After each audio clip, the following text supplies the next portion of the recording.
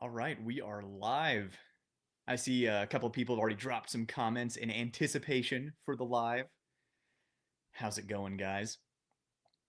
And whoever's in here, when you get here, just let me know how the audio sounds. If I'm too low or too hot, or if you can hear it at all, and let me know if you can see me. And then we will get rolling. We've got Mark D saying, time to check out the Jacob Gray Hex ported. There's also a ported covert Jacob Gray. Love mine. Yeah, definitely I'm going to check that out. Jacob Gray is, I like the way they're progressing. Excited to see what SHOT Show 2025 has to offer. I'm personally excited to see the new goodies that Bull Armory is releasing in Q2 of this year. Yeah, Bull is on fire right now. They've actually become my favorite manufacturer. Sound is pretty good, says Rotten Corpse. Is it pretty good? Could it be better? Let me know. I want it to be excellent. I settle for nothing less than perfection. But yeah, Bull is absolutely killing it. Their stainless offerings look so sharp. I always like a little bit of bling on my guns, and man, those stainless ones are sharp. Tac comp speaks for itself. Staccato XC with ports for less. They're getting rid of the MIM slide stop and safety, thumb safety. So we're going all forged on those parts. Those are the two parts, MIM parts, that they had that were most likely to break over time. You get over 10,000 rounds through them. Maybe the thumb safety will go. Maybe 20,000 rounds even it would take. But now that it's forged, and I know they do a good job, their mimming is good too. I know it's gonna last. They do good work. Sound is good. Right on. I can hear and see. Congratulations. Not everybody can, so practice gratitude on that one. Excellent to see Shot. Excited to see Shot 25. Man, off to a great start here. Yes, I'm hoping that there are surprises at Shot. Like I always look for the things that are kind of hidden away that people might overlook. I'm hoping there's a lot of that kind of stuff because it seems like 2025 is the year of WTF and give me that LE contract, bro. So I'm hoping that there's some good everyday carry stuff in there. It really sets the trend for the rest of the year. Yeah. What are you looking forward to the most? Absolutely the Bull Armory stuff, the stainless offerings, and the tack comp, and the forged slide stop and thumb safety. You're going to check out the new Hollow Sun stuff? Absolutely, I'm stopping by Hollow Sun. Hollow Sun, I really did a 180 on them. Man, I used to be kind of on the fence, and now, man, they're at the top of the pack. They're just making the best stuff. It's a fact. And especially when you see like Trigicon RMR HDs for like a grand, like get out of here. No, that's ridiculous. When's the GP Arms review coming? At 3.1. Love the content, by the way. GP Arms, I really tried to get it out this week before Shot. It didn't happen. I didn't want to rush it. I didn't want to compromise quality of the video to rush it out. So the weekend after Shot is when the GP Arms review is going live. But I have fully tested it, and like I know what my review is going to be. I put two. Normally I do a 1,000 round review. This was 2,000 rounds. I just couldn't stop shooting the GP Arms. Phenomenal gun. Can't wait to share it with you guys. Magpul is going all out. New deck of bags for range and EDC, and their laser rangefinder system collab with Maztec for LPVOs. Yeah, Magtech. It's one of those things where I saw so much Magtech stuff announced that I didn't even keep track of it. I'm just going to stop by and look at everything. Staccato HD. This is the big one, right? This is a really interesting one. This is the give me the LE contract, bro. They got the SWAT guys. Now they want to go for everybody else too. I think it's intriguing. I like a lot of the stuff they did with it, even setting aside the Glock magazines, the extended slide stop lever. I can't wait to see if I can actually reach it with my shooting hand or with my shooting thumb. And I just like the overall design. I like everything about it. I'm really excited about it.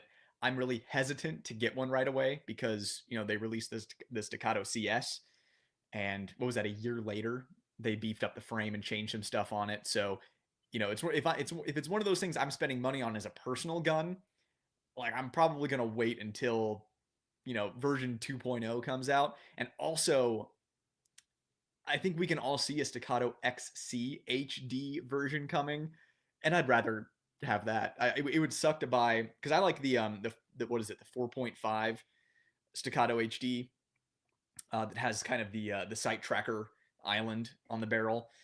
I like that one, but I'd rather have a comped version. And I mean, how is it not coming? So we'll see if I get one of those right off the bat to review. It's a lot of clams, so we'll see. Radiant has some nice stuff coming out. Well, yep, definitely gonna spend a lot of time at that booth. I have many first gen bulls, and they just run. They certainly do. Will Donkey be going with you to Shot Show this year? I don't think he's going this year. I think he'll be watching and commentating from home. You said you wanted Bull to make an EDC with a compact grip, and they're doing it. That's because Bull Armory listens to the people. They give us what they give us what I want, and they give us what they want. But I already grip swapped mine to a compact grip, so I was ahead of the curve on that. And I'm excited that they're actually offering it, because with a name like EDC, especially in the American market, having a full size grip on that, it just didn't make a lot of sense to me. It was one of my criticisms in the review, but they listened. They swapped the compact grip on there. I was concerned there might have been import concerns, checking the boxes. I thought maybe a compact grip would have complicated things, but they did it. They listened. So yeah, that's going to be my number one recommended bowl for carry now, is the EDC with the compact grip. Because I carry with longer holsters appendix anyways for the ultralight. So why not take the extra barrel length, extra velocity? It's a no-brainer. Thoughts on the Jacob Gray TW9, like the new ones? So I reviewed the TW9 Black, and I like so much about it. It's one of the better offerings on the market. Like the one criticism that they really need to listen to are the MIM components at that price point.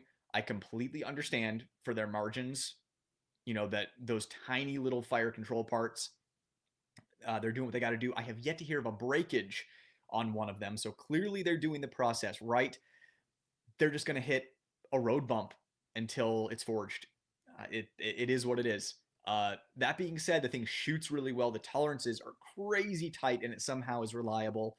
They're doing good stuff. I also think that their iron sights that they're going with right now eat up too much of the window on the red dot, the lower co-witness. They're just really blocky.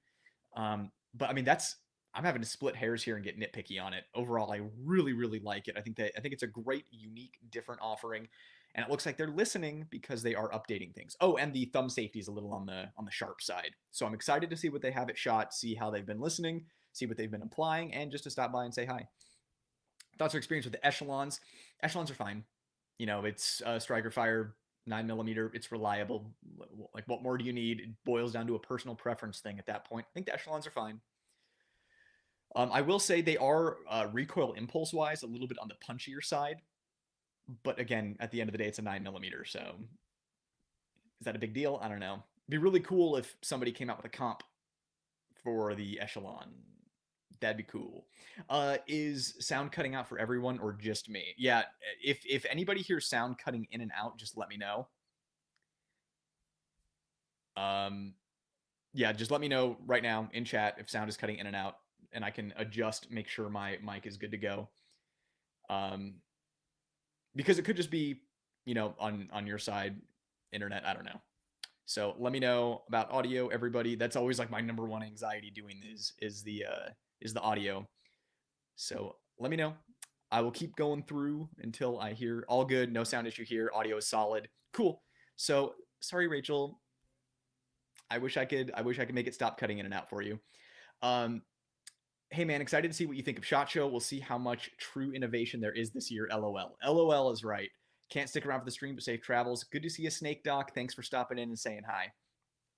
And this is always available for playback later if anyone has to dip out and they want to come back.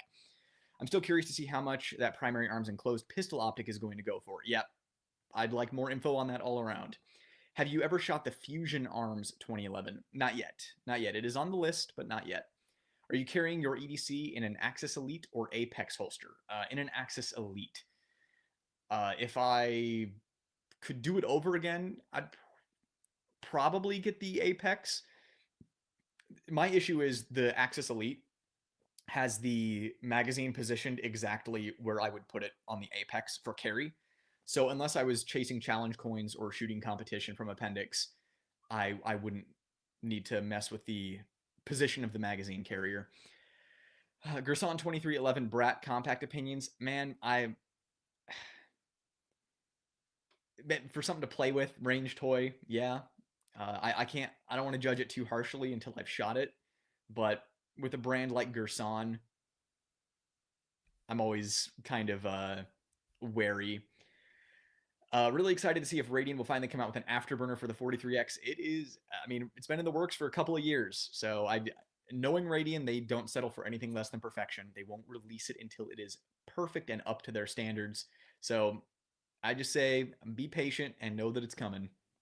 When will you review the Bull Armory Ultralight Pro Ported when it comes out? It has not been released in the US yet. So at least I don't think there's been a drop. Someone can correct me, but like I've been watching, and I don't think I've seen a drop for the Ultralight Pros. But I've been getting a lot of demand for those Ultralight, for a review of the Ultralight Pro. So stay tuned. OA Defense have the 2311 Pro 5-inch coming. Yeah, yeah. I hope they have one to shoot at Industry Day. Hey Kenji, what's up, man? Good to see you. How long ago did you send that? Oh, not too long ago. So obviously I go through as many comments as I can. So I'm always like, hey, did someone post this like an hour ago? All right, everyone talking about how solid the audio is. I mean, I don't mean to brag, but I'm pretty great with audio. Thoughts on the new Prodigy Compact? I don't know, man. It's a Prodigy Compact. I think I'd like to see more 2011 double stack 1911s with that compact grip. But as far as the barrel length, I don't know. If you carry Appendix, that's a really short barrel length to the point where you can get a hot spot and it can start spilling out over the top of your belt because there's no leverage below the belt line. So I don't know. Like the feedback I gave Bull and they listened would be longer barrel compact grip. That would be really neat. Yep. Hey, Florida Sheepdog with the cowboy emoji. How's it going, man? It's good to see you here. Glad you're here. Been dying for one of these lives. It's about time. Yeah, you know what? I wish that YouTube promoted lives more because it'd be the only thing that I do. It's the thing that I enjoy doing the most is just sitting here and chatting with you guys and hanging out. But like there are 86 people here right now. It's like I post a video and within like we've been live for 12 minutes. In 12 minutes, a video will have 1,000 views. So YouTube just doesn't really push lives, and that's unfortunate. Opinion on the Apollo 11. I shot a friend's and it was fine. I handled them at SHOT Show last year. The fitment was hit or miss, like fitment of grip safeties, fitment of thumb safeties. I mean, it is what it is. I think that it's a decent option for a budget 2011. I like that it's made in America. That's always a good thing to support our brethren in our own country. They seem to be a good company, good guys running it. I just have not put a significant round count through one to be able to like give it a thumbs up or vouch for it. Just it seems all right. Got an XC. Should I buy next a P threaded or C threaded or get a Bull Tac Pro 2025? What draws me back is the magazine compatibility. So I've said this before. I prefer the Bull Armory magazines to 2011 magazines. In my experience, they have been the feed lips aren't as sensitive, so you can drop them. They're a little more durable, and you won't get any kind of like magazine related malfunctions. And I also like that they hold one extra round. So my own personal bias here, just because I really love the design choices that Bull Armory makes, they really understand a shooter's needs and they balance what would be good in a competition gun and what is necessary in a duty or carry gun. They balance that perfectly. So my recommendation would be the Bull, especially like the new TAC Pros come with 4 mags. So I think it's 3 or 4. I think it's 4. But if you want to stick with staccato because you like your XC, I'm going to tell you what, like unless you just want to shoot it suppressed, you're not really getting anything with a P or a C if you have an XC. The XC is just the best one. Like I don't have any other staccatos anymore because I sold them after I got the XC and it was the only thing that I shot. I will say if you want to carry it, I'd go with a C just because it's more slimline. I don't know why in my head I auto corrected your C to C2, but yeah, I would go with a C threaded If you wanted to stick with staccato, I think you'd get more versatility out of that, being more slimline, be easier to carry, be a little lighter weight, and you could shoot it suppressed if you wanted to. So, yes, I amend my answer now that I actually read your comment. When do you leave for Vegas? Sunday, because industry day at the range is on Monday. So, and I like to get there in the morning. Even though I'm not a morning person, I like to kind of beat the crowd, get there before it starts raining or something. Hoping you get your hands on the Gerson 2311 match. I would also like to do that. I am going to talk to Gerson at SHOT, but I know that there are some companies that have an influencer program that I don't like. And a lot of them are Turkish manufacturers where they send you a gun. If they like your review, you get to keep the gun forever. And if it's not up to their standards or if they don't like it, you send it back. I don't like that. So I don't know what Gerson's is. I am very aware of a couple of other Turkish companies that do that, so I'll ask. The playback is available after the live stream. Just make sure you set aside 4 to 5 hours. Winky face. Yeah, I just like hanging out with you guys. You guys are awesome. I know you're a 2011 guy, but what has been your go-to EDC when you're not carrying a 2011? Is it the P365 with the Radian? No, actually, this has been a it's been a an unexpected change for me. It's actually the Smith & Wesson M&P 2.0, specifically the compact 4-inch with the Monsoon Tactical Lucky 7 Sports. Monsoon Tactical has turned into my favorite porting company ever, and I'm like desperately looking for something to send to him, to send to Vinny for the new Grandmaster package, which is the chunk port and then the 3 inline ports on the barrel. I'm like looking through my gun safe and I'm like, what can I chop up? Everything has too short of a barrel to really do that I have left that's unported. So I need to get something this year to send to him for that Grandmaster package. But yeah, I'm carrying the M&P. If you toss an Apex trigger in it,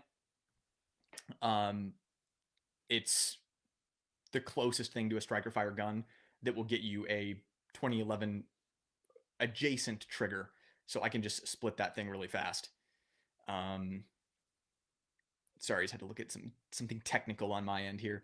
If Radian does release the ramjet for the 43X, will you get it and or do a review on it? Yes, I don't have a 43X, but I would probably get one just to review the Radian. What else? DWX compact or Bull Tac non-comp? Do you mean like, wait, do you mean like, because there's the Tac comp coming out and then there's the TAC non, or there's like 2 different options you're giving me. Either way, the DWX is so dope. It shoots super well. The DWX compact is a little on the snappy side. So I would go with any bull over the compact. The full size DWX is another story though. That's really smooth. Favorite Resident Evil game? 4. Don't even have to think about it. 4. OG 4. Original 4. I have feelings about the remake. It was really good, but it ain't the OG. How long are you going to be on for? However long you guys want to be on for until I croak, until I need food, basically. Being a lefty, the Staccato HD is definitely going to be the first 2011 I buy. I'm not expecting life changing, but something I love for competition. Carry if it's good enough, which I'm sure it will be. Yeah, the word game changer is thrown around pretty frequently. Staccato's got something special going on with this, and it's just funny how 2011 taking Glock magazines wasn't possible until Stealth Arms did it. Stealth Arms with that kind of like created the Hydrox cookie, and then Staccato is swooping in and as Oreo and just like, nope, I did this. But the thing is, Staccato understands what the carry LE tactical community needs more than Stealth Arms does. I love Stealth Arms, but Staccato understands the market more. And let's be honest, Stealth Arms is probably the best company that's got like 6 people putting everything together. Just true salt of the earth, American business. And I love them. It's just really hard to compete with an operation like Staccato. So yeah, they swoop in with all of their resources. And of course, they're just going to absolutely knock it out of the park. What booth are you most excited about visiting at SHOT Show besides the food? Bull Armory. I hate to be boring and keep saying Bull Armory, but Bull Armory for sure. I'm also going to say Palmetto State Armory is the other one. PSA always has surprises, so I have a feeling they're going to have some good stuff this year. I'm looking forward to that. One and done ultimate carry gun and holster. Uh, so I'm going to give two answers. One for a layperson who, you know, doesn't want to deal with having to figure out how to disassemble and reassemble a 2011 and maintain it, keep it oiled, um, and someone who is willing to go that far. One and done ultimate carry gun is going to be the new Bull Armory EDC with the compact grip that is coming out in 2025. I think that it does everything extremely well. And holster would be the tier 1 concealed Axis Elite or an Apex if you need more adjustability on the mag carrier. But for people who aren't willing to go that far, one and done ultimate carry gun and holster, I don't think they like me very much, but Smith & Wesson M&P compact 4-inch barrel with an Apex trigger in it. I think that those are my two favorite options and biggest recommendations right now. I know a lot of people like to carry as small of a gun as possible, teeny tiny gun, and my default recommendation is unfortunately the SIG P365 if you need to go really, really, really, really small. But I've seen high round count issues. I've seen high round count issues with trigger return springs on those. I don't like that so many important components that are, you know, difficult to replace are in the FCU, and it's kind of like a mousetrap in there. It's complex, harder to work on than something like a Glock, which is like Legos. But still, I recommend the P365 regardless because it's still the best super micro carry option on the market. I've received intel that people are lurking in my live. Um, Oh, and as far as holster for the P365, it would just be the tier 1 concealed Axis Elite. Brett got some wide toe box boots and Advil causing walking all day is a pain. Get some wide toe. Oh, yeah. Last year I wore Python skin cowboy boots because they're like the comfiest shoes that I have. I admire video on the Smith & Wesson metal comp. I was really thinking about the polymer. Is it shoot just as good? Your opinion? So the metal guns from Smith & Wesson, they're aluminum frame, so it's essentially a similar weight to the polymer frame, but you're losing the benefits of a polymer frame, which is that polymer very slightly absorbs recoil, it flexes a little bit, so it kind of cushions recoil. But on a metal frame, it's more of a shock because it's the aluminum's not flexing, or at least it shouldn't be, unless you get an improperly heat treated frame. Um, the only advantage to the metal guns from Smith & Wesson is the grip texture inserts are super aggressive if that's what you're looking for. Uh, the and also I'll say that the carry comp, specifically the metal one, has a full size grip. You can get a better, I hate this word, but purchase on the grip, which means it's going to shoot better just because it has better texture and a bigger grip, so you can grip it better. But that's the only reason it would shoot better. And I always recommend if you're getting a metal framed Smith & Wesson that you get a DPM system for it to act as that cushion that you lose with the polymer frame. Again, these are things that are so small, vast majority of people won't even notice a difference. Like you hand, 98% of shooters in this country a metal frame and a polymer frame, they won't be able to tell a difference. So it really doesn't even matter, just personal preference. Experience with the Beretta 9211 SAO. Don't think I've seen one on the channel. Yeah, because Beretta's quality control is not le good. I would hope that it's common knowledge by now that Beretta barrels, like on the Performance, the 92X Performance, they're popping at what 10,000 rounds, 20,000 rounds. Like the barrel's just gone. I think it's probably 10 to 12,000 rounds. The barrels are popping. So I don't know if they're making them out of pot metal or what. But every single Beretta I've picked up in a store, I can't justify dropping the clams on it just because I'm like I wouldn't buy this for myself. Like I don't know. The channel's not in a position right now where I can, drop $800 on something that I know is bad just to dunk on it. And plus I don't enjoy dunking on things. That's one of the reasons I like these lives is because you can just ask me like, hey, what do you think? And I don't have, 12,000 rounds through a Beretta 9211, but like I obviously know quite a few people who shoot a lot of rounds, collect guns, and I spend a lot of time in the gun shops and the shooting ranges, so I'm able to get feedback. I'm able to see how rental guns do because I know people at local ranges. And yeah, 9211, basically, it's fine. The trigger is actually hit or miss. Sometimes they creep, sometimes they are mushy, sometimes they're good. If I were going to get one, I would get an aftermarket barrel. I get like a Barstow or my favorite is Jarvis, but Jarvis, they struggle to run a proper company. But they have my favorite Beretta barrels. I would get like a Jarvis barrel for that. It might take like 6 months, but I would at least order one. That way, by the time you hit a round count where the barrel might pop, it'll be there. But yeah, the Berettas, that's one of those guns that I recommend. Feel the exact gun you're going to buy in the store before you buy it. So if you order one online, like be 100% sure before you accept it and you do the paperwork that you like everything about it. Make a checklist ahead of time of like check the trigger, check the reset, look it over for cosmetic issues.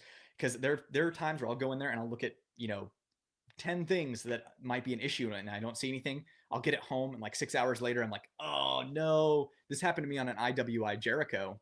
Uh, I looked it over, everything was fine, got home. The crown of the barrel literally had a ding in it. It's like, so I had to send it back. So Beretta is one of those companies now that even the Italian models aren't doing so hot. You meant the non-pro for the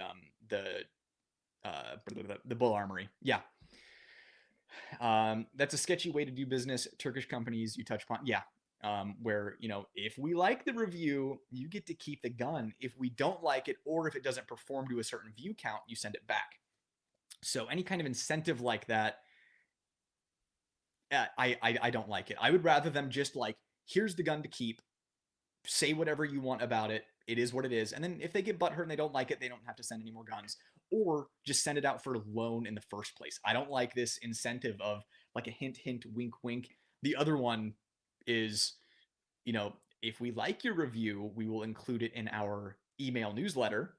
And we're a large company whose email list is probably like 10 million, like 20 million people. Imagine what that would do for any channel. It's incentives like that are kind of sketch to me. Have you sold guns you reviewed that you deemed not worth owning? I mean, yeah, unlike the big ones, right? The Canik MC9. I fixed that thing up the best I could. I sent it back 3 times, and the last time they sent it back, I just got rid of it. The Colt King Cobra, after they fixed that up, that was gone.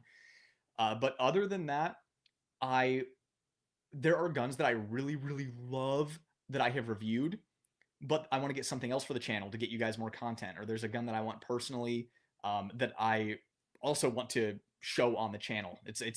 There are things that I want to share with you guys. I'm like, hey, I wonder how this is. And there are things that I want for myself that I'm like, I want to share with you the thing that I really like.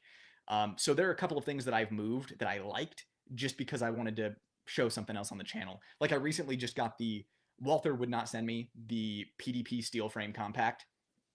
I tried for a year, so I ended up just getting one, and I moved a couple of things in my safe so that I could get that for the channel to show you guys, because that was one of my top guns of 2024 SHOT Show.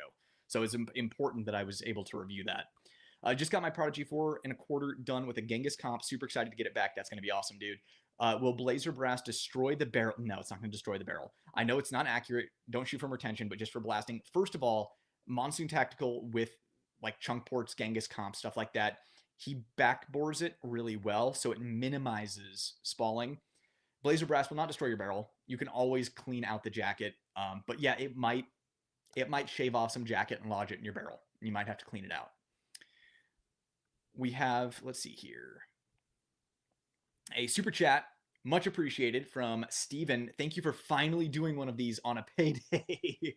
Well, thank you very much for your support. I appreciate it. I'm glad that you're having a good time here. It's good to be able to hang out with you. If you have any questions, feel free to drop them, man. I'm happy to answer them.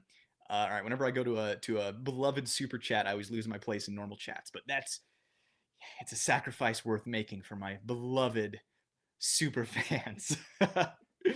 Yeah, sometimes having a YouTube channel is really weird, guys.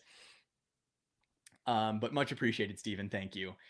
Finally, I get to catch a live chat because I'm stateside. Hey, well, Ben, I'm glad that you're here. Man, okay, we're now at the point where we're getting so many comments. These are like 10 minutes ago. But Ben, I'm glad you're finally here. It's good to have you. M&P 2.0 5-inch is on my build list for this year. Yeah, that's going to be awesome. What are you going to do with it?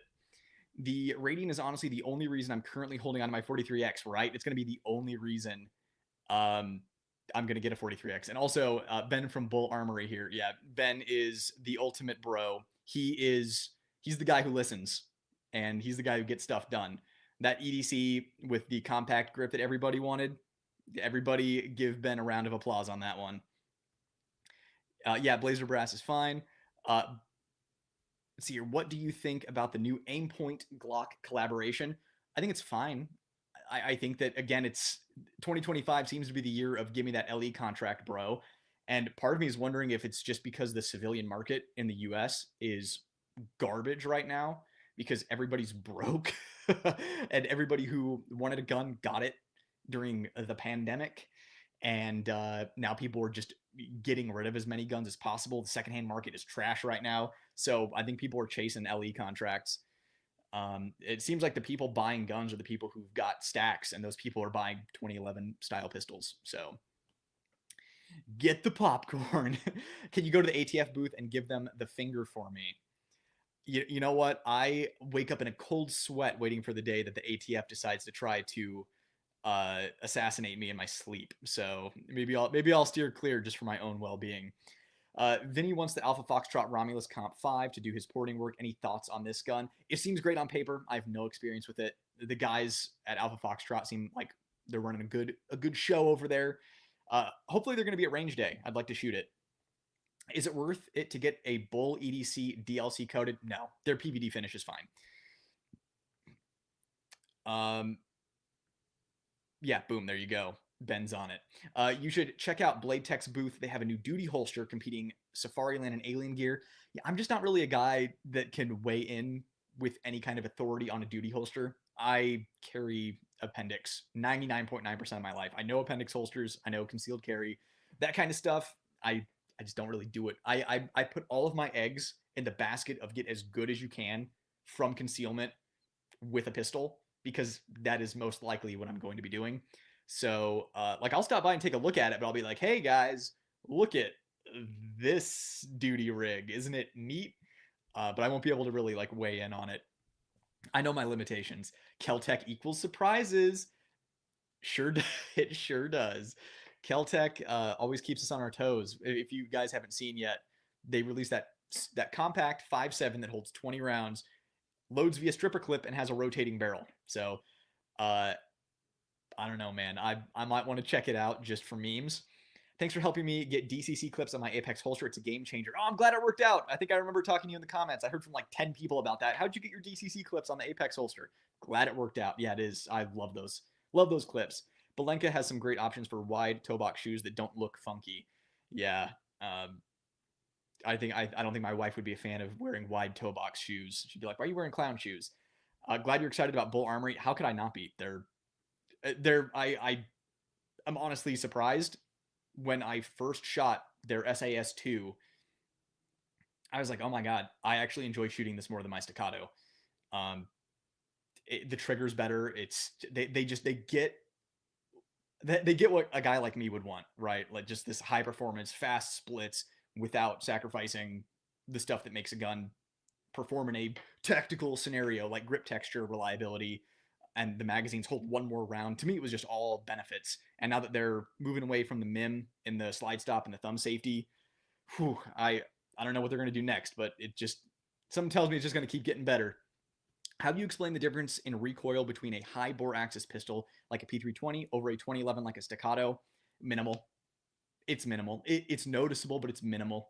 I'd say it does not make any kind of significant difference unless you're trying to really split hairs with your splits. Technique will, as long as you have good technique, good grip technique, you're going to shoot both just fine. I do have a personal preference for 2011 style pistols just because I prefer the recoil impulse. But P320s, Walther PDPs, I wouldn't pick one up over a 2011 or an M&P or even a Glock. I think that I don't know. I don't really see any benefits to those. I prefer the impulse of the what more people would consider to be a better bore axis, just getting your hand closer up to that slide or having a smaller slide. Any ideas if Impulse Research will be at SHOT Show? Maybe see that 357 mag Wildebeest pistol. I don't know, but I'm going to be looking for them because I'd like to get my hands on it. I wonder what offerings Desert Tech will have at SHOT Show this year. Probably something that I would not spend money on, but would fawn over. You play Warzone? I don't. I stopped playing Call of Duty with, I think it was Black Ops 2 was when I stopped. But I'm like OG Modern Warfare 2, Black Ops OG. Like that was peak. Even going in like Modern Warfare 3 had great maps, but yeah, I don't play Warzone. I know that's the cool thing to do, but with how much I hear people complain about it, I'm not sure I'm missing out on much. According to Radiant's website, there's also a ramjet going for the 26. Oh yeah. Um, which shooting ranges do you go to? I go to the Continental in Gilbert. Love that shooting range. None of the 2 rounds at a time crap. Honestly, are there any ranges in Arizona that have any kind of restrictions on rapid fire? Because I haven't been to one. But I spend most of my time at Cowtown. I just like, I went out to the desert for a long time and I had too many bullets whiz over my head. And I'm like, you know what? And then I went to Scottsdale Gun Club and C2 Tactical. Those are the indoor ranges I frequent the most. But then, especially pandemic times, had people putting rounds into barriers next to me. Too many flagging incidents. I saw a young kid with his dad almost severely injure himself with a firearm. And I'm like, you know what? I'm out. I had been going to indoor ranges for my entire life, and I had too many close calls. I'm done with it. So I go out to Cowtown, reserve a big base surrounded by berms to myself, where I just don't have to worry about anything. Every once in a while, some spalling from a steel target will land on my hat, but that's about it. And then Ben Avery for clay target shooting, but the main range. No. Are the bull armory grips thicker or thinner than a staccato? They're pretty comparable. I'm trying to remember because I actually measured the circumference in one of my reviews. I don't remember, but it's so close that it's barely worth mentioning. Like if whichever one is smaller is too, it's like if whatever one is bigger is too big for your hand, the other one will still just be too big for your hand. But I have a personal preference for the bull armory grips. Part of me wishes that staccato would just copy bull armory's grip texture because it's my favorite. I would put that grip texture on every single one of my guns if I could. It's BBC Nightwoods. Right on, brother. Does pistol barrel length matter for recoil impulse and accuracy? Accuracy minimal. There are so many other things that come into play for accuracy. But I like, as far as like shooting the gun freehand, I'd say yeah. Like benching it minimal, but freehand. Longer barrel is kind of easier to hold steady, and obviously you're getting increased velocity that can impact accuracy. As far as recoil impulse, yeah, it makes a slight difference, right? The shorter slides cycle faster, which makes it easier to shoot faster, but you have to ride the lightning more with it, versus a longer slide is heavier, cycles a little slower, makes it softer shooting. I'm not going to say you're going to outrun the gun, but it's not as easy to run fast as a shorter slide. Any word with that DPM code? Forgot we need that flush fit comp Glock so I don't have to make my own again. Enjoy and be safe. Yeah, I still need to. I got so busy last night. I need to reach out to DPM Systems because my code wasn't stacking with their free shipping, and I think their free shipping promo is over. So now they need to reactivate my code. But I'll keep you posted on that. Ben just bought Bull Ultralight 24 hours later. Bought Bull EDC because of this guy. And Mike, Tactical Considerations. Mike's also in Arizona. Never met him, but he's also local. Love my Bull EDC Pro, Ben. Keep up the great work. Look forward to the TAC 2025 version. Oh man, the Bull Armory TAC 4.25 Pro stainless is my number one most anticipated gun of the year. I'm emotional about it. I'm unreasonably emotional. I need it in my life like I've never needed anything before. Might even want to grip swap it to the compact grip to carry it. But either way, wow. When I saw that, I mean, I even posted to my story. I rarely post on Instagram. I had to post it to my stories. I'm like, I've never been more excited about something shiny in my life. Yep. F the AFT. Agreed. You let us know what you want and we will deliver it. I'm telling you guys, Bull Armory listens. One of the few that actually listens to what you want. I really like Smith & Wesson is doing no locks, but I'm concerned if the classics don't do good, they won't continue. Really want a 3-inch carry comp no lock. See, you guys are bringing up, I had a list of things that I kind of wanted to cover if things got stale, as if it would. You guys are doing so great in the discussion here. Smith & Wesson no locks. I'm extremely excited. This is awesome. Super stoked. Smith & Wesson they're doing the right, they are listening. So where Bull Armory listens after a few months of gathering data, Smith & Wesson listens after a few decades of gathering data. But we finally have no locks. My problem is quality control on Smith & Wesson revolvers. I would rather have locks and quality revolvers than no locks and their current quality control. Because I just accept it that when I buy a new Smith & Wesson, it goes to Nelson Ford at the Gunsmith Inc. to be made right. But there are some things that it's like you get it. Like when you look at a new Smith & Wesson revolver in a case, especially Performance Center, and the timing's off on 3 chambers out of the box, it's like, what are you doing, guys? Did you even look at this thing before it went out the door? But I actually know a guy who did test firing at Ruger in Prescott. The horror stories that he told me, oh my god, it blows me away, and I'm sure not every, but most other companies that are similar to that are doing the same exact thing to push product out the door. Bull 5-star, absolutely. Springfield Armory Prodigy Compact you will bring to the channel. I'm going to talk to Springfield. I'm going to see if they want to start sending me stuff. Maybe. Oh, Hamilton, you could be crueler than that, Jack. Always with Metal Gear Rising Revengeance, and it will always tickle me. Metal Gear Rising Revengeance is a soft spot for me. It is a weakness. At what distance does a bull come zeroed from the factory? With irons, probably whatever the usual is. Usually, like iron 0 isn't that big of a deal. Usually, it's more of like a red dot 0 would make more of a difference because it's more of a refined MOA versus like an iron front sight. What items are you most looking forward to seeing? And inverse, what do you think is super overplayed, what will still be everywhere this year?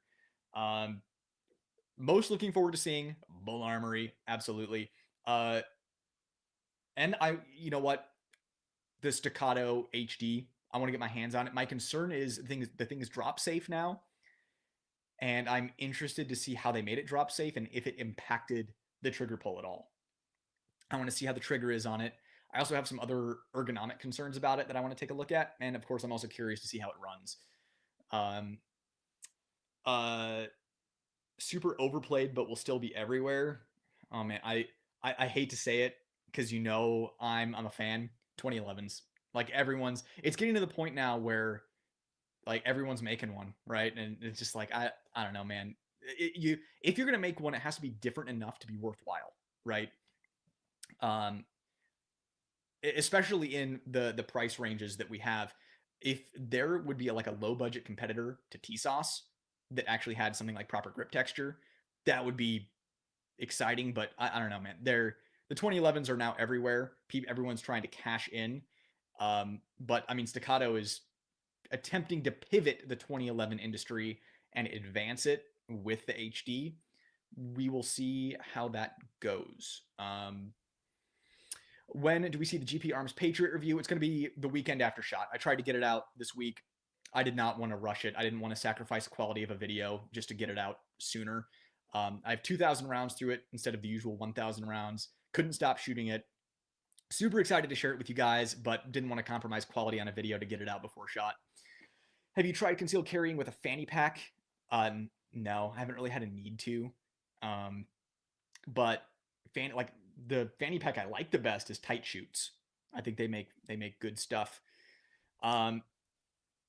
COD, me, and Black Ops 10 plus years ago was peak. Oh yeah, yeah, absolutely. I'm sure you meant like MW, Modern Warfare. But yeah, Modern Warfare and Black Ops 10 years ago was peak. Absolutely. I hate to sound like an older millennial, but it is what it is. Sorry. Our grips are slightly smaller, but ever so slightly. There you go, Ben. Thank you. So the Bull Armory is a little, just barely smaller, which is, I don't know, probably why I have a preference. I wear a medium-sized glove, and it fits me perfectly. I don't know if most people in Israel have medium-sized gloves, but but my hand fits it perfectly. Experience with the PDP Pro E Compact or the Pro F frames. Yeah, I mean, I've shot them. I have feelings about PDPs. If you'd like more in-depth feelings, feel free to ask. I have the PDP steel frame compact review coming up where I'm going to go into that because I had a PDP review in the works and just never ended up finishing it, so I need to do that. Just part of me has been kicking the can down the road because I don't think people are going to like my thoughts on the PDP. Um, what's your preference on a bull barrel versus a bushing barrel? Bull, hands down. Bull barrel. The extra weight out there, the extra non-reciprocating weight makes the recoil impulse feel better. Why did you switch to the ported bull EDC? What will you do now if you have to shoot from retention? Everything's a. This is actually a really good question. This is a really. This is probably the best question that's been asked in a live, because I had all that talk about my experience with ported barrels, how it injured me. I still have scars on my arm from it. Um,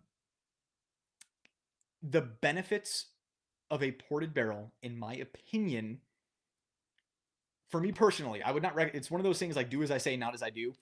In my opinion, the benefits of a ported barrel outweigh the risks of a ported barrel because the volume of fire and the accuracy that you can maintain is nuts with a properly ported barrel. And Bull, I want to think before I say this. Bull Armory, I think, from the factory, is the only company that really understands porting and how it should be done. I will say, smaller company GP Arms porting is amazing too. There are a lot of other companies that just don't understand it. They're hopping on a fad. They're like, put a hole in it. We want to make sure it runs with all ammo, so it can never be as efficient as it can be, because they mass produce stuff on such a scale that tolerances are going to vary. Um, they don't want to deal with stuff like spalling, so they backbore it too much so that gas escapes out the front of the barrel. But the benefits outweigh the risks, and is there a chance that I'm going to be on my back grappling with a dude and I am not going to have time to tilt the gun 90 degrees? Absolutely.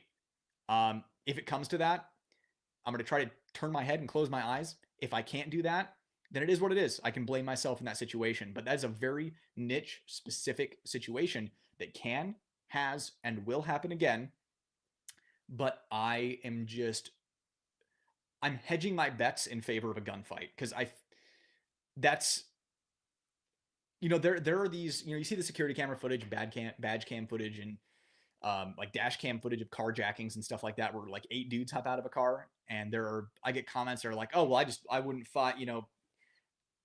What if they shoot first, man? Like, I don't know. There are so many people who are just willing to roll over, and I just want the best chance that I can have. So that's why I choose to carry the EDC Pro.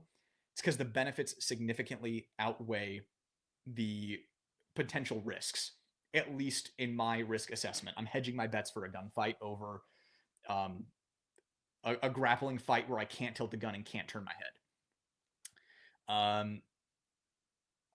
Yeah, there was something else. Oh, and also specifically with the EDC, since it's an aluminum frame, it's lighter weight, and because of that, it's a little froggier. It's a little jumpier with. I mean, again, it's a 9mm, right? But it's compared to the steel frame tax, it has a little bit more jump to it. Physics is going to do what physics is going to do. So I can carry a lighter weight gun, which means it comes out of the holster faster. I can transition between targets faster, and I don't have the downside that it's a little jumpier, just a little bit. It's super flat. Recoil is eliminated and deleted. So again, that's to answer your question. That was a really good question. Are you a PCC enjoyer? Do I still own a PCC? I had a Scorpion that I ended up getting rid of. I really like PCCs. I think they're so much fun to plink with and shoot. I just don't really have a need or a purpose for one. I've always wanted one in 10mm though. So I enjoy PCCs, but I do not own any, mostly because I'm not gay. DPM offers recoil reduction kit for Bull SAS2 Ultralight and EDC. Love to see how that works in conjunction with the ported barrels. So here's the thing. I'm always honest, and I like Bull. I like DPM. Bull Armory springs their guns perfectly from the factory. Any increase in performance you would get from a DPM system would be present, but 1% or less. So it just depends on how much you want to optimize your gun. I love DPM kits. I will always advocate for them and suggest them, recommend them. The performance increase is minimal with a bull just because they spring it so well from the factory. Should we do a limited edition Nightwood Guns Tac Pro stainless? Absolutely. And look, the people agree. In for a stainless Nightwood bull. Absolutely. That would be the most epic thing that has happened to me all year. I realize it's only 16 days into the year, but that would be incredible. I'd be blown away. I'm like starting to blush at the idea of it. It's embarrassing. And my voice just cracked. Double embarrassing. Uh, howdy, always love the streams. Skrilla Gorilla, good to have you here. What is your profile picture? I hope that is that Hitler? Can't wait for your review on the TAC Comp versus the TAC Pro 5. My non-ported 4.25 needs a big bro. Absolutely. I mean, you can never have too many. Pro 2A people need to go on the offensive now. We're entering Trump slump. Yeah, this is where everything's going to happen because everyone's going to be off guard. And also, not everybody that's on our, I hate to say this, but on our team is on the same page. Look at the bump stock ban. Look at things that were said by this administration last time they were in power. We have to stay on our toes and hold them accountable. And if anyone has a contact with Don Jr. or some SHOT Show last year, that was awesome. Man, like get him screaming in his dad's ear about this stuff. I think, and also like we need to get the NRA under control. But I digress. Absolutely, we need to go on the offensive. We need national concealed carry reciprocity, which is unfortunately going to be a mess to implement. Even if we pass it, states are going to fight it, and it's going to get fought for years. And that's a bummer. Hopefully there's like a stay put on the challenge so that we can just like carry in New York anyways. If ever there was a place I wanted to carry. And we need the Hearing Protection Act. We need to get the ATF under control or gone, and then get the FBI under control so that they don't take over. They're not ATF, but worse. And I'm sure I'm forgetting some stuff, but you guys know what we need. And also, this is a great opportunity to bring more people into the community.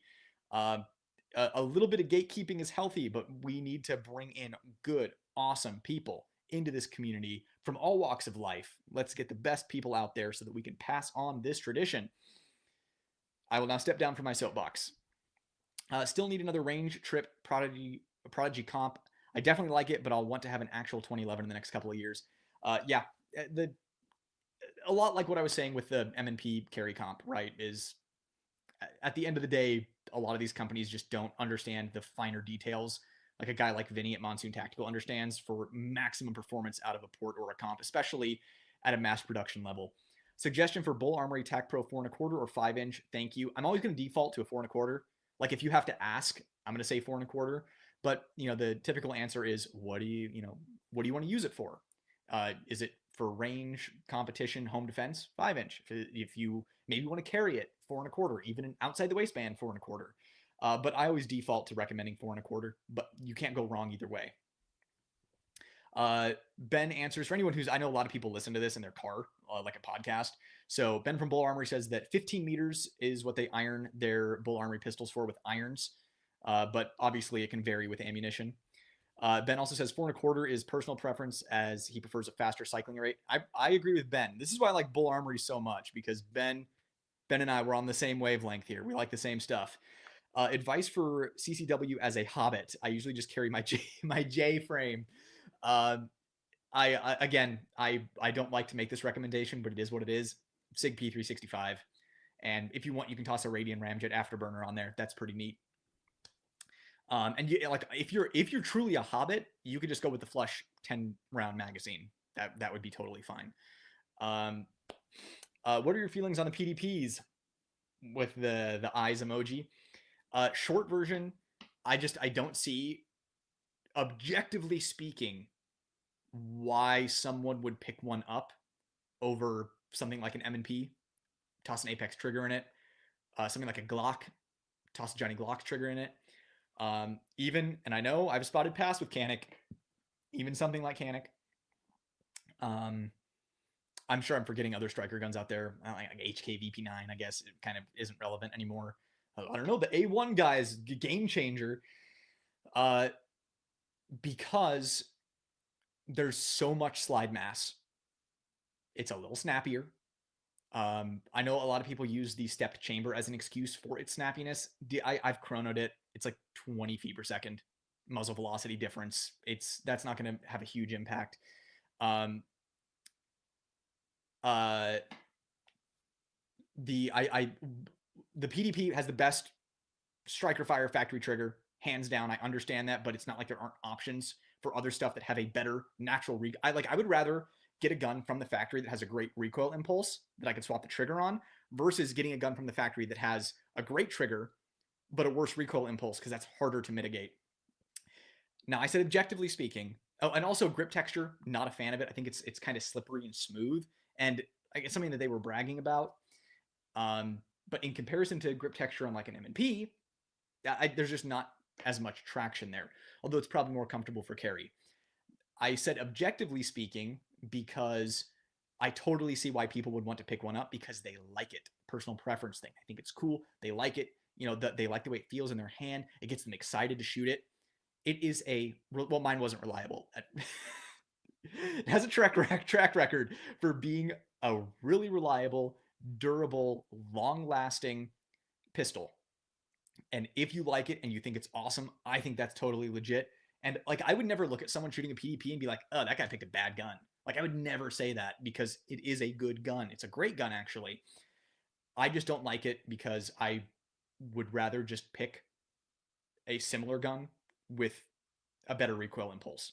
And to me, that recoil impulse is objective. But there are a lot of people that don't have the grip technique to be able to even tell the difference in recoil impulse. The way they grip the gun, a PDP feels like an M&P.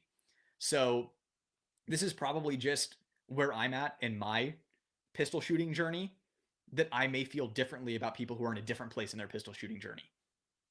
That's my 2 cents. Random question. What's your favorite anime series? Gurren Lagann is my number one favorite.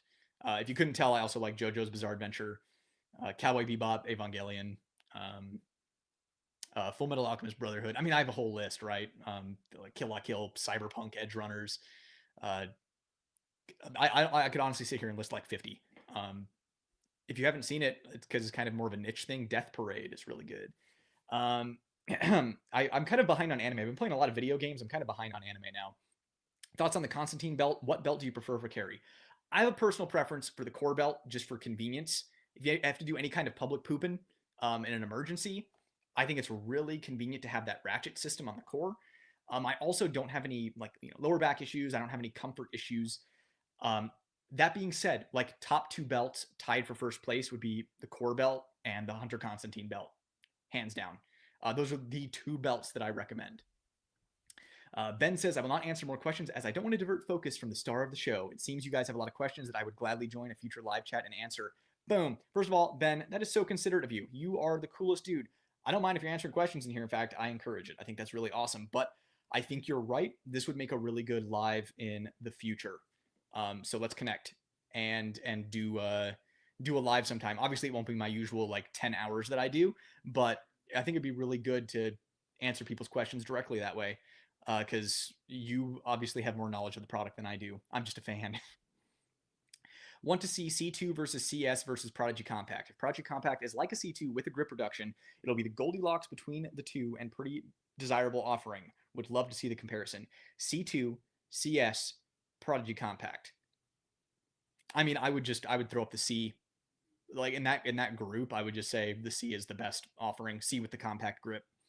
To me, it's no competition between those three. CS is a little jumpy, but I would trust it over a Prodigy of any kind any day of the week. With a Prodigy, you're rolling the dice when you buy a Springfield. There's a really solid chance you're gonna have to send it back to the factory, and then you're gonna have to upgrade a bunch of stuff. Meanwhile, you buy a Staccato, you don't have to change anything. You don't have to. You can if you want.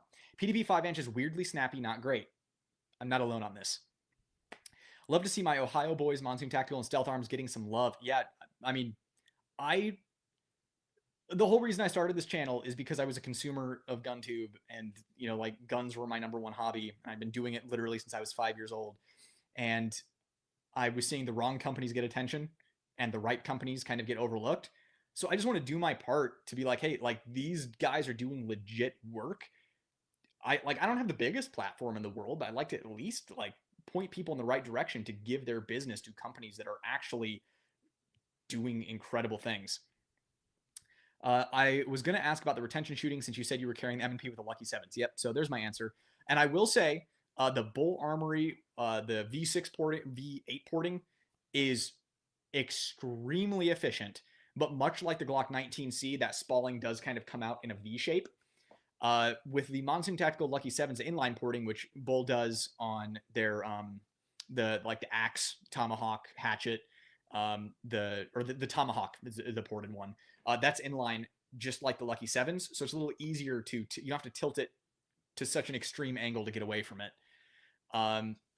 But I need to do more testing to see what's more effective, inline porting or like V8 porting, and that honestly would be a great question when like Ben, when we connect and we do a live. I would love to hear, because I know you guys test so much stuff in the shop, some wild stuff. So I'd be interested to hear your experience on that. Maybe I could get Vinny from Monsoon on here another time to hear what his experience is with porting, because I'm really interested in it. Then, lastly, anyone who will visit our booth at SHOT Show and say Brett's the man will receive a limited edition patch. All right, anyone going to SHOT Show? Brett's the man is the secret password. I'm gonna like walk up with a fake mustache on and say it so that I can get a patch. You ended up being right about purchasing other guns. I purchased a CZ. However, my Bull has been so reliable and shootable that I've regretted the purchase and plan to just get the EDC Pro, zero recoil. Yep, this is what I'm telling you. 100%. Well, just got word my custom 2011 from a desirable builder through a well-known dealer is blowing past the lead time by 50%. Cancel order and get deposit back or let it ride. Smells like Ponzi, TBH. I know you maybe don't want to dox them, but I really can't answer it until I know who it is to know whether or not it's going to be worth it. Will you sign Bob's at SHOT? Over the shirt. My wife will be there, and I don't want her to get jealous. Where I live, 9mm make everything mad. Sissy round made to shoot other sissy Europeans. Yep, 10mm is what you're looking for. What do you think of the Desert Tech WLVRN Wolverine? Oh, Wolverine. That's out of my wheelhouse. Can't really comment on it. I'm gonna go to Desert Tech at SHOT so I can learn more about them, because I've been here. People have been asking stuff, but outside of the typical like bigger YouTube channels with a Desert Tech on them, that's all I really know about Desert Tech.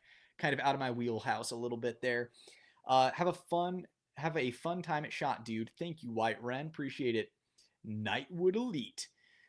Trump is not pro Second Amendment. Oh, here we go. We're going to get into this now. He's in New York or pretending to be a Republican. Dude, I don't know. Look at the other option and get back to me. I think he is pro Second Amendment. I just think he doesn't know anything about guns. He doesn't know anything about the Second Amendment. And I think that the NRA and their incredible wisdom that also got us the 1986 or 84, 86 full autos being banned. The NRA whispered in his ear and was like, hey, you can deflect from this by hint, hint, wink, wink, looking at bump stocks. And he's like, well, I got the NRA endorsement. The NRA represents all gun owners. I'm going to listen to them. Hopefully he learned his lesson, and hopefully I am right. Suggest changing spring weight when adding the Radian Ramjet to Glock 19. Yes, I do recommend it. I recommend, my number one recommendation is if you're running a Gen 4 or Gen 5, get a DPM soft captured system. Turns your Glock into a laser beam with the Radian Ramjet afterburner. If you don't have that, then just a DPM soft kit. And then go with I think the heaviest spring in the soft kit. I've tested so many of these kits, it's hard to remember. If you don't want to go the route of a DPM, if you're on a budget, change to a 15-pound recoil spring. What's your new top 5 all-time handgun list? Okay, so the list that I did was the top 5 best guns. Those are the guns that I think are the all-around best. And I think it was M&P, Glock, CZ Shadow, Beretta 92 LTT specifically, and then 2011s. I would probably swap M&P and Glock now. The reason Glock was number 4 over the M&P was just the simplicity of maintenance. You can change anything with just very simple, basic knowledge. Like, watch a YouTube video one time, you can fully serve it. You're a Glock armorer. watch a YouTube video one time, you're a full Glock armor, assuming you don't eat crayons. You're a full Glock armor, you can do anything. You can get a bin of spare parts and make that gun run until the frame cracks. And I took that into consideration. But we're also not living in the apocalypse.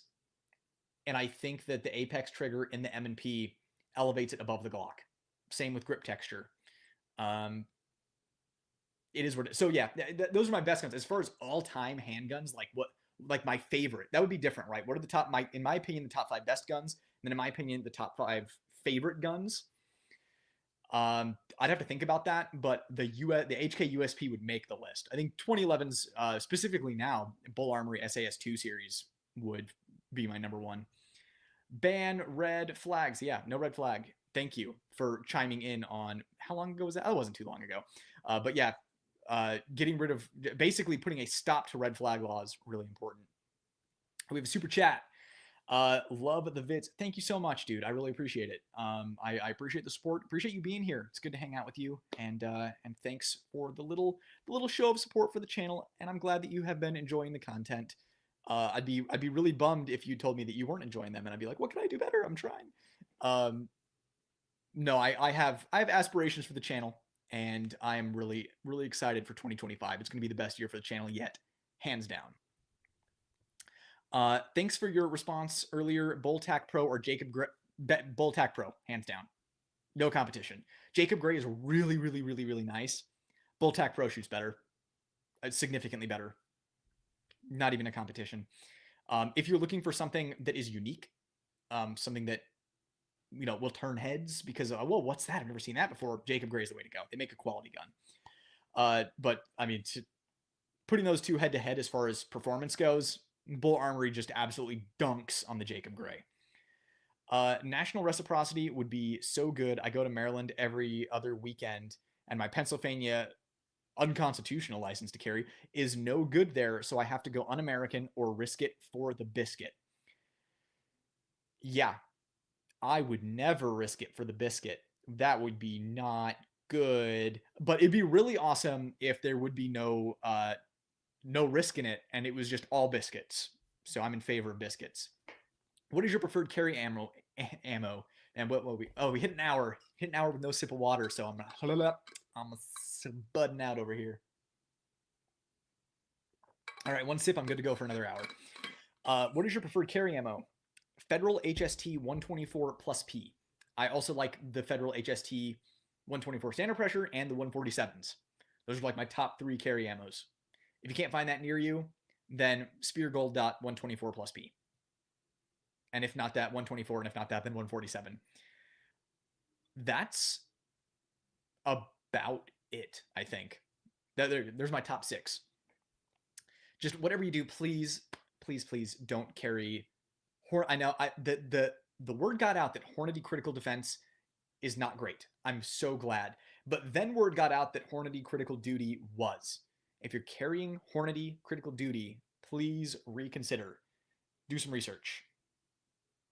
It does not do well in people bodies. MPA DS9 versus Staccato XL. Dude, asking impossible questions. Or you could just go with the Bull Armory TAC Pro 5-inch and have something for less that's better. Unless you want to stick in the 2011 magazine ecosystem. They're both phenomenal. They're both really good. I mean, MPA is probably going to be a little more refined if those are your tastes, versus the Staccato XL is a little more rugged if those are your tastes. Chris, what's up, Brett? Glad you're live. Been a while. Yeah, it has been a while. I've unfortunately been dealing with some chronic health issues for the past few months that have sucked, which is why I've been doing kind of like an every other week upload. It's just kind of harder to show up. I'm healing up though. I'm doing good. Just finished watching Code Geass Season 1 and 2 and Resurrection, and it was an enjoyable series. 8 out of 10. 9 out of 10 if you remove Resurrection. Yeah, Code Geass is super dope. It's a 10 out of 10 if you like fan service, but I genuinely enjoy Code Geass. It's in my top 10. Code Geass would be in my top 10. I'm also a sucker for mecha and hot chicks. Nightwood, super excited for SHOT Show 2025. Just finished decking out my Blaine Rain AR-15 pistol and 300 Black Rain. 300 blackout. What are you most excited for in this shot show? I actually want to stop by Black Rain. I think it's Black Rain, right? I want to stop by their booth because I've been hearing a lot of good stuff that for the price, their ARs are super good. Congrats on getting a 300 blackout. That's my go-to home defense. I have that with a can. Still shooting soups through it though because I want rifle performance. Most excited at shot. People keep asking. I keep answering. It's gonna be Bull Armory, hands down. Tac comp, stainless models. Can't wait. Hands down, can't wait. And also, I'm excited to see this Staccato HD series just to see what it's all about and see how the trigger pull was impacted by it being drop safe now. Glad you reluctantly tipped Canic there. I know and understand your beef after the MC9 mess, but I still say that the Mete SF might be top 5 greatest carry guns of all time. Yeah, I honestly, my beef with Canic is just how they couldn't handle the issue with the MC9.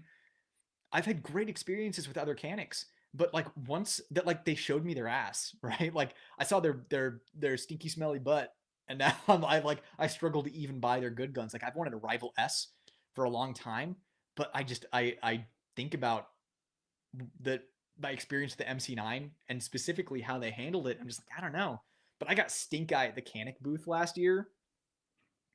So apparently you say one bad thing, although in their defense that video got a lot of views. So in some way I damaged the reputation of the MC9. Hope it looks like they're rebuilding it with the MC9L and what is it, the LS? But I don't know. Hopefully they can just take that constructive feedback and forgive me. That'd be cool.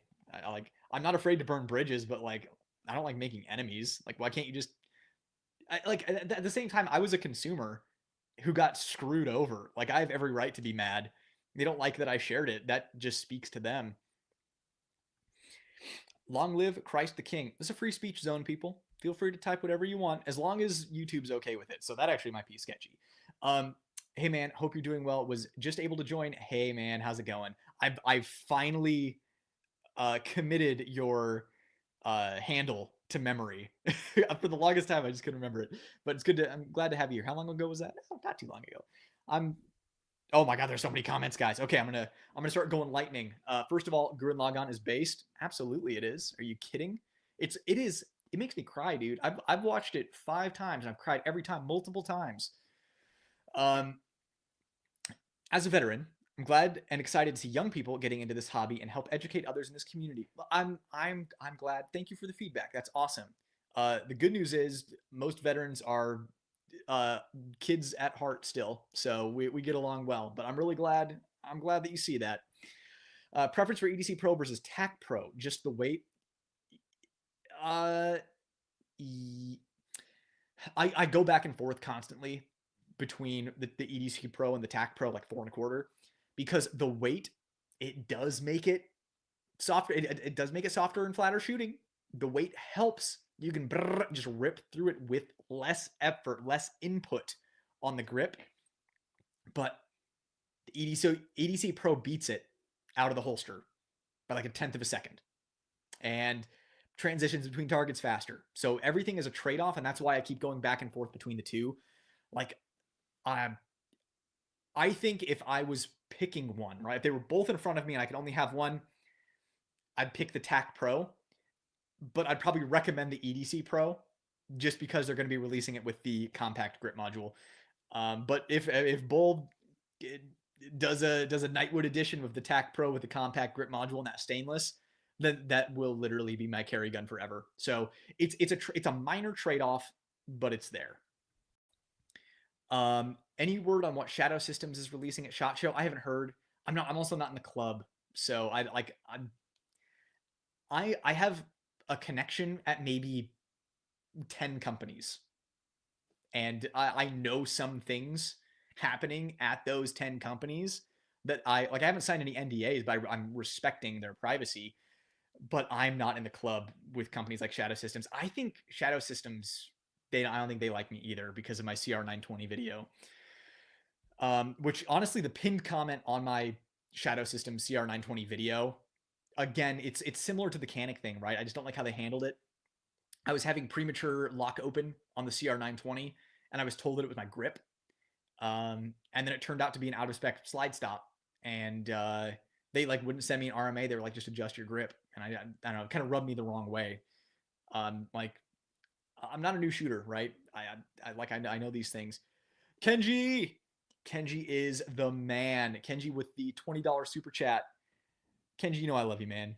You know that you are a top tier fan. I appreciate you here, and I always appreciate your comments. You're always down for good discussion, and you're such a bro. Thank you for the support. Really appreciate it. I'm glad you were able to make it to the live. Everybody give Kenji a round of applause for being one of the top supporters of the channel. He is truly the best, and I'm truly grateful. And if you like the content that I make here, it's because of guys like Kenji that honestly just get me excited to make content. I get excited when you guys get excited by the content. So thanks again, Kenji. You are the best. Um, no, I haven't seen that yet. I've heard really good things though. Although I always wait until they've been out for a while to get rid of recency bias. Unfortunately, I have to dodge spoilers, but I always wait. Even if there's a manga that's been running for a while, I still wait on the anime because I would rather just watch the better version. So something like Attack on Titan, I'd prefer to watch the anime than read the manga. I think it's one of the few things. Same with Black Lagoon. Black Lagoon manga is great. I think the anime is better paced, better executed, and they moved some things around order wise that I think just narratively are better. Um, so I like to just watch the best version, wait for recency bias to settle. Like I'm glad I waited on Chainsaw Man. Just read the manga. Um, Also glad to hear you like the EDC Pro enough to swap to it. Also, thoughts on X300 Turbo. Holster compatibility and Candela was my reason for using it. X300 Turbo is dope. For my uses, I prefer the regular X300 Ultra just for the spill, but the Turbo is great, especially if you're doing any kind of outdoors work at night, or if you live uh, in an area like a more rural area where there might be a bump in the a bump. You're rocking on your wheelchair on your front porch and you hear something moving out in the bushes 100 yards away, and all you have is your EDC on you. Then yeah, I think the Turbo is legit. It's one of the best lights on the market, hands down. Just as like I live in a suburban neighborhood, and I'm in the city a lot, so I just don't really. Uh, and my TLR7 HLX punches through headlights, so I'm like happy with that. But X300 Turbo is super dope. Highly recommend it. Love to see how Hammercocked 1911 2011 Pro Con. Um, I would love to expand on that if you could reword it so that I would understand what you're saying. Are you trying to say pros and cons of carrying a 1911 or 2011 with Hammercocked, or pros and cons of having a 1911 or 2011 because the hammer is always cocked? So yeah, just if you could clarify, I'd love to answer your question. PDP 4.5 steel frame with aluminum lock grips and DPM is a cheat code. My latest favorite carry. Hoping you had a great experience with your steel frame. I never shot the polymer PDP. Yeah, steel frame solves a lot of the problems that the polymer one had. It levels out the recoil impulse. It's still on the jumpy side for what it is, right? You put like if you were to make a steel frame M&P, it'd shoot better than the steel frame PDP, right? And I don't like that in order to get a decent recoil impulse out of the PDP, you have to like put either a DPM system or a spring co in it, or a lighter recoil spring. You have to put the brass backstrap on it. You have to put like a magwell on it. Maybe do something about the grip texture if you want. Like you have to start changing all of these things on it to make it shoot comparably to other guns that are the same price from the factory is annoying. Or drop like 1,500 jelly beans. I can't like I don't want YouTube to think I'm selling anything. 1,500 jelly beans to get a good recoil impulse out of a PDP, getting the steel frame. Like those are my thoughts. Take them or leave them. Hey Nightwood, do you offer in-person or online pistol training? Online pistol training is coming. It has been coming for a while. I promise. It is happening Q1 of this year. I'm going to have a really accessible, like really fun and accessible program that is going to be fast and easy, that is going to focus purely on pistol marksmanship. So basically just this really easy program. I will just get you punching paper like I punch paper. So yes, stay tuned. In person, I've gotten so busy with the YouTube channel now that I've scaled back my in-person training and coaching to like referral. So like if you were really interested, you could hit me up on Instagram if you're in the area. And as long as you're not weird, I'd 100% be open to that. but yeah, pretty much all of my training and coaching now is just private referral because that's all I really have time for. Um, and I love that. I still enjoy doing it. And honestly, it's nice to not be doing it so often and so much because it can be exhausting, especially teaching the same thing over and over and over again. I get so many new shooters. Um, every once in a while, I'll get someone who wants to work on advanced stuff, and that is a relief. But I'm always happy to help people. Just, you know, when you're helping people do the same thing every single day for like 10 years, it's like, oh, okay, I need a break. So I'm grateful to be working on referral now. Uh, Brian with $5, much appreciated, Brian. Thank you for supporting the channel. Top 5 pistols. I don't know if your list changed from your last video. Yeah, so I touched on this a little earlier that I have like a top 5 best pistols and a top 5 favorite pistols. As far as best pistols go, the only thing I would really do is I would probably swap the M&P and the Glock.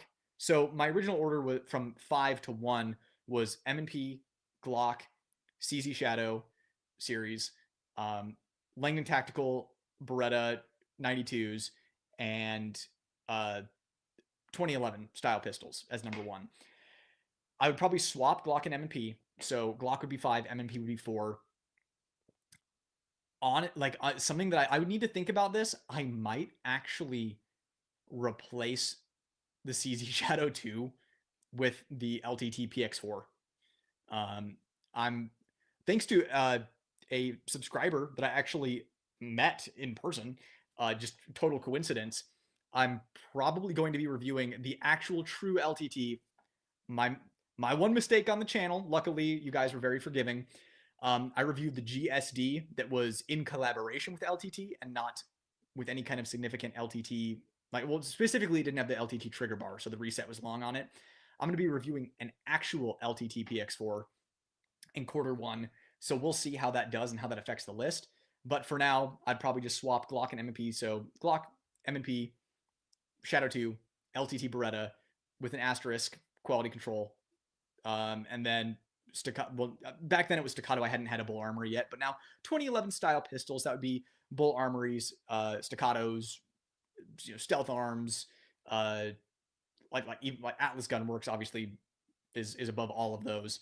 So that would probably be my list. It'd be very similar list. And the asterisk about LTT Beretta with quality control is on both ends, right? Beretta. I need to. Sorry, I'm not doing anything weird. I'm just plugging in my computer, plugging in my laptop, my PC computer. What was I talking about? Oh, quality control. Wait, why isn't this? Oh, that's right. My charger's kind of funky. Quality control with the LTT, it's both on Beretta's side and Langdon's side. So it's kind of like a double whammy. You really have to look it over before accepting it. That's my asterisk. But when you get a good LTT Beretta 92, the thing is, it runs like lightning.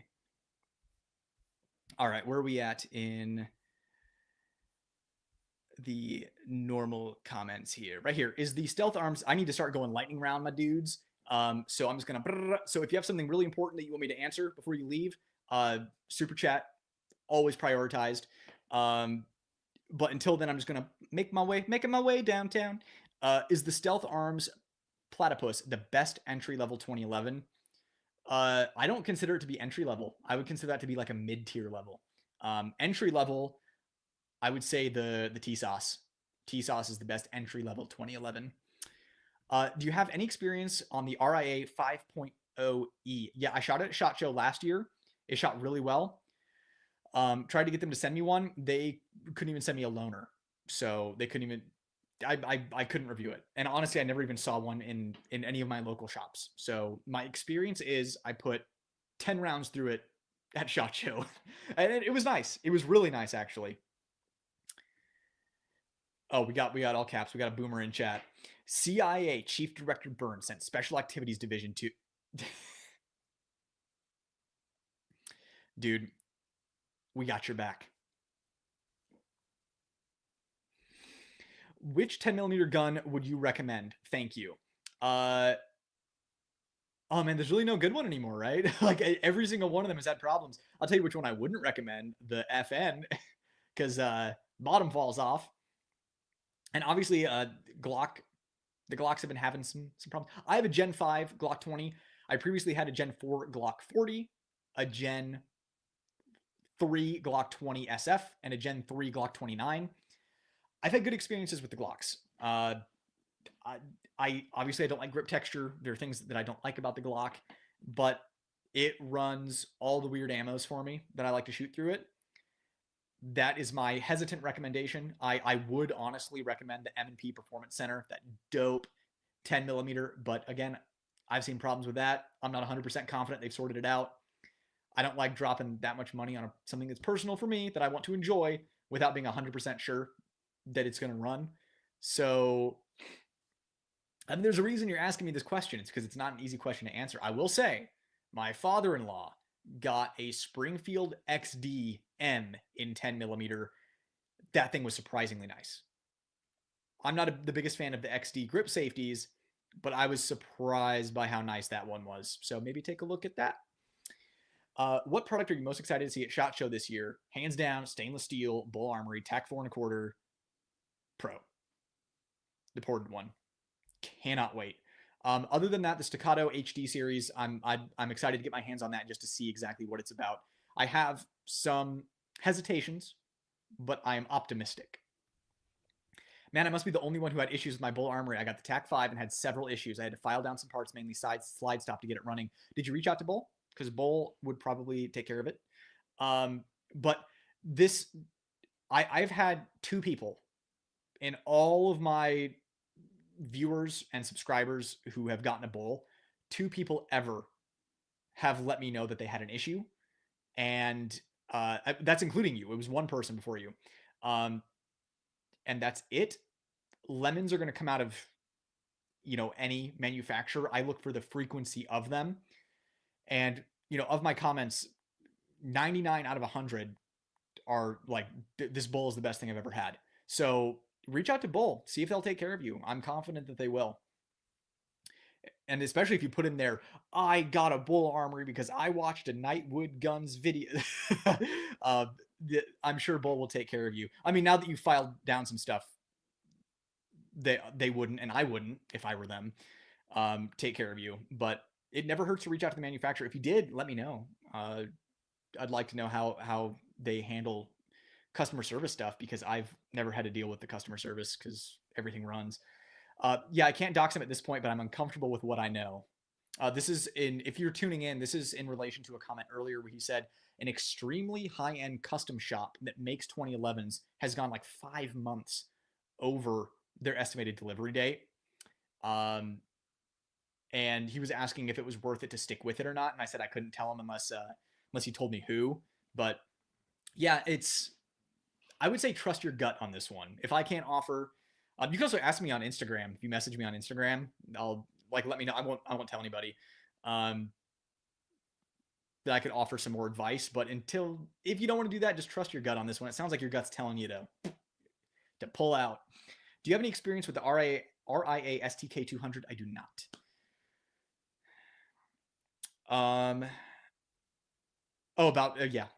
About Bull Armory. So what would Lou do is actually a pretty neat up and coming channel. So check out his channel, subscribe to him, see what he's about. Ben chimed in, gunsmithing anything yourself is a bad idea. Whatever the problem is, go to your distributor or dealer and they will take care of it. Yeah, I completely agree. Like, now that you've filed some stuff down, you're on your own. I even got a few failures, much less than TAC 5 with the ultralight, but also got rid of them by filing down slide stop. It really soured me on Bull, especially when I saw forums of people who had the same problem. So as far as the ultralight goes, I saw those forums, but they were ultralights from like years and years and years and years ago. These new ultralights are solid, like 10 out of 10 solid. The old ultralights from like 8 years ago, 10 years ago, I saw a couple here and there. I remember seeing one video of a guy who was shooting one, and like he had a problem with it, and then Bull literally took care of him and sent him one that was 100% squared away, and then it was his favorite gun from then on out. So Bull will take care of you. Give them a chance. Instead of being like, gosh, dang it, this doesn't work, I'm going to file everything down inside of it. Give them a chance to make it right, because anyone's going to make mistakes. Anyone's going to have lemons. But like what would Lou do said, haven't heard much regarding failures in all, like the whole new TAC lineup, the whole new ultralight, the EDC. The problems are few and far between. I did have one patron actually, who was having issues with a Bull with the magazines, and he sent me the magazines so that I could test them out, and they ran. So at some point, like I don't know if it's ammo related, or because I tried like 5 different types of ammo, including hollow points in those mags, and they all ran. Um, but either way, Bull took care of him and literally took all of his mags and sent him brand new mags. So Bull's on it, guys. Just give him a chance, just like any other manufacturer. I mean, like, you know how many people had to send staccatos back? Like, geez. Um, have you seen Agency Arms? The Icarus Precision solution to a threadless comp. They're making one for a 43X. Looks really cool. Yeah, I mean, it looks cool. I'd like to see how it performs. Still wish more companies would make more DASA guns, but I also know I'm in the minority of what the people want. Yeah, I would also like to see more DASA guns. It's just I'd like to see, if I were working at a company making DASA guns, I would, one, study the HK LEM system. I think that I realize that that's not really DASA, but I think that that's a hammer fired system that is incredible, especially light LEM match hybrid. Wow, like my USP that I did that to, 10 out of 10. As far as DASA goes, I would want to study modern needs and make something similar to like, remember the Lionheart?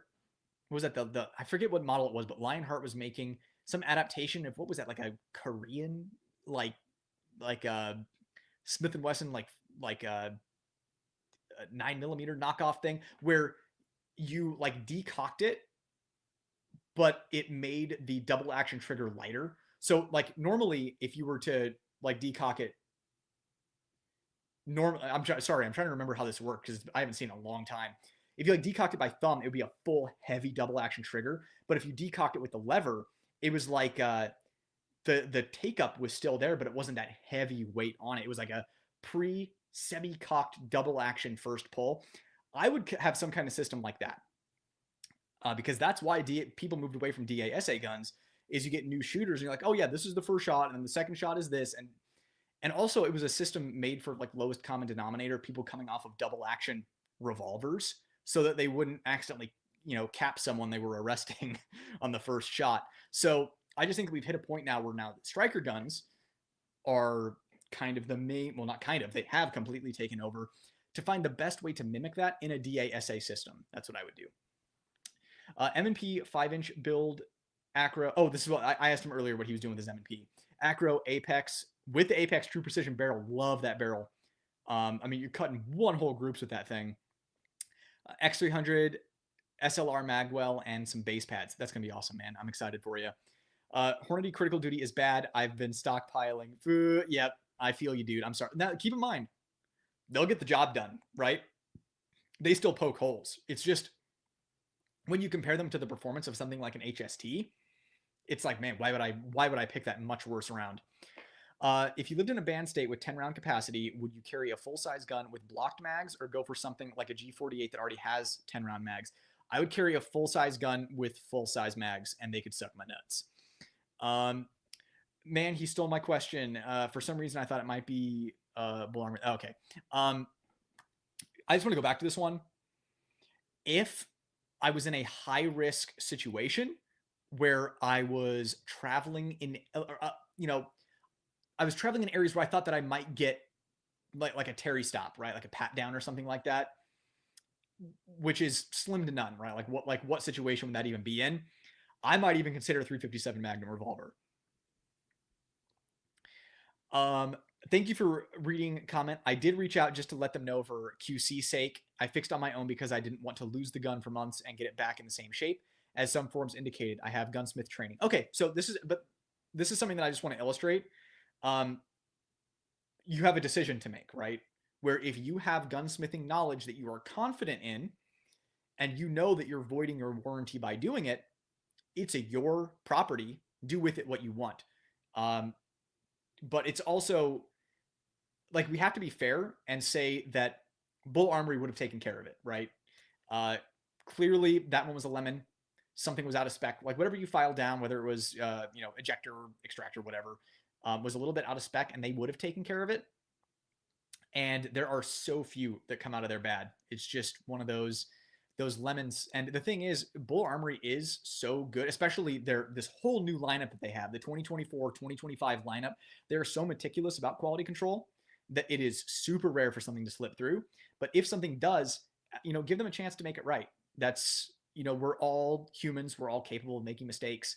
It's how we handle those mistakes that matter. But of course, you thank me for reading your comment. This is an honest channel.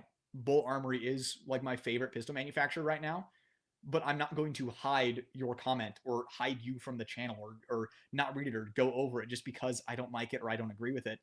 I'm here to have an open dialogue and an open conversation, no matter what your views or opinions or your experiences have been. If anything, this is a good data point because you're only the second person to let me know that there was a problem ever.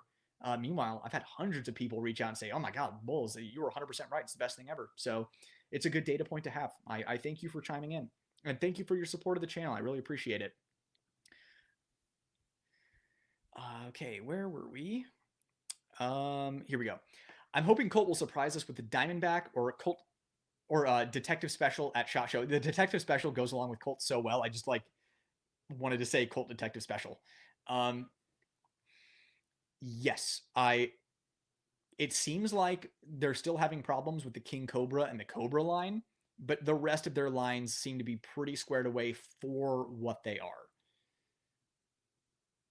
I'm not going to say anything else because it's all just unfounded rumors. So I'm going to move on from that. But yeah, let's see. Has anybody seen blued pythons? I know they announced those last year at 2024. I haven't really seen them in my local shops. Did anyone see the blued ones come out?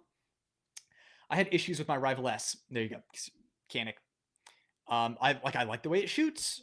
Does plus B ammo wear out the barrel faster? No. Nope. It will wear out a gun overall faster if you're putting a gun will wear out. And again, I'm pulling this number out of my hat.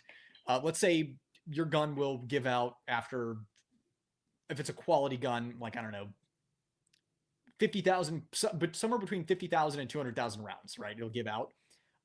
You can subtract like 10% from that if you're shooting plus P ammo. If you get to that high of a round count, subtract 20%. But any kind of round counts that any of us here are doing, your gun's going to be fine with plus P ammo. Especially with how expensive it is, you're not going to be shooting a steady diet of it. Unless you're LE and it's issued to you. Any experience with any semi-auto shotties and recommendation or one to stay away from? Benelli M4, BB. No, I like the Benelli M4. It's my personal favorite. I like the soft recoil impulse. I have an M1014 that I absolutely love and adore. It's my fun shotty. Recoil impulse is very soft shooting. The Beretta 1301 cycles faster. It's a little froggier. It's a little sharper recoil impulse. So it's not like I'm outrunning my Benelli M4 anyways. I prefer the softer recoil impulse. The problem is, if you want it to look like a Benelli M4, you have to get it and then change a bunch of stuff on it. If you want a practical gun, you can get the modern Benelli M4 with like the M-lock handguard and all that stuff on it, but it doesn't look like a Benelli M4. In fact, it looks kind of lame. So function over form with the Benelli M4, the new like M-lock handguard one with the different stock. It's like, what is it, like a Super 90 stock or something? I went for the M1014 and then changed everything on it to keep it looking cool while still performing. That is my recommendation. As far as ones to stay away from, any Turkish-made semi-auto shotgun. I also have a buddy that has the Genesis MagFed 12 gauge, the John Wick one. That thing runs, so I'd say that's a direction to move in as well. And then I've been hearing quality control issues with the Berettas recently, so it's like an asterisk. That's a good one too. Just be aware that I've been seeing some QC issues pop up. But my personal favorite's the Benelli. Do you dabble in the industry drama from Focus Trip? I dabbled in drama one time and instantly regretted it. Would you ever consider joining his live streams for making spicy takes? I'm going to be honest with you. Since I started making content, I reduced my consumption of content quite a bit. I would have to look into this. I don't know. That being said, unless he is, which I highly doubt it, is a reprehensible human, I'm always down to join a live stream to talk about stuff. So yeah, I don't know much about Focus Trip. I don't know much about industry drama. But I'm always down to join a live stream and chat about stuff. assuming they're not a completely reprehensible human being in their, you know, in their life. I cry from Hunter x Hunter. Yeah, bro. We all do. No, no, you're right. You're not the only one who's been screwed by Canic. One of their sponsor I've set one of their sponsored shooters get screwed. Oh, I've seen one of their sponsored shooters get screwed. Wow. I'm not surprised though. Rival S I had kept popping out magazines and jamming. Sorry, I'm not 100% surprised. Boltac 5, that much different from Tac Pro. Not getting the ports due to tinnitus in one ear and concerns over how much louder ports make it. I mean, if you're doubling up on Ear Pro anyways because you have tinnitus, which I would assume, um, there's no reason not to go with the Pro. It's not that. It is kind of louder. Bultac 5 is still an incredible recoil impulse. You'll be very happy with it. If you are concerned about your hearing, you'll be very happy with the Tac 5. It's a great recoil impulse. Are you a fan of Vampire Hunter D? Dude, I've got the DVD. It's actually, oh man, it's actually in the other room. But yes, I am a fan of Vampire Hunter D. That's some OG stuff right there. I shoot on average 5 days a week, and my lead levels came out high twice. Do you have same issues? I'm going to take all precautions going forward, including respirator. Um, do you shoot at indoor ranges? Because I'm shooting at outdoor ranges, and my lead levels are fine. I'm also like, I'll get home and wash my hands and shower like immediately. So yeah, if you're shooting at indoor ranges though, 5 days a week, that would get your lead levels high for sure. If you could only choose one, which 4 1/4 bowl would you go with? The just announced, the just announced for, if you can't tell, I'm really excited for this gun. 4 1/4 Tac Pro stainless is the one. If I could have one, it'd be that one, and I'd grip swap it to the compact grip module. Um, a company that doesn't take criticism well is hard to do business with. Hope they can turn around looking at you, Shadow Systems. Yeah, I've watching some of their content more recently. It looks like they're more open to it. They're doing a good job. Like their new comp guns, I think the designs of those comps are pretty good. Like they're moving in a good direction.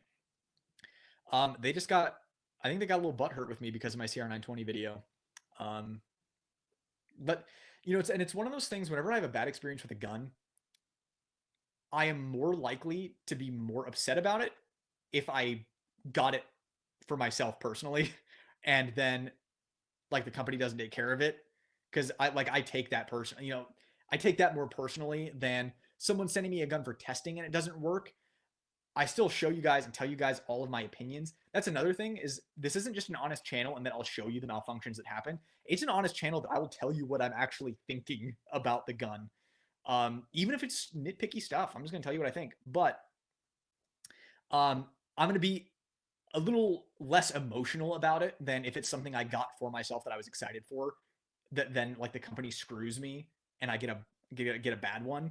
Like I'm gonna be more emotional about that for sure. And Shadow Systems was one of those. Like the CR920 is not a cheap gun, and there's kind of no reason that it should be as expensive as it is. I have a. Are we good? I just had a connection unstable warning.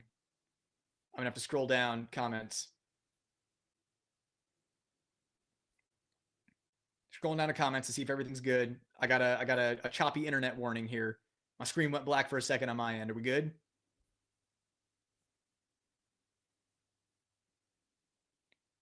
Everything good? Bueller. I'm not getting any comments either. Are we still live? Okay, still good. Whew, thank you. Shout out to What Would Lou Do? Go subscribe to his YouTube channel because he is a bro. He's got my back. He was first. He gets all the credit. Everyone else who says that I'm good gets no credit at all. This is Squid Games up in here. Gonna get back to where we were.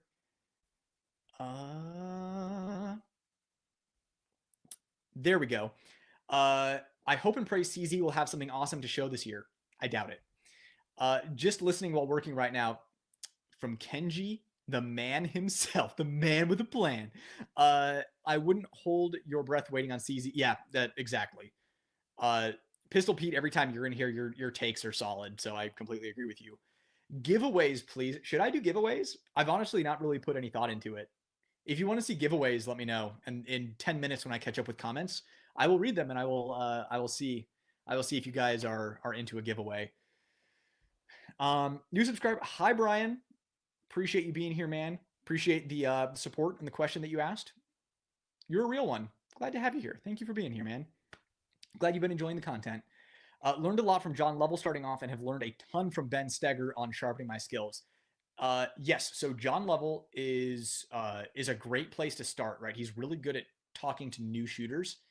He's just a really strong communicator. Ben Steger is like one of the few dudes that if I don't have time to help someone with their technique, I'll just like link his videos. Now, like the thing with Steger's videos is um like he still runs a business, right? Like he still has classes. So he gives you enough to be able to make enough of a difference, but like obviously he's not going to like why would he tell you everything that you need to know for free? And also nothing beats it's like with a guy like him who is one of the best shooters in the world, you know, at some point you can only learn stuff hands on with him. But as far as concepts go, if I want to point someone in the right direction, I link his videos. He's, I mean, a significantly better shot than me for Pete's sake. And I philosophically agree with him on technique. Most of what, like 90% of what he says is stuff that I figured out on my journey myself. And I feel validation hearing him say it, especially stuff like target focused shooting. I'm like, oh my, yes, I figured that out. And I feel validated now. I'm not crazy or I'm not weird. Um, and he is really good with analogies. So I think that he is one of the stronger instructors in the YouTube space, if not the strongest. Um, any hands on time with the Smith & Wesson TRR8? Yes. I do not own one, but I have trigger time behind it. As long as you get one with good quality control, it is a great full-size 8-shot revolver. If you haven't seen Golden Kamuy yet, I highly recommend. Favorite anime for me. I tried T1C but found them to be uncomfortable trying the Filster Floodlight 2 now, and he thought, oh man, if you thought the Tier 1 Conceal was uncomfortable, I've got bad news for you about the Floodlight.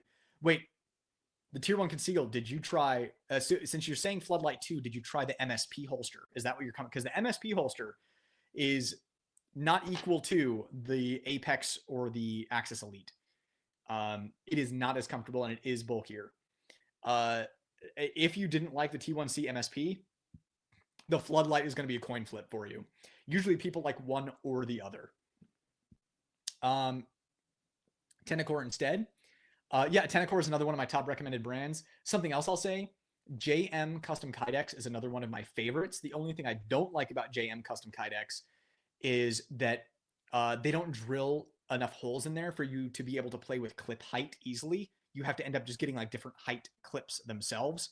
So I have JM Custom Kydex holsters for my revolvers. That's what I carry my revolvers in at Appendix. And I had to get I bought like a bundle of DCC clips of different heights so that I could find the ones that work best on those holsters. And that was annoying. I would have rather have just had holes to move them up and down. But I really do like their holsters as well. I also like T-Rex arms. I like TXC is pretty good. QVO has the coolest designs out of anybody in the industry. There are a lot of good holster makers out there. ANR is another good one. I mean, I can sit here and just list like great Dark Star gear. Like I could list good holster companies from now until the end of time. Fellow author here, great content you make here. Keep it up. Right on. I've been working on my full-length novel now for a while. I really want to get a publishing deal on this one instead of self-publishing. So I'm making it the absolute best it can be. I cannot wait to share it with everyone because it is super awesome. I would love to tell you the concept. I just don't want anyone to steal it because it's too good. But Chris Berry, what if you're still here? What kind of books do you write? Because I'd be interested in checking you out. What brand of prescription glasses do you recommend for the range? I wear Pit Vipers. I wear Pit Vipers with the RX inserts, where it's like a nose piece with the two RX lenses in it. You clip it into the you take out the nose piece of the Pit Vipers and clip the RX inserts in. That's what I wear. Tangfolio 10mm runs. I mean, Tangfolio was the budget competition gun for a long time. The go-to. If you couldn't afford a CZ, you went with Tangfolio. Yeah, that new bowl looks pretty sweet. Bummer we didn't know to register for SHOT before January 15th. 500. Yeah, I honestly don't think I would go for that much. Hey Nightwood, absolutely love your content. If you ever tried the previous Bull Ultralight comp, can't wait to get my hands on the UL Pro to compare. No, I didn't get to try the UL comp, but I heard amazing things about it. It'd be really cool if they brought something like that back. Um, I mean, I have some really cool ideas that they could do that would be even better. That would be an improved version of the UL comp. But I know the UL comp is popular, at least over here. The I know that the issue with any comp, this goes for the Staccato XC, the Nighthawk, like Sandhawk, that kind of stuff, and the ultralight comp, is the accumulation of carbon in the comp itself and having to clean it out, and it's a pain in the butt to clean out. So by doing ported stuff, I'm sure that it just kind of made maintenance easier. But I don't know, man. I think comps. I think why not both? Which I mean, that's the TAC comp is literally both at the same time. I'd be interested to see that in different sizes. That'd be pretty neat. The Daewoo Lionheart. Yeah, that's the one. Um, it was the Korean Army pistol triple action, as it had the ability to have a heavier pull as well. Really cool gun. Thank you, Ryan. It had been so long since I had even thought about the Lionheart that I forgot what it was. But yeah, Koreans made a cool gun there, man. They make cool gun and they make cool dramas. Are you a fan of the Laugo Arms Alien? I tried it, thought it was cool, but felt very foreign to me due to the recoil impulse pushing back and the trigger threw me off. I'm not a fan of the Laugo Arms Alien standard, but their super Lamborghini edition that has the gas pedal and all that crap on it, that thing recoils down. That one's really cool. I like that one. That's the Laugo Arms that I'm a fan of. Does plus P matter? I can get HST 124s pretty easy, but they don't stock plus P. Yeah, standard 124s are great still. I wouldn't even worry about it. The plus P increased velocity means it hits your target a fraction of a second sooner, and it just gives it a little more oomph to ensure maximum expansion of the bullet. But the standard 124, like my wife runs standard 124s, HSTs, just because less of a recoil impulse. Typically, the only gunsmith thing I'll do is buff feed ramps and chambers. That's usually pretty safe as long as you don't go overboard. Less is more. How do you find a cool group of local fellas that are into guns? Let me know when you find out. I mean, the easy answer is go to a shoot, right? Go to like, a steel night or a USPSA night or one of those kind of things. The problem is you run into a bunch of like soccer moms there or tryhards that are grumpy. But yeah, I think the problem is the cool group, right? Let me know when you find them. Uh, and that's not to say that everyone who competes isn't cool. All I'm saying is if you compete, you know who I'm talking about. There's the one dude or a couple of guys that you're just like, oh my, they need to throw this guy out. Shut up, dude. Have an M&P Performance Center 2.0 ported version. Looking to change out the trigger to Apex. Would you change anything else on it? No, because the two things that I do with M&Ps, well, actually, sorry, three things. So actually, maybe yes, if it's optic ready, I do an Apex trigger, an Apex barrel, and have a gunsmith fit it, and calculated kinetics dog tag optic plate. Those are the three things. Would you go with ultralight pro or just ultralight for EDC? That's a personal preference thing, man. Know the risk of carrying a ported gun. Be prepared for it. And if you don't feel confident that you can be prepared to handle the risk of spalling coming out of the ported gun and potentially getting into your eyeballs and you losing eyesight for the rest of your life, then when in doubt, go no ports. Technique, actual grip technique and shooting technique is going to get you 99% of the way there. The ports are just gravy on top. That's what it is. So what would I go with? I would go with the pro because I like loud noises. Uh, what would I recommend? Blanket recommendation would just be no ports. That way, if someone gets injured, it's not on me. Any guesses if Stealth Arms is going to be releasing anything new for the Platypus? Haven't heard anything. And then again, I'm not really. I really need to do a live with Stealth Arms. Uh, I'm not really. I'm not like in touch with them, so I don't know. I haven't heard anything. It would be cool. Like they're gonna have to throw us a bone, right? It's been a year. They're gonna have to throw us a bone with like a caliber announcement or like a something like that, right? It has to be they have to throw us a bone at the very least, just a little thing. Yo, what going on, brother? How we feeling on point 2 AT? I'm feeling good. I've been better, but I'm feeling good overall. Feeling good to be here with you guys. Thanks for popping in. How long ago was that? Yeah, it's like 10, 12-ish minutes ago. Glad to have you here on point. I'm thinking between the Bull EDC versus EDC Pro, but the ammo type and port give me a concern. Should I still get the Pro? It's a personal decision, man. It's like I don't know. It's like asking me, should I carry a knife with or without serrations? Like, I don't know. There are pros and cons to both. It's a personal preference thing. Like I always say, when in doubt, if you have any doubt whatsoever, just go non-ported. If you're like me and you like flat guns that make a lot of noise and you're willing to hedge your bets that you're not going to have to spray your eyes with spalling, go ported. Because it does make a significant difference on recoil or muzzle rise, I should say. I could not hold the CZ Shadow compact. The grip was just too small for me. Would the compact bull grip be too small for me as well? Is there a good way to check? I'm just trying to think because I can hold the compact, this Shadow 2 compact. I think that the compact grip would be pushing it for you. It would be pushing it. I think that you'd be more comfortable with a full-size grip. You could probably pull off the compact grip, but it might be pushing it as far as it can go. So when in doubt, I would just I would go with what will work. Are Dante's Ebony and Ivory 2011s? That's actually a good question. They kind of look like it, don't they?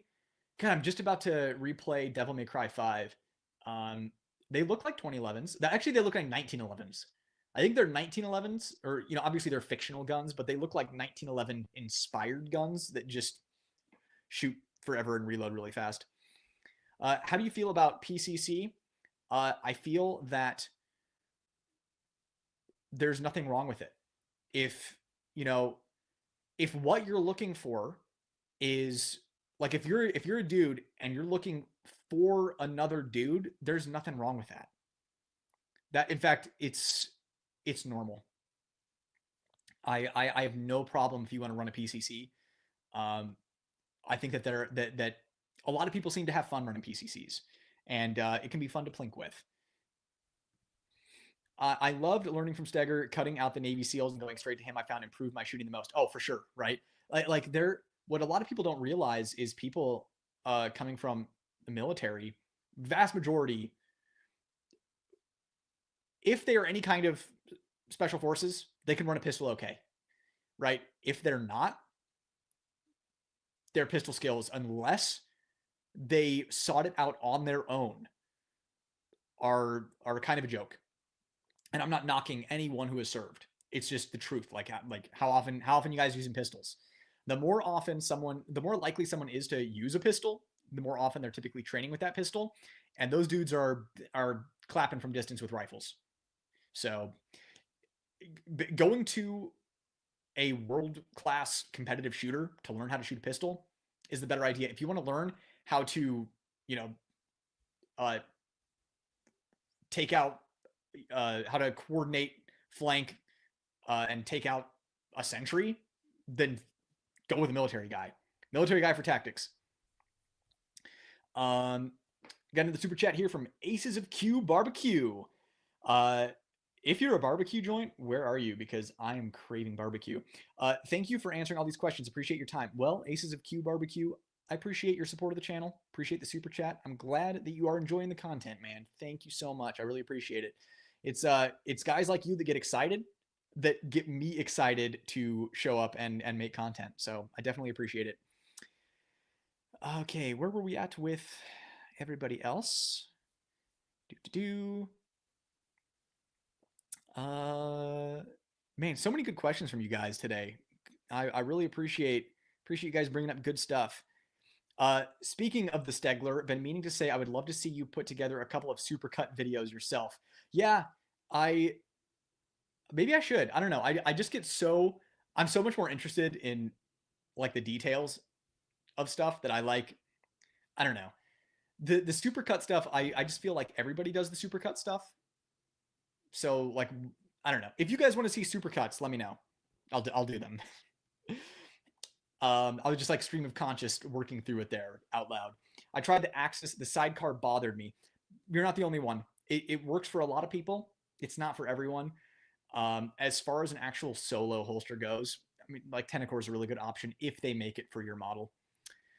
Uh, top size, top full size carry in a 10 round mag state for a grand to 1500. Full size carry in a 10 round mag state.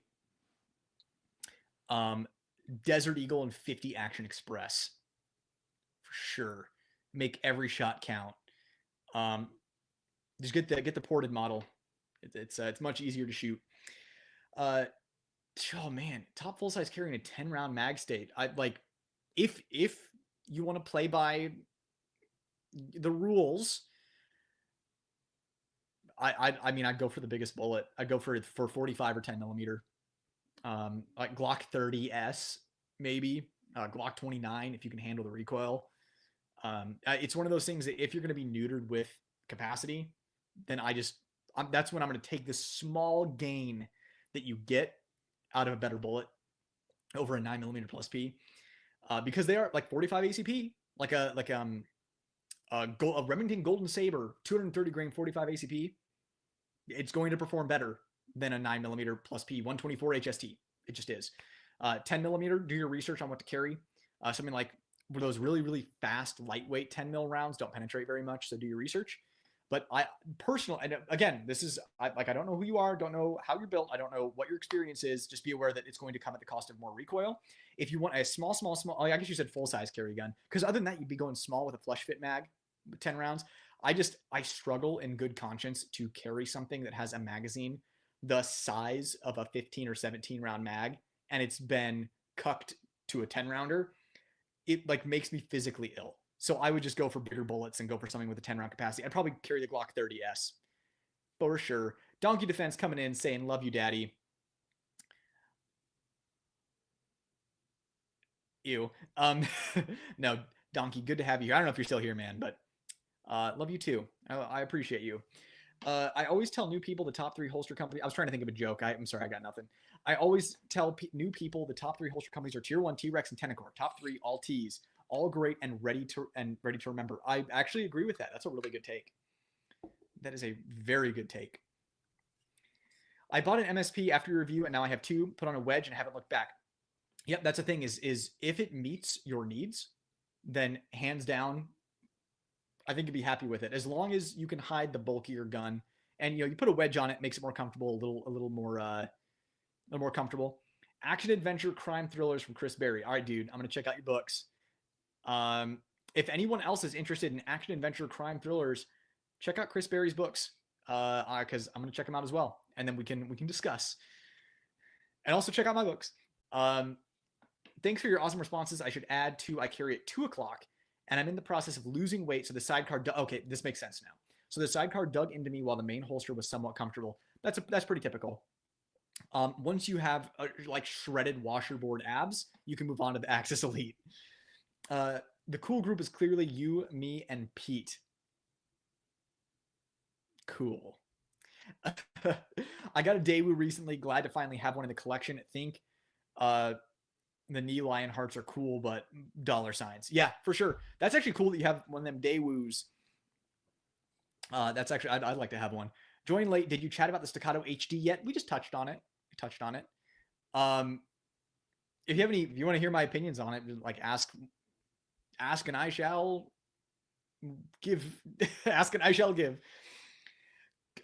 Carson, this is an IRL homie here.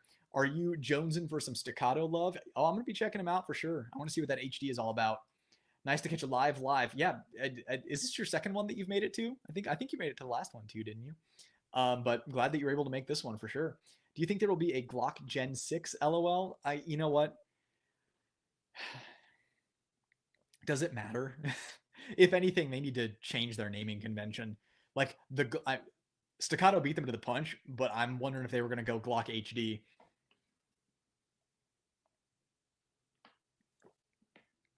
If all goes well, I'm planning to try some shooting competitions this year. Can't wait to see how bad I am and what I can improve on. You'll find out real quick what you need to improve on. Within about within one shot fired, you'll already have 10 things to work on. But it's I think it's a great thing to do. At least go shoot one competition, get humbled, and then stick with it if you're intent on improving, if you're actually interested in improving. Do all the M&P 2.0 5-inch that are optic ready come with manual safeties, and can they be removed? They do not all come with manual safeties, and I don't think they can be removed, at least not easily. What do you think of the Staccato C and CS? How do you think they compare to the standard models? I like the C. I think the CS is. I have no need for that short of a barrel carrying appendix. There's no leverage below the belt line. It will spill out over the top of your belt line. It will create a hot spot in your groinal region. So the C I think is really good though. The C with a compact grip module I think is actually a really decent carry option for a 2011. It's just me personally, I don't mind the thicker grip of the bull with the compact grip, and I'd rather have the extra round, and I prefer the grip texture, I prefer the recoil impulse, all that kind of stuff. But the Staccato C is probably the number one Staccato I would recommend for carry. Yes, sir, appreciate just tuning in at work. All right, man. Well, don't get caught unless you work for yourself. Carry a knife without serration, so when you cut your finger open, it's easier to stitch up. Yeah. Or just heal up on its own. I'm new to 2011s, just got a C20, like 2024 Staccato C, maybe, and changed the thumb safety. Was crazy hard coming from Glocks. It's a learning curve if you're not familiar with it. I was thinking of sending off to get ported, maybe Lucky 7s or V8s. Does anyone know if Vinny can do the Grandmaster on a C? Because that would be the way to go. If not, chunk port or Lucky 7s for sure. Got a super chat from someone with the most adorable little pupperoonie as their profile picture. All I got is C2, so I'm searching for my backup pistol. New Prodigy 3.5 or SAS 3.25.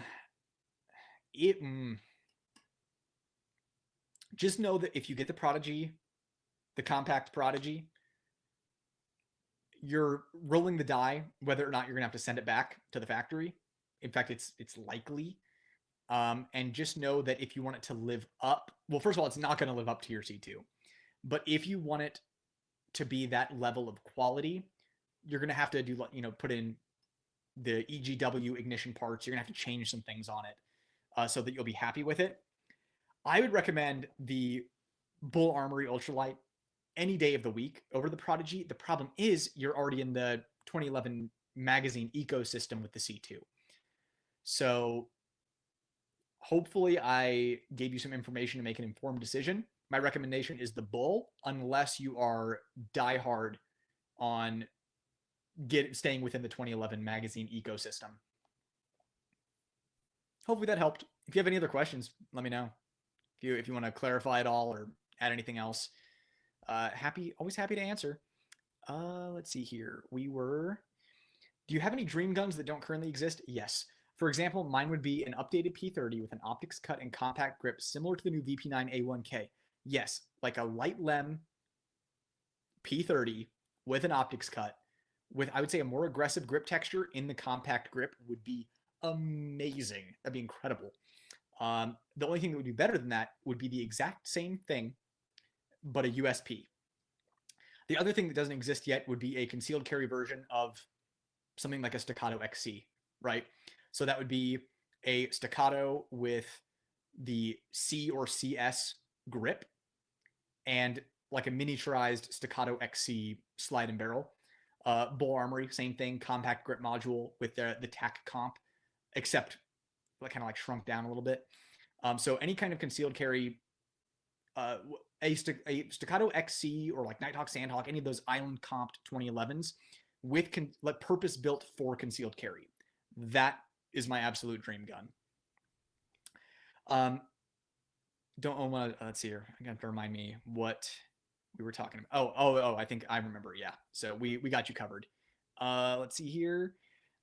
Dante OG version or custom 1911s with one being legitimately a lefty pistol.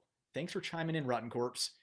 I was going to say, I'm going to have to like Google because Ebony and Ivory have evolved throughout the Devil May Cry series.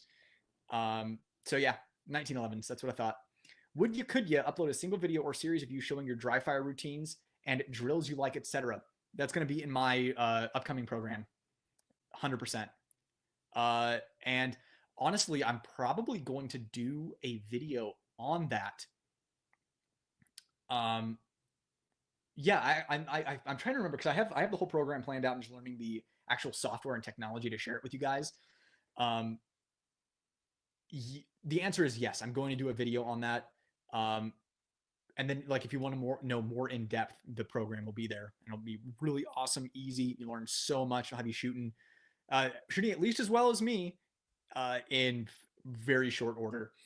Ebony and Ivory single port comp in frame setup on a 1911 2011, way before what we're seeing on the market today in like 2001. I'm telling you, Capcom and did Shinji Mikami work on Devil May Cry? They were ahead of the curve. I'm telling you. Try out the Langdon Tactical PX4 compact carry. I'm 100% going to. Q1 2025, I'm going to be reviewing an LTT PX4. Couldn't agree more. Military for tactics, world-class shooters for shooting. Both are great for different reasons. 100%. This is the correct take. Just make sure you're vetting both. Make sure you know 100% who you're dealing with. We just had a shift change, so I can't be there. Go have a great time. Josh, thanks for popping in. Appreciate you.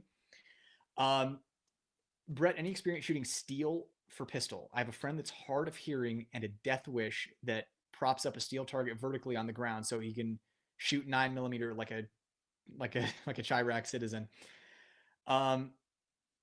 Yeah, I've shot steel.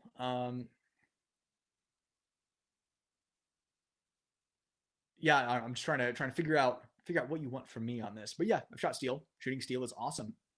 Just make sure you're far enough away, and if you're not, make sure you have frangible ammo.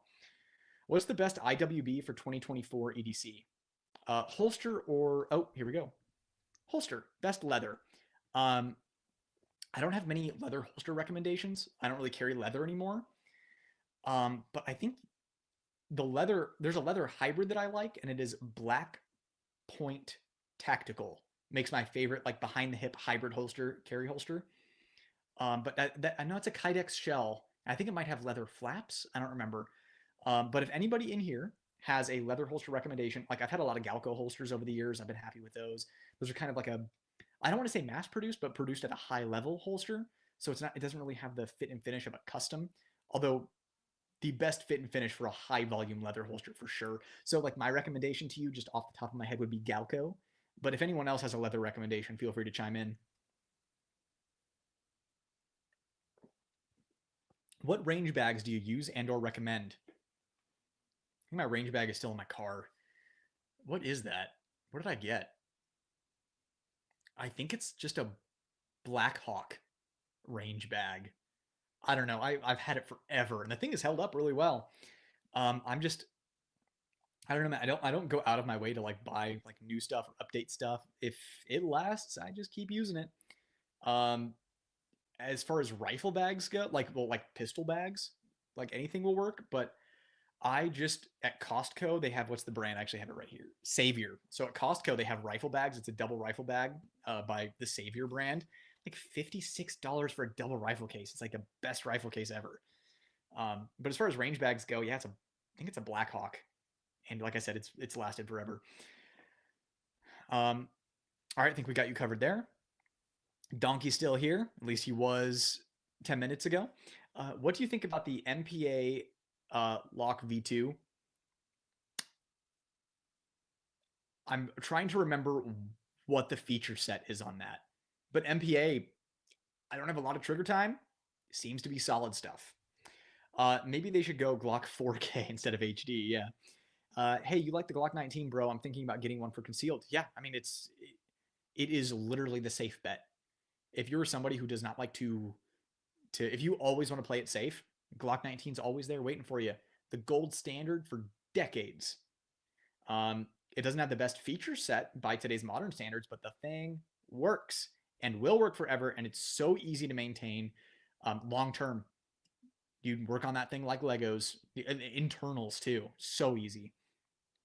Firearm Junkie, late but here, listening in the gym. Hey, Firearm Junkie, what's going on? Get your sweat on, pump the iron. Hope you're listening to some sick video game OSTs. Um, Sam got a thumbs up. Glad that was helpful. Do you think it's worth waiting for the Staccato P4 HD or getting the Bull EDC? I won't be able to tell you for sure until after SHOT Show, but what I want you to remember is when the Staccato CS came out, they had to beef it up and iron some stuff out after almost a year. Then there was the 2024 CS. I don't think that's happened with the C, but maybe it's just because they learned with the CS. Something brand new like this, I wouldn't hop onto it early. I'd let all the beta testers who drop almost 3K on it get to enjoy any issues that it has first. So if you're looking for something now, Bull EDC. I can vouch for the Bull EDC because I have it and love it. It's my favorite. But I haven't had hands on the Staccato P4 HD, so I can't really say one way or the other yet. But I will be able to next week. Thoughts on the 2025 comped and ported Bull? I haven't shot it yet. I don't know if Bull's going to have it at shot at range day. I'm hoping and assuming they do. So I'll be able to tell you then. But I mean, it's a Staccato XC, but also with ports. So how would that not be better? Also, well, no, the Staccato XC actually does have a really good trigger, but like Bull Armories in general have better triggers than Staccatos, but the Staccato XC is actually one of their models that has a really good trigger. So I am super pumped and stoked because now I'm a fan of Bull Armory mags. They hold one more round than Staccato 2011 mags, and being able to have Staccato XC with ports that holds one extra round in the same size magazine, can't wait. Do you think Staccato will be moving exclusively to Glock mags, or do you think the other magazines will still have some life left? Oh, I think they're still going to be making those. I don't think they're going anywhere. At least not yet, not for years. But I think that they're making moves. I think Staccato's making moves. Kenji chimes in on knives. As a knife guy, I prefer a straight blade because all blades are basically serrated. Yeah, using Spyderco Sage 5 lightweight and Rex 121 steel. Dude, like, it's very clear that you know your knives. That is an excellent knife. Accuracy X has a really interesting comp 2011 that seems pretty flat, effectively a mini XC. I would love to see a video on it. Hold on, let me make a note of that really quick because I would like to look into that. Yeah, this is one of the things is once I started making content, I stopped consuming as much content. So sometimes I fall behind on this stuff. And I really appreciate when you guys tell me about stuff that you're seeing that's interesting. So if there's anything that you want to see at SHOT Show, tell me now. I'll take a note of it and I'll take a look at it. And if I think it's worth sharing, 100% you'll see it. Dope. Okay. Thanks for letting me know. I've probably spent way too much time on IMFDB. Oh yeah, imfdb.org, International Movie Firearm Database. They also do video games, anime shows, but it's cool to see what guns were in movie shows, anime games. Like I just said, yeah, I couldn't even tell you how many hours I've spent on that site. Best firearms that take Glock mags, Staccato HD, or Fusion XP Pro. It's too early to say, but my bet, and I would bet a lot on this, would be the Staccato HD. I use a dive knife for braining fish. Small and just really good and inexpensive. See, this is where it's a really bummer that we're on a really bummer. This is why it's a real bummer that we're on YouTube. I had like 3 jokes that hit me after saying I use a dive knife for braining fish, all of which would get me in big trouble here.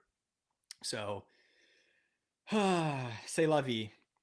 Capcom Gun Otaku in the early 2000s, man, would bet the same team that came out with the Samurai Edge, especially Berries with the comp in frame. Oh yeah, the comp in frame 92 came out with Ebony and Ivory. Yeah, you're 100% right, dude. Like there was whoever was at Capcom that was the Gun Otaku. Sorry. I do want to say the spirit is being kept alive because I just gave myself a little chiropractic adjustment there. I'm not like spazzing out. In Resident Evil 4 Remake, not that I'm the biggest fan of it compared to the OG, the Silver Ghost, so dope. The island comp on the stainless HK USP, the spirit is being kept alive. But yeah, whoever that Gun Otaku was at Capcom was just slaying.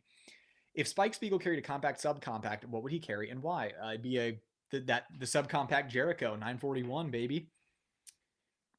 Building a P320 full size and a fan of the Palm Swell, do you have a favorite metal grip module? Icarus makes good stuff.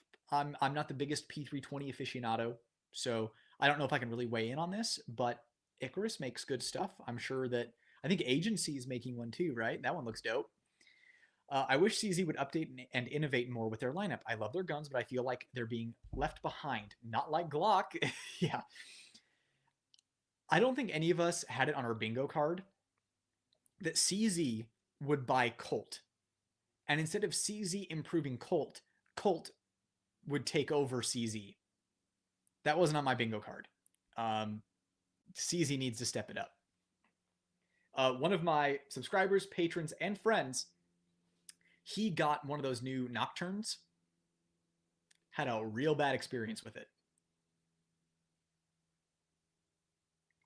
I don't know if you're still in here, man. But you know what I'm talking about. God, when you sent me those pictures, I was like, oh no. For leather holsters, I'd look at Wright Leatherworks or Kusiak Leather. There you go.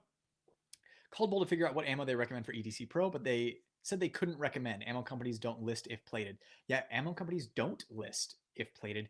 Occasionally, you'll see don't shoot imported pistol on the box. But here's what I'm going to tell you based on my personal experience. And there's a reason Bull Armory can't recommend it because there's so many different ammos out there. And it's what do you recommend? I don't. And also, the person you're talking to, probably not the guy engineering the guns, right? Safe bet, don't shoot blazer brass through your ported gun. Easy. I haven't had any plating rip off of any other bullet that I've now granted I haven't shot every ammo on the planet. Even Buffalo Creek, good to go. Scorpion ammo, good to go. Magtech, PMC bronze. I'm trying to think like off the top of my head. Like that's what I've been shooting recently. They've all been fine. So just skip blazer brass and you'll probably be safe. Oh, and S&B has been fine. Hey Sticks, man, what's up? Man, the crew's getting together here. We need all the Staccato HD info. Go there first. All right, guys, I will beeline it. I think Staccato, their range day is public this year, and I think it's the same day as industry day at the range. I'm gonna have to look. I don't know. I always look at stuff at the last second. But I'm like all squared away. Like I'm all like I have my badge all set up, so I'm good to go to both of them. Like I signed up for the Staccato range day. I just don't know if I'm going to be able to make it there. I don't know the logistics of it, and I also need to look at times. I usually hit normal range day first thing in the morning. Other than that, the range days that are like invite only, I'm not in the clubs, so I don't even know how. Like I need to connect with those people, but I'm not willing to shill, so it's kind of a weird thing. But the Staccato range day I think is public this year. I signed up for it. I'm gonna try to go to see if I can shoot it because that's on Monday, and then Tuesday is the first day of the show. So if I don't go to range day, I will beeline it to the Staccato booth on Tuesday. But either way, so my goal is I want to get you guys a range day video same day as range day. I'm literally gonna like hustle and get the video out, or at least have it done same day. Usually, probably for upload next morning. So Monday morning, you guys should have a range day video. I just like to try to be first one out, just so you guys can get that sneak peek at all the cool stuff. At least the stuff that I thought was cool. I don't know if I'm going to do same day videos or next day videos for the actual show itself. We'll see. If you're tuning in late, I've been dealing with some unfortunate health issues. It sucks. So it's kind of hard for me to go anyways. So I don't know if I'm going to be able to hustle and get those out, but at the very least, I'll give you guys like a comprehensive entire SHOT Show day, like all the stuff that was worth seeing when I get back. I don't know if I'm going to have it in me to actually do them next day like I did last year, but the range day one for sure, I'm going to hustle and get that out to you guys. But yeah, I'm just as excited to see that Staccato HD as you are. What do you think of the Radiant Afterburner for the Shadow System Glock clones? Yeah, I think it's great. Should work with those. But I think that'd be a great addition. Yo, BR, what's up, man? Late to the party, but I made it. Please do more rifle and shotgun content. See, this is the issue, is the actual shooty bang bang content. So I have a goal for this year. I want to have like a midweek. I don't want to call it a low effort video, but I'm going to call it like a less production effort video. I'm going to have like a midweek discussion video where I'm sitting here and like going over something on camera, maybe like close-ups and B-roll and stuff like that. Or talking about concepts, because I miss doing those videos. Like, is a red dot worth it on a pistol? I miss doing that kind of stuff. The actual shooty bang bang videos, I can get like one of those out a week because I'm a dude with a camera and a laptop, and that's it. Um, so I do my best. I can only get one of those out a week. The problem is all this new cool stuff keeps coming out. So like I have my Benelli M1014 that I've been wanting to do a video on for a couple of months. I have like I've been wanting to do a video on my Scar 17S because I have that Strike. Is it Striker Enterprises billet aluminum lower on it that takes Magpul mags. Like I've been wanting to do videos on those, but like all this new stuff keeps coming out.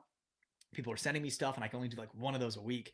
So like I need to get the Walther PDP steel frame video out. GP Arms is first video up after SHOT Show, but do not worry. I am like this close to the channel being big enough where I can start managing more of that, so I can get pump more of that content out. I need to be like north of 200,000 subscribers. So I think we're at what, like 130 ish now, a little over 130. We have a super chat from the man himself, Sticks. Thanks for the support, Sticks. You know that you are a real one of the ultimate. If you like cool tabletop, just like to the dopest like music that gets you like while like showing off guns, tabletop, high definition, go subscribe to Stix's channel because he does a really good job with that stuff. But I appreciate you, Stix. I appreciate you being here. It's good to have the boys here, as they say. Let's see here. Where were we in comments? Here. What? Is that it? Nope. Is that it? Nope. We're almost there, guys. I promise. Oh man, jeez, you guys are doing such a great job with comments. All of your questions have been really good. There really haven't been any where I was like, "That's a dumb question." You guys are doing great. Appreciate you. Appreciate you sitting here and chatting with me. Here we go. Looking at getting a bull, but I have tiny baby hands. I know 2011s can have a thick grip. Currently rock a G19. How's the grip radius and feel of the grip compared to the Glock? I'd say it's pretty close to a G19. Yeah, it's pretty close. It's probably a little thicker. So if you're really concerned about it, probably not. But I think you'd be able to make it work. I would probably wait for the EDC with the compact grip module, though. If you have little tiny itsy bitsy baby doll hands, I might wait for that. Like tiny microscopic hands that, I mean, barely see. Literally need a microscope to see your hands. Then I would wait for that one. I'll have to take off now. I'm glad I catch a screen. Thanks for being here, Ryan. Great to have you here. Thoughts on Shadow Systems comp versus Radiant Ramjet? Oh, the Radiant Ramjet Afterburner is better. I'm not saying the Shadow Systems comp is bad. Just the Radiant's better. Right on, Sticks. Any suppressed pistols you would be interested in? Like integrally suppressed or ones that I would want to suppress? I was thinking about this. I don't think I have any pistols. Oh, I guess there's the Kimber Carbon Carry. I don't really have any pistols that have threaded barrels. Like my cans are rifle cans, like because like I know I can shoot a pistol in an emergency situation and be fine, but like ripping some supersonic 300 blackouts indoors with a cherry bomb, like the worst muzzle brake ever, that doesn't sound like fun to me. So like I have rifle cans, but I actually don't have any pistol cans. I'm gonna be getting a 22 can this year. Oh, I have a Ruger Mark IV with a threaded barrel that I still need to get a can for. So yeah, this year I'm probably gonna get a can for that 22 and do a video on that. Just praying Smith & Wesson makes an actual steel frame pistol, not holding my breath. I mean, if they do, it'll be in like 6 years. Any info you provide would be greatly appreciated. Torn between Staccato C, CS, HD, or Bull Armory, or even Springfield Prodigy Comp as my first 2011. It boils down to your budget. I personally think that it's worth buying once, crying once, and skipping the Prodigy and moving right up to Staccato or Bull. If you want a slimline gun, Staccato C is the way to go. I can't speak to the HD yet because I don't have any experience with it. I haven't shot it. Don't know how it runs. Don't know how it feels in hand. It seems cool. It seems promising. But if you're looking for, out of what you've listed here, the gun that shoots the best, the Bull Armory is going to perform the best on the range. I need to know how the G43X compares to the P365X macro with the Radiant Ramjet. Um, I have my reservations with the P365 family. P365X macro is better, shoots better, performs better. Low production content. That's what I do when I can actually get some time. Yeah. Low production OnlyFans, right? Um, Sticks, you demand.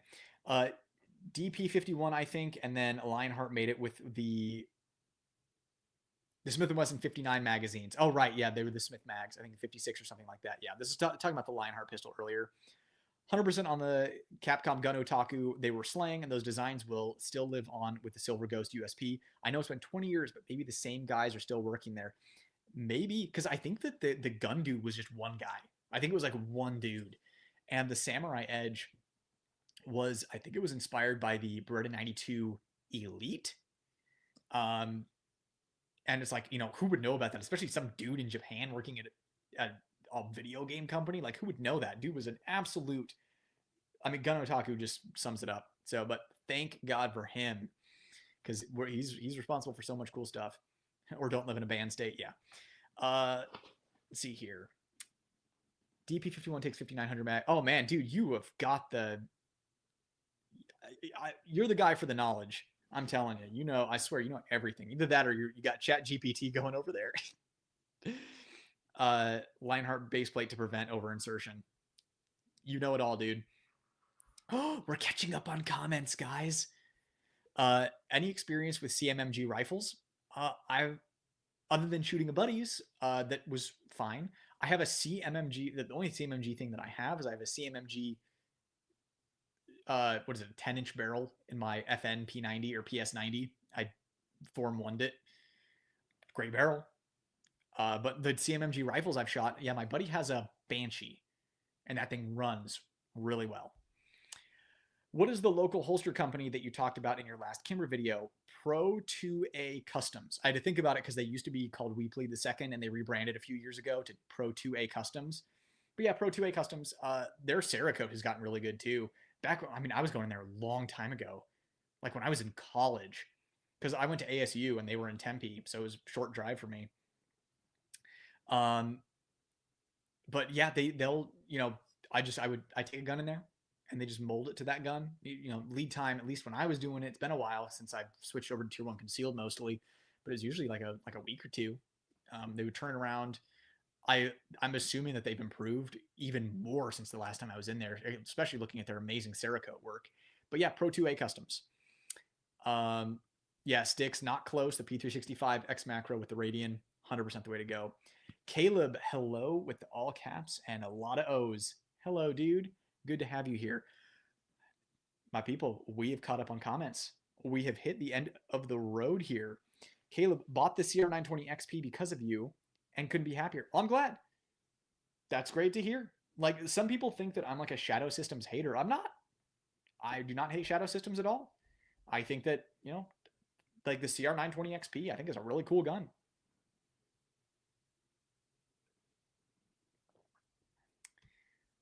All right. I'm just gonna look at my little list of like stuff that I'm interested in seeing at SHOT Show. See if anybody missed anything. No, dude, we touched on everything. Finished my custom P365 X Macro Icarus frame, RMR CC, and Radiant Comp. Just commenting to keep the flow going. Oh, that's cool, dude. Yeah. So, how long have we been going? That was only 2.5 hours. 2.5 hours. That's it's like an all-time record for the shortest live ever. Can I get confirmation that FRTs are legal again? I'm not going to be the one to confirm that. I don't need the ATF putting me on their hit list. That doorbell was my 2B from Near Automata figure getting delivered. Pop-up parade pre-order. The real ones will know what that is. What's your take on the Fusion XP Pro? I think it looks really cool. I haven't shot one yet. It looks like that they were sending them to some people. Maybe I should reach out, see if they want to send me one. The reason I held off was because they were saying that they were going to offer more grip textures. And like, I'm glad I held off on the Stealth Arms Platypus for the prickle texture. And I'm kind of doing the same thing with the Fusion as I'm waiting for whatever their more aggressive grip texture is. I'm a huge fan of the whole QD comp trend on pistols that's been happening. Yeah, The easy on off, dude. It's so much better than red Loctiting a comp to your threaded barrel. What are your top three mid tier 2011 recommendations for a first 2011? So I consider mid tier to be like staccato bull, uh, stealth arms, like that kind of area. GP arms now. Now that I'm familiar with them, uh, that's what I consider to be mid tier. I know a lot of people would look at the price and be like, "Oh my god, you think that's mid tier?" It's like, dude, look at Atlas, look at Infinity, look at Nighthawk. Yeah, it's mid tier. But that's just because 2011s by design are just kind of like a higher tier pistol, just more moving parts, more performance inherently. But I would say top three. Um, I'd say bull, staccato, and GP arms right now. So the GP arms review is coming. The weekend after SHOT Show is when it's hitting. And the one thing I'm going to say is everything about it is phenomenal. I loved it more than I was anticipating, and I thought I was going to love it. The only thing that I really have to say about it is there aren't a lot in circulation. And because of that, I can't really comment on the quality control situation. Gilbert Perez knows his stuff. He knows 2011s like the back of his hand. The dude's been shooting competitively with 1911s and 2011s for 30 years, been gunsmithing for 20 years. He knows it, so I'm confident in him. I just don't know as production ramps up, or if it ramps up, how the quality control situation is going to look. But I do know that he takes customer service very seriously. So that's like my one asterisk of there are a lot of bulls out there. There are a lot of staccatos out there.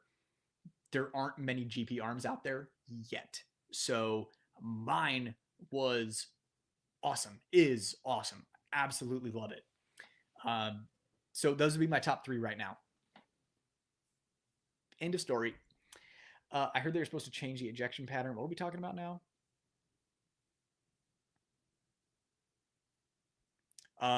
Are there any mag manufacturers that make mags that will work in the bull pistols?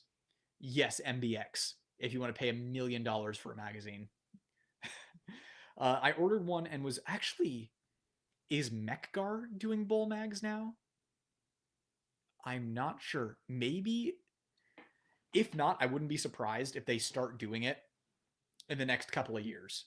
But I would Google it, chat GPT it. But MBX definitely does.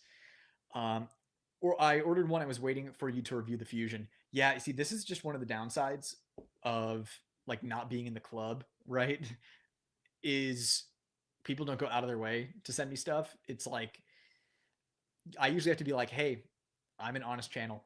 Check it out. I'm going to say what I think. But because of that, like my word is a lot. So really it's a gamble, right? Like how confident are you in your product?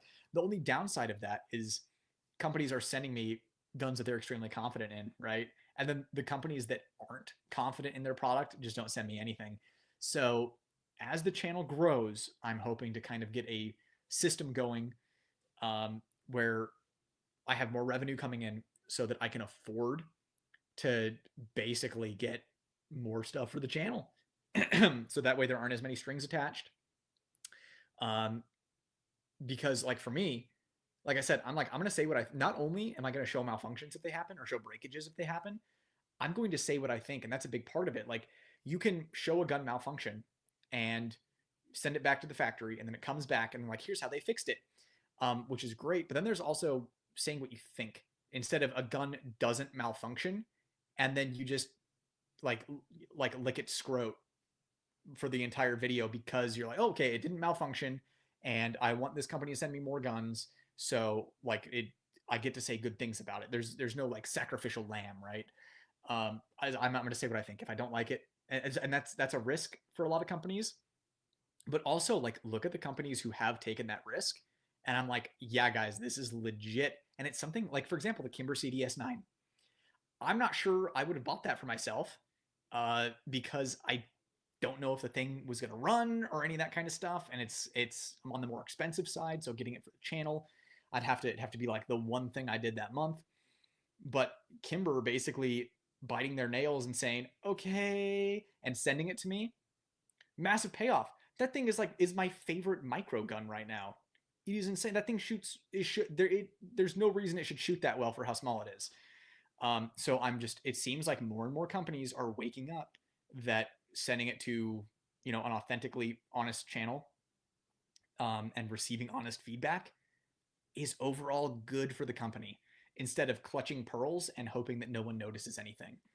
Um, like firing pins breaking and doing like 8 stealth fixes on the firing pins over a couple of years and hoping no one would notice. That's some sketchy stuff. Soapbox again. I've stepped down from the soapbox. I really want to review the Fusion. I'll reach out and see if they're interested in sending me one. Dan the Wolfman mentioned you in C1 mods to make to it sick low recoil carry option vid I filmed today. Dan the Wolfman is the man. Do you have the fix it stick? I do not. I have like what is that? The Wheeler fat wrench screwdriver thing for my torque driver. The fix it, I don't know. I just carry that big old honking case around. Fix it sticks seem cool. I'm just afraid of them like being out at the range and it like snaps or shears or strips or something. Ever shoot a Barrett? I have. I have shot a Barrett a couple of times. Super cool. I'd like to have one. What is your opinion on the TX22 Gen 2 Toro for practice use? For practice use, I think it's fine. More so for plinking, right? You should be training with the actual caliber that you're shooting. But I think for plinking, for fun, that could be fine. It get you familiar, right, with the ergonomics and controls. But as far as a substitute for training with the actual caliber, not really. I mean, better than nothing, right? But I think you'd almost be better served dry firing the actual gun that you're carrying. Similar setup here: Icarus macro grip, Norso slide, Holosun 407K, Ramjet afterburner, and a TLR7 sub. Took this to a pistol class, and was shook when I shot this better than my 4-inch M&P with an Apex. You need them lucky 7s ports, my man. Yeah, no, that's a great setup. Like I've said in the past, the only hangup I have about the X Macro, the P365 family in general, is if you're shooting high round counts, and I've seen this with rental guns, trigger return springs, they'll go. Also, if there are any issues with anything in the FCU, it's not like a Glock you can't plug and play. It's kind of a mouse trap on that FCU as far as parts replacement goes. But can't deny that the X Macro, especially when you get it all set up like that, it is best in class. No competition. God, I just thought of something while I was in the middle of talking. Didn't want to interrupt myself, but then forgot what I was going to say. Oh well, I'll think of it. Is there a real need to bump up to the competition model of the TX22? Is there a need to? No, but if you want to, you can. I think the competition model is cool. We have a super chat. How do you live with yourself knowing the damage you inflict on your viewers' wallets? Yep.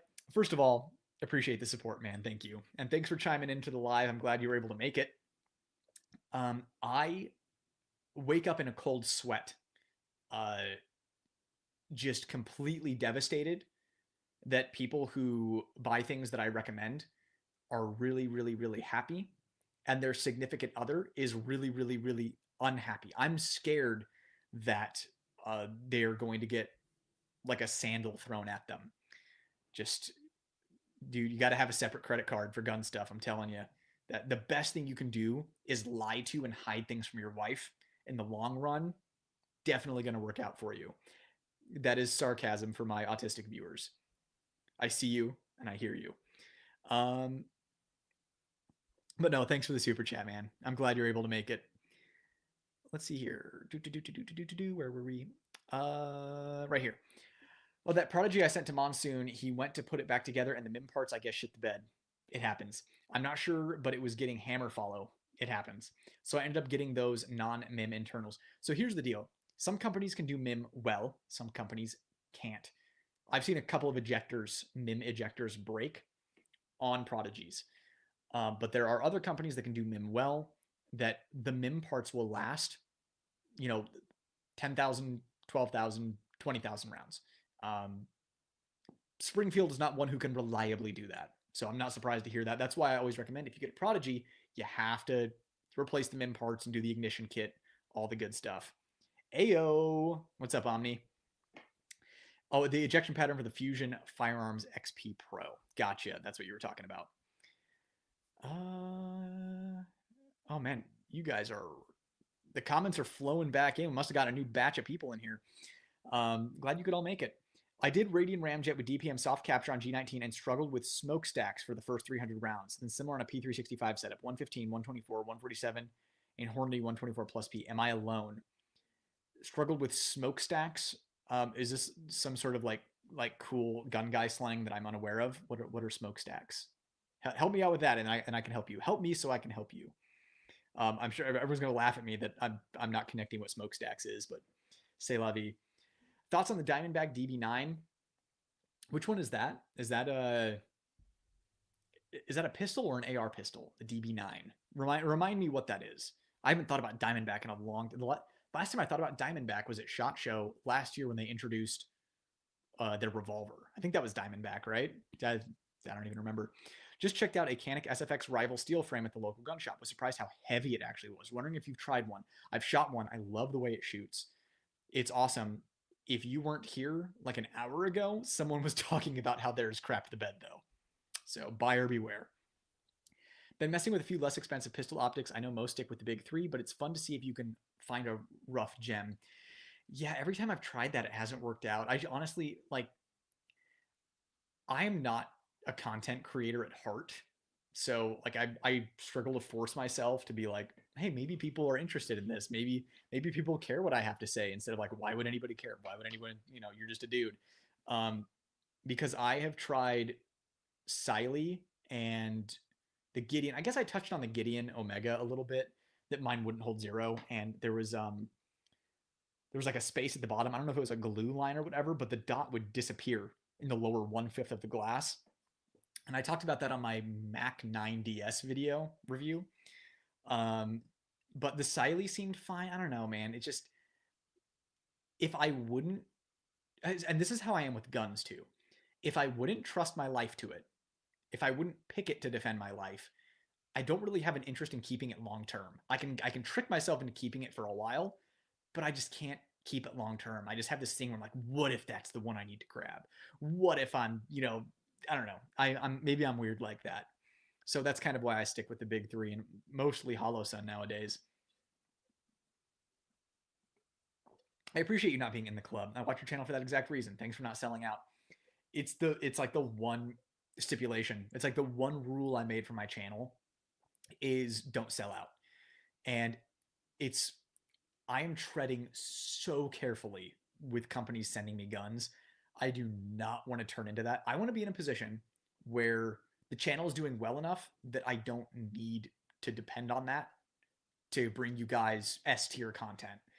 But yeah, like I refuse to sell out. Like I will never recommend something that I would not myself trust for whatever purpose I needed it for, hands down. But yeah, I have burned bridges. I get, like last year at SHOT Show, I got stink eye at the Canik booth. They're like Smith and Wesson isn't really happy with me after my carry comp video, even though it was a positive review. I poked fun. It is what it is. But anyways, I'm glad. I'm glad it's working, because it would really suck if I was actively avoiding the club and actively, working hard to not sell out, even though it makes things so much more challenging. Especially it's so easy to sell out once you hit a subscriber count of like 100,000. It becomes the easiest thing ever. It's like doors open for you, and they're like, here you go, sell out. Here it is. But yeah, I'd be a real bummer if I was doing all of that and like nobody cared. So I'm glad. Thanks for the feedback. Fusion fixed the extraction problem. They made a video. Oh, we were talking about an extraction pattern issue on the Fusion. See, this is a reason to wait. Never buy something when it first comes out. That also goes for the Staccato HD. Excited to see what Bull Armory puts out. Hoping they release some comp versions. Yeah, so the TAC comp is coming out. I'm wondering if that does well, if they're going to release other comp guns. I wonder if that's like if they're putting the feelers out, because they used to do comp versions, and those were highly reviewed, at least here in the US. So we'll see. I definitely want the TAC comp bad. I think I know what you're referring to with the 8 stealth changes to the firing pin, lol. I think we all know. Yeah, that would be the P365. God, the thing that's so shady about that is there how many thousands, maybe millions of people bought a P365 in that window where they were stealth changing stuff. And over the years, put 100 rounds through it here, 100 rounds through it there. And they're hitting the point where, I mean, that firing pin could break at any moment. And since they're not tuned into gun tube, they don't even know. And that's why I'm just totally not cool with that. At the end of the day, and this is like I was saying, sometimes I struggle to share content because I am a consumer first. I'm not like a content creator first. I'm a consumer first. Like I actively participate in this stuff. And as a consumer, that behavior is gross. It is icky. Teaching a nephew. I don't know what this is in reference to. The comp. I think your nephew would enjoy the competition model unless you're genuinely on a budget. I think your nephew is going to have fun with just the standard model too. But the competition one's cool. My brother-in-law, I think he has the competition model, and it was pretty neat. Why did you pick an EPS for your Glock 19 over the 509T? Because Radian wanted me to test the Guardian, the optic plate, and they had it for the EPS. Literally the only reason. Otherwise, honestly, it wouldn't even be the 509T. I'd put a 507 comp on there, which Radian has had the 507 comp Guardian in the works for a while. I don't think it's come out yet, but when it does come out, I'll probably switch over to the 507 comp on my Glock 19. But that's the only reason. I will say it is nice with the EPS having a lower profile dot. I have no trouble concealing the 507 comp, but a lot, like some people, I don't know if a lot of people, but some people do. The corner of that optic sticks out far enough that it will print under their shirt. So I think the EPS just being smaller profile and being closed emitter so that it's you don't have to blow it out with compressed air or wipe the lens out. It's just a really convenient concealed carry optic. I just always will opt for performance um, over, something smaller and more concealable. I will always opt for performance, and the 507 comp offers massive performance with its large window. DPM plus comp guns equal recoil delete cheat mode, micro C1 and shadow system. Stan the Wolfman, as per the usual, you're right on. Oh, hey Claire, you made it to the live. Yeah, I think you made it to the last one too, probably around the same time. But glad you were able to make it. How long ago was this? You still here? Oh yeah, this was like 9 minutes ago. But no, I'm glad you were able to make it. Welcome. Agree. Purchased a staccato due to this awesome channel. All right, on. Hey, love spreading the word on good quality stuff. Oh, Claire, my goodness, you are awesome. Thank you for making reviews. I know it's hard for gun tubers right now. You are the only one I ever really watch anymore. Others seem to just be an ad read. Please keep making.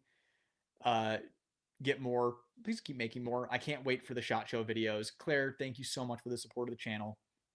I'm really excited for the SHOT Show stuff. I think you maybe came around to the channel around SHOT Show last year, right? I think you saw the SHOT Show footage if I'm remembering correctly.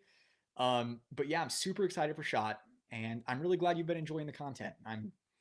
It makes me feel good knowing that people are enjoying the work that I do. So thank you for the support of the channel. Thank you for all the good comments and chats throughout the videos. You always ask the best questions, and I really appreciate having you here. And I'm glad you were able to make the live. So glad you're able to make it. And thanks again for the channel support. You're awesome. We need more people like Claire.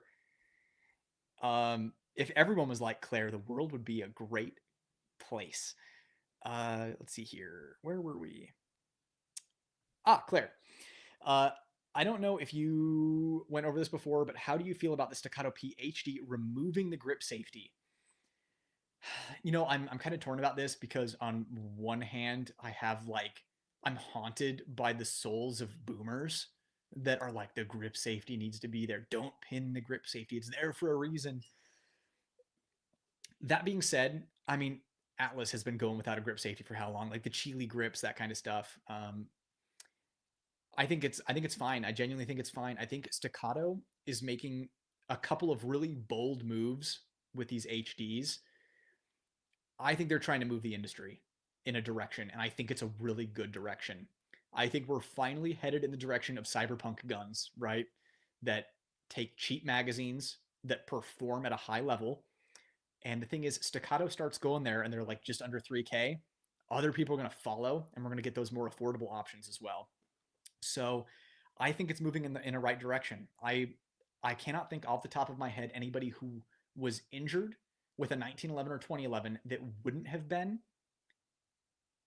or like anybody who didn't get injured. And they were. I'm sorry, I'm struggling. Anybody who was saved from having an injury because the grip safety was there is what I'm trying to say. I can't think of any off the top of my head. Everyone I know who's been injured with a 1911 or 2011 was done due to negligence and their finger being on the trigger or something, or they dicked around with the inside of the gun. So I think it's a bold move. I think that it's likely the future. We'll see. Once I get my hands on it, I'll be able to kind of. Right now, it's all just conceptual. We'll see how it feels in hand and how it performs. Like, one of my concerns is they also made it drop safe. I want to see what sacrifices they made in the actual profile of the trigger pull, because like a Series 80 1911 with a firing pin block, kind of a crunchy trigger. I don't like it. There's a reason everyone wants the Series 70 without the firing pin block that isn't drop safe. The reason it's been fine for so long is it's not drop safe only if it lands on the muzzle. So the gun is going off in a safe direction. You can still get hit with spalling or concrete or something, but it's not like the bullets, flying where it's going to be lethal to somebody. So I'm interested to see how them making it drop safe has affected the trigger pull, along with seeing how it feels in hand. And I'm also interested in the ambidextrous like slide stop. I'm interested to see if I can reach it with my thumb, with my shooting thumb, now that it is also elongated, extended. There are a lot of things I'm really interested in with the HD. So I think I'm okay with the direction it's moving in. We salute you for not selling out. Wait, WTF's Smith & Wesson got butthurt too? I said I think they did. I suspect they did, because I got the cheeky comment that my review was going to go in their next email, which of course it didn't. So I don't know. I think that I've been placed on a Smith & Wesson watch list of like, don't send stuff to this guy kind of thing. I don't know that for sure, but I've been doing this long enough now that I have a pretty decent suspicion. We'll see.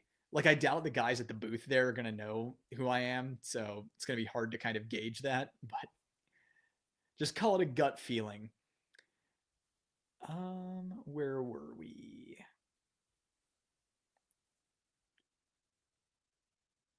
Just finding where we were at. Please be patient and keep your hands and arms inside the chat at all times. Stovepipe, not smoke. What'd you say? Smokestack? Oh, smokestack is another term for stovepipe. God, I don't know if that's Gen Z or Gen X, but I was not in on that. Okay, what were you having stovepipes with? I feel like I need to scroll up and see what you were having stovepipes with, because whatever it was something that I wasn't having. Oh, was it like the DPM system with the Glock or something? I don't know. But either way, yeah, that shouldn't be happening. Yeah, remind me in chat what you were stovepiping with so I can address it. Which DPM spring to use for M&P metal carry comp? The same one for the like just carry comp. So, which spring did you already get the kit? So you get the carry comp kit, and I'm trying to remember because I had a prototype kit, so it's different from your kit. But I would probably start in the middle. I would start there and see how that goes, and see if you need to go a little heavier or a little lighter. If anyone has questions about how to tune a recoil spring or a DPM kit, just let me know. I just think it doesn't look as good. Yeah. So like without having the grip safety there and without having the beaver tail, I think that's one of the coolest looking parts. Like, they need to put at least the beaver tail there, but I get why they're not doing it, because beaver tails can poke people when they carry an appendix, and it looks like they're trying to make a gun. Or it's like even outside the waistband, go down. They're not well practiced. They can stab their hand on the beaver tail on the grip safety of a 2011 or 1911 and get kind of caught up and have to readjust. But I agree with you, it doesn't look as good. They need to take aesthetics more into consideration. Thanks, stovepipe, not smokestack. Got it. Diamondback D. Oh, the Diamondback DB9 is a small. Oh yeah, the teeny tiny pocket pistol. I'm gonna tell you this: I wouldn't trust my life with it. I would want to vet each one individually. I haven't known anyone. I haven't known anyone who's had one, so I would be hesitant. I would vet it for reliability, but I would go with a. If you're gonna trust your life with it, I would buy once, cry once, and go with a brand with an excellent reputation. Not to say Diamondback doesn't have a good reputation, but when you compare that reputation to others, and your life's on the line, maybe something to consider. But I just want to say, dude, they were ahead of the curve on this tiny little 9mm. They were. I'm not gonna say they were the first, but they were one of the first to make kind of like a micro gun, not in 380. They took a gun that was a 380, made it just like 20% bigger, and chambered it in 9. So they were ahead of the curve. Um, and the revolver at SHOT Show last year was actually really good. My Canic Rival 2000 round, no issues. Shoots great with aftermarket comp. Yeah, most Canics are great. Most Canics are great. It just seems like I'm seeing more QC issues pop up now than I used to, because I had Canics along like 8 years ago, zero issues, never even heard of an issue, and now stuff's kind of popping up, and it makes you wonder what's going on. To follow up, which would you pick? SFX steel frame versus TTI Canic? And sorry, I am cooking supper. Oh, you're. How dare you cook supper? You stop it. Um, I like the steel frame best, but again, it depends on what you want to do with it. Does it need to come out of the holster fast? Then I would consider going another route. I'm not the biggest fan of the TTI Canic. I'd go with the steel frame. You ask for my opinion, I give you my opinion. Take it or leave it. You give an honest assessment. I try my best to. I really do. My Elon Musk short doing world record Mozambique from concealment jacket as if working EP security has gone viral. The comments I get are insane. Like they don't realize they're watching YouTube shorts. I don't know if you can post links in here. I'm gonna look for that one once I sign off. I'm gonna go watch that one because I think I scrolled. Oh no, I think I saw you posted on Facebook. I think that's where I saw it, but I haven't seen it on YouTube yet. I'll have to go check it out. These live streams alone are S tier content, brother. I know. If I could make a living doing live streams, this is all I would do. I just want to hang out with you guys. Not only that, I wish I could wave guns around on the live stream. Like I would just do live reviews. I'd hop on. I'd like show you the gun. I'd like take it apart, show you the insides. That is my dream. If I could just do that, I just like go into my gun, say, bring stuff out, showed you, check out this cool thing that there's only 1 of 300 of these. And it's like, look at what they did. I would love to nerd out live with you guys and get live reactions. YouTube doesn't promote lives as much as videos. And I literally make pennies for being on here. Like I've been on here for 3 hours. As far as like actual ad revenue goes, I'd be lucky to make like $13, assuming I go longer than this. So lives just, I wish that I could live stream gun content like you can live stream like video games or live stream anything else, right? It's God, this sucks, guys. It sucks. But anyways, I'm glad you think it's S tier content. Regardless, I'm glad to just show up and hang out with you guys. What are you thinking? SIG will release at SHOT for the P365 this year. Oh man, I don't know. Like I want to say nothing, but like how could they not come up with a different version? How could they? It's one of those things where they come up with 10 different versions a year. I don't know. Also, I just looked over and saw this. Whoever can tell me what this is first, you don't get anything physical, but you get a crisp high five from me, and I'll be impressed. Here we go. What's in this bag? 5, 4, 3, 2, 1. That's all you get. Whoever can tell me what's in that bag first gets super kudos. I'll be impressed. I'm just going to catch up on comments a little bit, and then I'm going to scroll down and see who came up with stuff. Got in late. Hey, I'm glad you made it, dude. The one Votatu RMSC I have has survived 500 rounds of 40 Smith & Wesson, 100 or so rounds with a conversion barrel on my Shield 40 Performance Center. Maybe I just got lucky. No, I'm honestly sure it seems like these optics are holding up to recoil much better than they used to, like the cheap ones even. I think the big one is just going to be long-term performance, like how are the electronics going to last over years? And how do they do with shock that isn't, like I'd say like impact, right? Like those are the two things that the cheap optics are still trying to figure out. But I have no doubt that thing's running well for you. You mentioned Alberta QC is shoddy. As a 9211 SAO owner, I totally agree. I love it and have it set up to where I like it with a Barstow barrel. My man, got that Samurai Edge barrel, but I wouldn't recommend it overall. See, you know exactly what I'm talking about. And I'm glad I feel validated here, but we're on the same page. I've had the same exact observations. It's one of those things like you get a Beretta and you're like, I love this thing. It's awesome. I have it set up the way I like it. Can't say I'd recommend it to someone else unless you wanted to go through all this work, wait for the bar stow or the Jarvis barrel and do all that stuff. But thank you for chiming in, because now people know that I'm not just, well, I would hope by now people know that I'm not full of it. I only say stuff I'm really confident in. I'm rarely wrong. Um, Claire, yes, around there, when everyone gave you crap for the G40. Oh yeah, so yeah, talking about earlier, if you just tuned in, talking about how she showed up for my SHOT Show footage last year, and yes, that was rough when that G49 issue. Oh man, that was rough. 6 months. I was no longer a trusted channel because I got so mass reported. I made zero money on videos for 6 months in 2024. It was awful. Almost had to quit the channel. That's how bad it was. So, and there are a couple of things to think about there, right? One, I know that people organized on Discord and on Reddit to bomb me, um, because someone told me, and I actually found one of the Reddit threads. Apparently, a couple of Discord servers were like, we need to stop this guy before he gets bigger. And I'm like, what? He's like, apparently you can't say anything bad about Glock. But on the other hand, it's like, it's really interesting. You look at what happened to Eli of Alchemy, right? He got banned from SHOT Show for his silly little uh, skit that he did in front of the gun booth before open. Banned from SHOT Show for life for just a harmless skit poking a little bit of fun at Glock. So at some point, you look at that video and you're like, man, did Glock like see my video and wanted to bury it? I don't know. Literally have no evidence, but it's like you have to be an idiot for it to not cross your mind. Rough stuff, man. What are your thoughts on the new Staccato HD with Glock mags? I think it looks promising. There's been a lot of talk about this evening, but I think it looks really promising. I like the way the slide stop looks. I mean, the Glock mag thing is a pro in my book. Magazines are cheap and plentiful. It's going to boil down to how the ergonomics and how's the trigger, because they made it drop safe. How's it going to affect the trigger pull? Stuff like that. Also, I'm hesitant to get one right off the bat because there might be issues that need to get ironed out once they start producing it at large scale.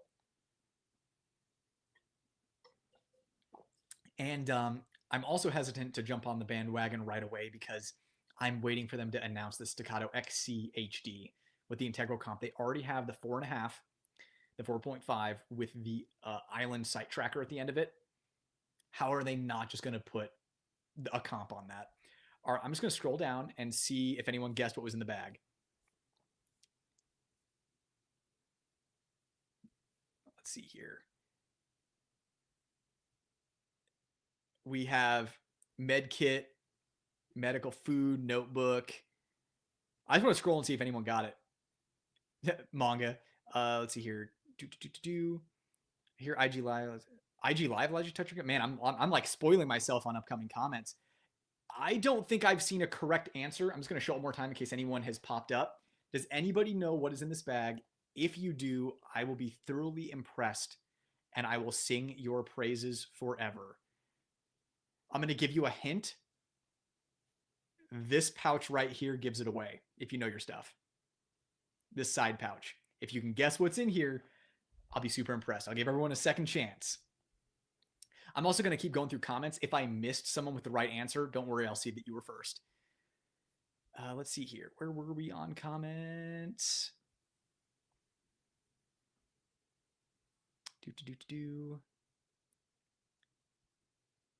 Almost there. Here we go.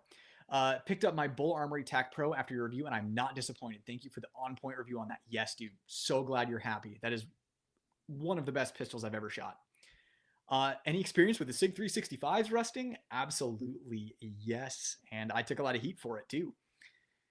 If anyone has any questions about the 365 rusting or like how that has progressed, feel free to ask. But yeah, I've experienced it. Speaking of cyberpunk guns, the Kimber 2K11 is neato looking. I have one in hand. I would show it to you if I was allowed to on this live, but I have it in hand, and that's going to be, I think my reviews are GP Arms, PDP steel frame compact, 2K11. I think that's the order of my upcoming reviews. I have it written down. We need cyberpunk guns like the square cylinders, like the Chiappa Rhino. Yeah, no, what we need is we need the Mateba Unica 6 auto revolver to come back. That's what we need. My MP shield is drop safe. My EPS carry can take a drop. Yeah, exactly. You can't go wrong with that. Just make sure you test your mags loaded up full and topped off. I had an FTF on the DPM and comp on the G19. Really, tell me, Sticks, was it all OEM stuff like OEM slide, OEM frame, that kind of stuff? What DPM kit was it, and what generation of Glock was it? Because I now am up to how many thousands of rounds? Because I have a Gen 5 Glock 19 with the DPM soft captured system. I have to have 5,000 rounds through that now. It's never malfunctioned. And I've just like put some oil on the rails a couple of times throughout that 5,000 rounds. So I've not had a malfunction with that. Again, like I'm one data point. I can only tell you what my experience is, but I'm interested in hearing other people's experience as well because this stuff is mass produced, and I'm interested to hear, how it is on a bigger scale. So tell me those details, Sticks. I'd like to know. Because I can pass feedback onto these companies too. I can pass feedback onto DPM, onto Radian, all that kind of stuff. Best guesses on what CZ might have on show this year? Anything new? Sorry if that's been asked. Yeah, people were curious about it, but no idea. I'd like to see something cool, but I'm not really optimistic. Last year at SHOT, they really didn't have anything either. If anything, they deleted a lot of stuff. They had less at SHOT Show than they did previously. Stovepipe, Ramjet, and DPM soft capture. Really? Soft capture? What generation? Same question that I asked Sticks. OEM slide, OEM frame? Question mark. You said all the ammos, right? I'm assuming OEM Glock magazines. Let me know because I really want to know what's happening. And in the P365 X macro setup, again, I'm going to ask OEM slide because so here's the thing, and I said this in my video. The Killer Innovations slide when I had the OEM SIG barrel in it was malfunctioning. I then put the Radiant Ramjet afterburner in there and it was functioning. And something that I want to remind everyone of that I try to say every single time I do a review of something like the Radiant components or DPM or anything like that is when you start messing with your gun, you need to vet your individual gun for responsibility. And there is a risk, if not a likelihood, that it might not work or you might have to make some changes. It's just the nature of the beast because of these tolerances, the way things are produced. You're taking a risk when you start modifying stuff. Like I've gotten lucky and I've gotten unlucky. It is what it is. But yeah, tell me those details so that we can get to the bottom of that. Are we getting a PDP steel frame video? Yes. It is. So right after SHOT Show, I have a GP Arms 2011. Then the PDP steel frame is right after that. So it's in the queue really soon. You plan on checking out the Bull Armory TAC Pro comp? 100%. Absolutely, yes. Cannot wait. Thank you for your videos and reviews. I purchased the EDC Pro, and it's by far the best gun I've ever owned or shot. 100%. I agree. It is my favorite carry gun that I have. Sticks, I hear IG Live allows you to touch your guns. I might have to test that because my account's already shadow banned. My Instagram account can't be shown to non-followers, so it doesn't hurt. Just got notified. You just got notified of my live? I started this 3 hours ago. People, I have been hearing so much feedback from subscribers saying that they're not getting notifications for my videos, and that's a huge bummer. So I don't know what to do about it. I might need to, I think the only way that you can really get a response from YouTube is to go on Twitter. So I might have to reach out there because my rep is flaky. I should request a new one. Favorite Joe Star? Oh man, that's a hard one, dude. Ooh, you put me on the spot. I'm gonna have to say Jotaro. I love Jotaro so much. Manga. So these are people guessing what's in the bag. We got Lunchables. I wish. Medkit, medical, medkit. Seems like Jotaro with the figure. Claire, you're a step ahead of me. Wow, I didn't even see your comment. I was like Jotaro. Although question becomes is Giorno's not a Joe Star, no, because Dio had the body. I don't know. That's a question. But yeah, Jotaro for sure. Food in the bag, notebook in the bag. I have both vanilla TTI and rival triggers about the same. Rival shot flatter, but Both keep on target. Now I put ports on the TTI, and now it's just as flat and a lot lighter. Interesting. I bet it is. I don't know how he has any money left after his anime, games, hobby, and firearms content. Honestly, dual income household, no kids yet. Um, and this stuff really, like, I don't know. I feel like this stuff doesn't really cost much. You look at hobbies like cars and stuff like that. It like mountain bikes, like that stuff gets really expensive. Um, but like I don't know. I don't have any like figures that are like $500 or anything like that. But yeah, I don't smoke, don't drink, don't gamble. Not a car guy, not into sports. Not that I hate sports. I'm just not like obsessed with sports. Video games, I get them on sale unless I'm really excited for it. Plus, it's like $70. I don't know. Everyone's in a different position, but I'm where I'm at right now. I'm grateful for sure. Um, have you seen the new Chris DASA modular handgun? Any initial thoughts? I have not, but I'm gonna make a note of that so I can look at it when I'm done with the live. Because maybe I have seen it. Maybe I'm just blanking. Because I'm always down for more DASA guns. Let's go. With DPM for C1, it's light since sort of comped. Tried all three recoil springs, did super limp, 3-finger weak side only, all function fine. Medium was nice and soft, did fast fives, fast five, 7 yards, all. Yeah, for sure, dude. I agree, because I was running that DPM kit in the Dagger Micro C1 too, and that it ran. Bro, you can make a living doing these live streams. Have people super chat through Streamlabs. They take a lot less than you from YouTube. And call for action. You have 100K subs. Can you show guns? Like that's my big thing. Because like if I was gonna start streaming like that, I would have to stream like non-gun content, as far as I'm aware, which I could do. It's one of the things I decided to do a gun channel and not like a pop culture like nerd channel, is because like this is my joy. This is how I wind down at the end of the day. This brings me happiness. It's a nice, I can shut off my brain, don't have to think about work or anything like that. And that's important to me. And I had to make a choice, that or guns. Which one do I want to become work? And I chose guns to become work because I believe in the mission, right, of normalizing gun culture, um, normalizing firearm ownership, and not only that, but like this kind of stuff. Like, who cares? Like, I guess video game, you want to save someone like $70 if the video game sucks. But for me, like, if you're looking to buy a life-saving device that costs a lot of money, I want to help people avoid regretting their purchasing decision. Because I can't tell you how many things I bought. It's like spend $1,000 on a King Cobra, a Colt King Cobra, and then the thing breaks on me.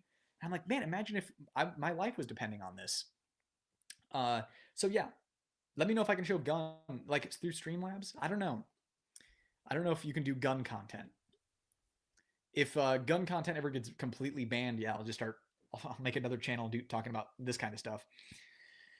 The LTT is the real world version of the Samurai Edge. Kendo was a gunsmith, and so is LTT. A majority of Samurai Edges are cosmetic. Oh, every Samurai Edge is cosmetic for sure. The LTT is the closest real world thing to a Samurai Edge, 100%. In the container, 12 gauge shells and or medical. Dan, I'm afraid that is not what is once more in this case right here. It would be so cool for LTT to do a limited run of a Samurai Edge model. That would be cool of them. That'd be hyper based of them, which is probably exactly why they're not going to do it. But that would be awesome. And it would be so much cheaper than building out your own Samurai Edge. I'd buy one instantly or send my 92 in for that 100%. Yeah, for a Samurai Edge that you could just get from the factory, or even from like Langdon Tactical, right? Thanks for the tip and your entire video on carry comp and DPM. I bought the gun and DPM because of you. And if Smith & Wesson thinks you trashed it, and if Smith & Wesson thinks you trashed it, yeah, which I didn't. I also bought DPM for my P01, P10C, and G19. Awesome, dude. I'm glad that you're enjoying the DPM kits. I really like them too. But yeah, that's the interesting thing is if you don't make a video that's just absolutely shilling for something, everyone immediately views it as you're trashing it. Come on. Gunsmith Cats DVDs in the bag. Yeah, deal them on the side. We have gas mask. Those look like EpiPens in the pouch. I doubt that it's a canteen. Canteen, drawing pads, Wheeler torque screwdriver.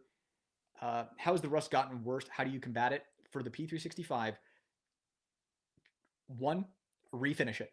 If you don't want to do that, treat it with Ezox. You can get one of the little droppers of Ezox, that's EEZOX, on Amazon. A little bit goes a long ways. Follow the instructions. You can even go to Ezox's website for the instructions. Treat the slide with Ezox, and it will be rust proof for months. CBRN. Okay, did anyone else guess what was in the bag? Because I'm just going to say it. This is a Beta C-Mag. One of my so Beta company went out of business, and a local shop to me, Bear Arms, had like 3 of these. I mean, I think Beta Mag went under a while ago. They had 3 of these just sitting on the shelf. One of the pouches in woodland camo because you can get them in different colors. So yeah, this is a Beta C-Mag 556. If you don't know what that is, I can't say it on here, but you can look it up. I was just curious how many people even knew what this would look like. Granted, there's like 100 of you here, and in like one of my videos, there would be like 30,000 people, and someone would definitely get it there. But now you know. It's too bad that Betamax went under because they were the one drum that actually, of that size, that actually functioned. What oil lube do you use on your EDC? I use Lucas Extreme Duty gun oil. It does not burn off at high temperatures. It stays put for a long time. The only downside is when you first put it on, it can kind of seep like out of the cracks a little bit. And it has a little bit of a funky smell, not too bad. But yeah, that's what it is. Hold on. Missed one. Missed Claire. Seems like you were the only one ever really talking about the P365 rusting and G48 finishing not rusting. Here's the thing. Believe it or not, I wasn't. The difference is I was the only channel of, and I think back then I had like, I don't know, 60,000 subscribers or something. I was the only channel of an okay size that talked about it. Everyone else who was talking about it were just like people who bought the gun, consumers, that it rusted, and they turned on their shaky potato camera and made a video about it because nobody wants to make SigMag. Or, I mean, honestly, a lot of these reviewers, not all, like I'm not throwing shade at anybody, but a lot of reviewers won't actually like carry a gun and sweat on it, right? So like they're not going to see it. They just like review the gun. But like when I'm reviewing a gun that is for concealed carry, I'll at least carry it around for a few days, see how I like it, see what happens. Once I've vetted it for reliability, because like, if you need it, you want to make sure it works. But like I've been carrying the GP arms just to see how it is. See if the finish rusts, right? So yeah, it is what it is. I don't know. And not all P365s will rust. And it's just some P320s, some P365s. It's either a bad batch of steel that they sourced, a bad batch of finishes, or they were improperly stored at the distributor or before being sent to the distributor. They were, stored in a murky place that was not climate controlled. There's something weird going on there that it's a rust bucket. Kind of like, you guys remember when Remington was on its way out, Rustingtons? It's like those things, yikes. Cyberpunk guns, we need Mantis blades. Yeah, we do. Absolutely. Why not both? Gen 5 G19 with soft capture and P365. I mimicked your video and got the killer animation slide with soft capture. Okay. So, but the Gen 5 G19 was all OEM. Interesting. Now, let me ask you this. Did you run it with an OEM recoil spring assembly? Did you run it with an OEM barrel? And like, did you run it stock? Did you run it with OEM barrel and DPM? Did you run it with Radium Ramjet afterburner and OEM recoil spring assembly to see what the issue is? Because it might be the Radium Ramjet afterburner. Because what could be happening is it could be the Radium Ramjet afterburner. Sometimes Glock frames can get pig-nosed, as they call it, and it will cause the Radium Ramjet afterburner to just not work. In which case, Radian will usually takes care of you. I think that they can modify it in some way, or they send you a different one. I don't know. I don't remember how they handle that situation.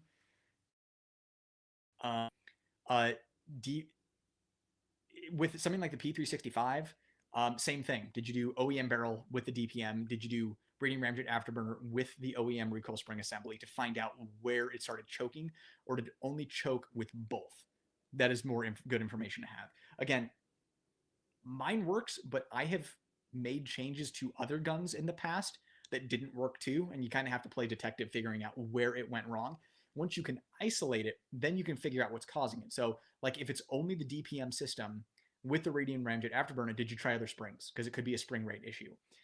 With the Glock, like if it turns out the DPM is the issue, I'd reach out to DPM because I've never, not never, one time I've heard of someone who received a lemon. God, I need more water. I received a lemon, or I saw someone in a thread receive a lemon from DPM. So it can happen just like with anyone else. So it's just a matter of isolating what the issue is and then dealing with that manufacturer, giving them a chance to make it right because nobody's perfect. People make mistakes. Sometimes, tooling will wear down and, it's, you're at the tail end right before they switch out tooling. You never know. Something could be out of spec. You should tell CZ to make an optic-ready CZ75. That's what we need. In fact, I should tell them to make not just their like retro CZ75 that they came out with, but an actual accurate retro CZ75 that has the right trigger guard, the right hammer, the right grips, the right frame, like the short rail. Like that would be an actual like Gunsmith Cats CZ75 repro. That's what we need. And an optic ready option. How dope would that be to have Raleigh Vincent's CZ75 and be able to run an optic on it? OEM slide and frame on G19, P365 OEM frame, then Killer Innovation slide. Okay, so just like I said to, oh wait, was that you still? Sorry, I'm like going through these so fast. Yeah, so let me know like what, if you did all those combinations, what combinations it malfunctioned with. Because the thing is, the Killer Innovation slide, like I didn't think that was going to run on mine, but it did, and I was actually surprised. So if it was the Killer Innovation slide, which keep in mind, like I'm assuming you install like the extractor and stuff like that, like what parts kit did you use? Did you transfer it over from your old slide? Did you get a new kit? I don't know. I'm surprised IG Live lets you show guns. I thought they hate anything firearms related. I mean, hopefully with Zucky Boy all of a sudden like doing Brazilian Jiu-Jitsu and turning claimed libertarian and saying that he wants to bring free speech back to meta platforms, hopefully that includes gun content, and hopefully they can have my content be shown to non-followers again, so I don't have to start over with a new account. Yo, what's up, dude? I'm glad you're able to make it to the live. Subcompact CZ75 would be interesting to see. Yeah, so the CZ Raimi was the coolest little double action, single action gun. I loved that thing. But I think was it frames or slides that were cracking? I think it was frames that were cracking. The gun was just shooting itself to death. YouTube, don't listen to those. Like, oh god, I just imagine that YouTube's AI hearing me say those words and like live gets shut down. That's a side pouch that increases inventory by 2 slots. Yeah, these are actually, I think it's like a graphite lubricant. So it's like a little powder that you put in the beta mag to keep it running. They're really in there. I have 2 beta mags. I have one that I got like 10 years ago, and then this one that I picked up after being discontinued. What is this? Yes, CMAG graphite lubricant. So you like sprinkle this stuff in the CMAG to keep the rotating part of the drum, keep it rotating, keep it turning. Chainsaw Man, Demon Slayer, Don Dadan, Kaiju number 8, solo leveling. You watching all of them? No. So I mentioned earlier that I'm behind on anime. I've been playing a lot of video games. That's where my free time hours have been going. I'm reading Chainsaw Man. Demon Slayer, I don't want to say that I'm a hipster, but when something gets that popular and blown out of proportion, I struggle to get motivated. Don Dadan is the thing that I'm most interested in, along with Kaiju number 8. Which I started reading, but then when they announced the anime, I held off. So, and solo leveling is one that I've been hearing a lot of good things about. Recency bias is a thing. I don't like to waste my time watching a show, so I usually let him go for a little while, dodge spoilers to see if recency bias goes away, to see how it holds up. But yeah, I'm behind. But man, you want to ask me about video games, man? I'm all caught up there. I don't think Giorno has the star birthmark, right? Man, I haven't read or watched part 5 in probably 3 years. I don't think he does, right? No, I don't think he does. So, not a Joe Star. Because did Dio have him before he had Jonathan's body, or was it after he had Jonathan's body? We need a JoJo expert.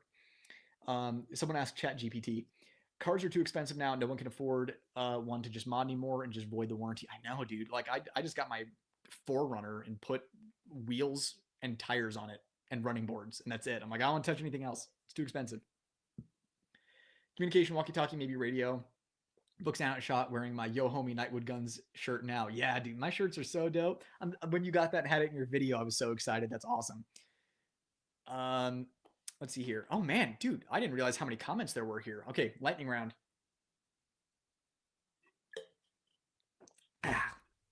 Let's go, homies. Any live training in the works? No, but my online program is happening quarter 1 of this year. I'm super excited about it. It's really awesome, concise, easy, turn you into a super baller shooter for sure. Really love all the content you put out, very informative, and love learning about all this industry has to offer. Concrete Cowboy, everyone subscribe to Concrete Cowboy's channel. He is a real one. He's a guy, 100% keeps it real. This dude can shoot. That's one of the things that bugs me is when someone's looking at gear or talking about concepts and they can't shoot. Concrete Cowboy can shoot all day long. So go check him out. I agree with the vast majority of what he says. Definitely a channel that I recommend. So go check out Concrete Cowboy right now. Give him a sub. He deserves it.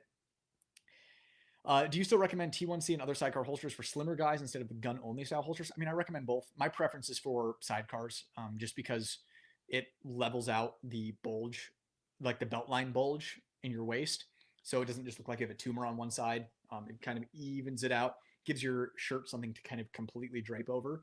So yeah, I recommend it for sure. But you can run a gun-only style holster too. Not a problem. Will the new Staccatos chew up OEM Glock mags since they have a metal mag release for the Mech Gar mags? Maybe. They might. If so, they'd probably last a long time. Like I haven't had any issues with my Platypus. I've done a lot of reloads on those, and like they're still going. Like thousands of changes before I'd see anything probably. Thoughts on the new Nighthawk Double Agent? Yeah, it's super dope. It looks awesome. I want one. Yeah, those are my thoughts, is that they're awesome. The Desert Eagle for EDC, maybe a bit overboard, LOL. Nah. 50 AE all day. You want to carry the round that is most likely to stop an attacker. 50 Action Express is going to stop them. That's all I'm saying. Sorry, my daughter needed help with Minecraft. I have the G19 Gen 5 with the Zev Cryo Slide, Faxon Firearms Match Threaded Barrel. Yeah, there's a lot of stuff on that. HC95 Comp and DPM G19 Capture Soft version. Yeah, well, like once you start getting into that many changes, I'm not surprised to hear that it was having some issues. It's just one of those things, like I recommend changing one thing at a time. That way, if a problem shows up, like did this thing run before the DPM? Either way, DPM builds their stuff to spec for OEM Glocks. So like I wouldn't be surprised if this thing was running first, then you put the DPM in there. DPM is built exactly to spec for a Glock. And if you wanted that to run with a DPM kit, you could reach out to them and literally take measurements of the inside of what your gun, like inside of your gun, the slide and the frame. They'd custom make you a DPM kit that would be built to spec for that. That's how cool they are. I'm really interested in the Beretta 9211. Is it Squalo or Squalo? We'll call it Squilo. We'll call it Skew. What do you think about it? I think it looks interesting. It's just Beretta quality control recently has me iffy. Pretty useless mag. How dare you? How dare you? Beta mag is totally useful.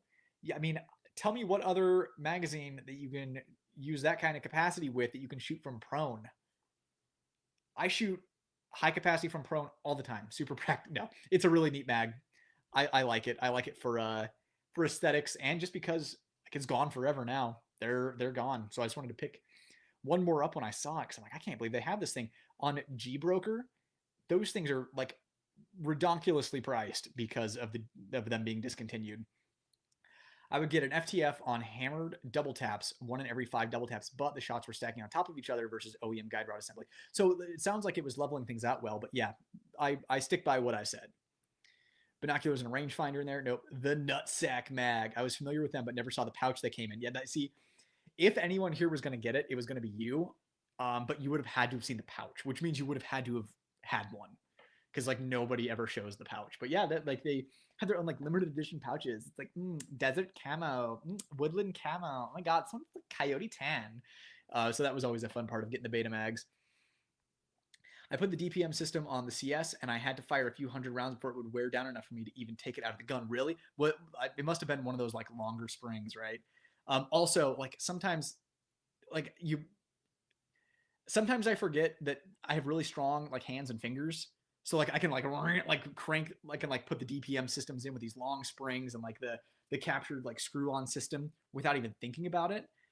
but like my wife literally would not be able to do it. So that's probably something I need to say. Like if you're going to get a non-captured DPM system, it requires some finger and hand strength for sure and dexterity. But I'm glad that you eventually got it to break into the point where you could take it down again. We need Japan to start making guns again. Real Arasaka when? Yeah, yes, yeah. Japan needs a firearm industry revolution. I have suspicion my FTF with my DPM may have been Max Tech ammo. Really, Sticks? You think it might have had something to do with Max Tech ammo? You should have started with Max Tech ammo. So you bought a bunch of Federal and going back soon. Let me know how. Seriously, let me know how it goes. Either just like comment on one of my videos, and let me know how it goes. I'm genuinely curious. I want to help you work through this. Demon Slayer is just a nice, simple action anime with anime talent, but very good anime talent and budget for sure. Simple and just cool to watch, but not to think too much about it. Yeah, it's a typical, like action anime, right? Like shut off your brain and enjoy the pretty action for sure. Have you played Astral Chain? Yep. A Nintendo Switch exclusive made by Platinum Games, the same studio that made Bayonetta, Nier Automata, Vanquish, and Metal Gear Rising: Revengeance. Yes, I did play Astral Chain. I enjoyed it. I didn't like it as much as Bayonetta, Nier Automata, Vanquish. Well, maybe as much as Vanquish, maybe more than Vanquish, and then Metal Gear Rising: Revengeance. But I did still enjoy it. I actually played it when it came out, but I wouldn't replay it anytime soon. Cool concept though. Grip angle 18 versus 22. Any preference or advantages one over the other? Whatever a 1911 and 2011 is my preference. Whatever degree that is. But honestly, no preference. I shoot Glocks, M&Ps, 2011s, 1911s. If anything, going from a Glock to like a 2011, I have to do like a couple of reps out of the holster. That's it. Other than that, no preference. I can't do sidecar style appendix. It makes me look like I have 3 months baby. But same thing with my wife. Yeah, don't even worry about it. It is a non-starter. Yeah, that's when you have to go with like that comfort concealment belt that I reviewed, and like at your like somewhere between your rib cage and your waist. Like find a sweet spot on your body with that comfort concealment belt, and you can put a holster somewhere on your body there, depending on what your wardrobe is. But yeah, honestly, any kind of belt carry is difficult. Even like behind the hip carry is a better option for a lot of people. First off, Night with Guns always takes the time to answer any questions I message him with. He is one of the real ones. Question, thought on 2011s. Don't tell too many people that. No, I'm kidding. I'm always happy to help you guys out any way that I can. I may not always know the answer, but I'll do my best or try to point you in the right direction. Thought on 2011s with external extractors as opposed to internal? External. External is only a good thing. And again, this is how I think. I'm not saying Staccato is the first one to do it, but I think they're making moves to push the industry in a direction for stuff that they want to see. I think they're actually listening to people who know like what's needed for, LE, carry, well, any kind of duty, competition, and something that could kind of do everything. They kind of made like a list of columns, and they're like, how can we make something that does everything? But external extractor has a track record typically of being more reliable, and it's easier to swap out if you need to. I have no issue with external extractors. In fact, I would, as long as it's in a reliable design, I actually support it. I support the change. Yeah, Squalo trigger is not great but again, it can be. It just depends on which, quality control Beretta you are picking up that day. But for that many clams, I haven't felt one that is worth it. Please, a Barry Samurai Edge video. It's on my list. So that Langdon Tactical that I did a review of a couple of years ago, I have since put that dual port Jarvis comp on there. And I basically turned it into an inspired by Barry Burton Samurai Edge. 100% going to do a video on that. I have so many videos to do, guys. I really want to do the videos that I want to do.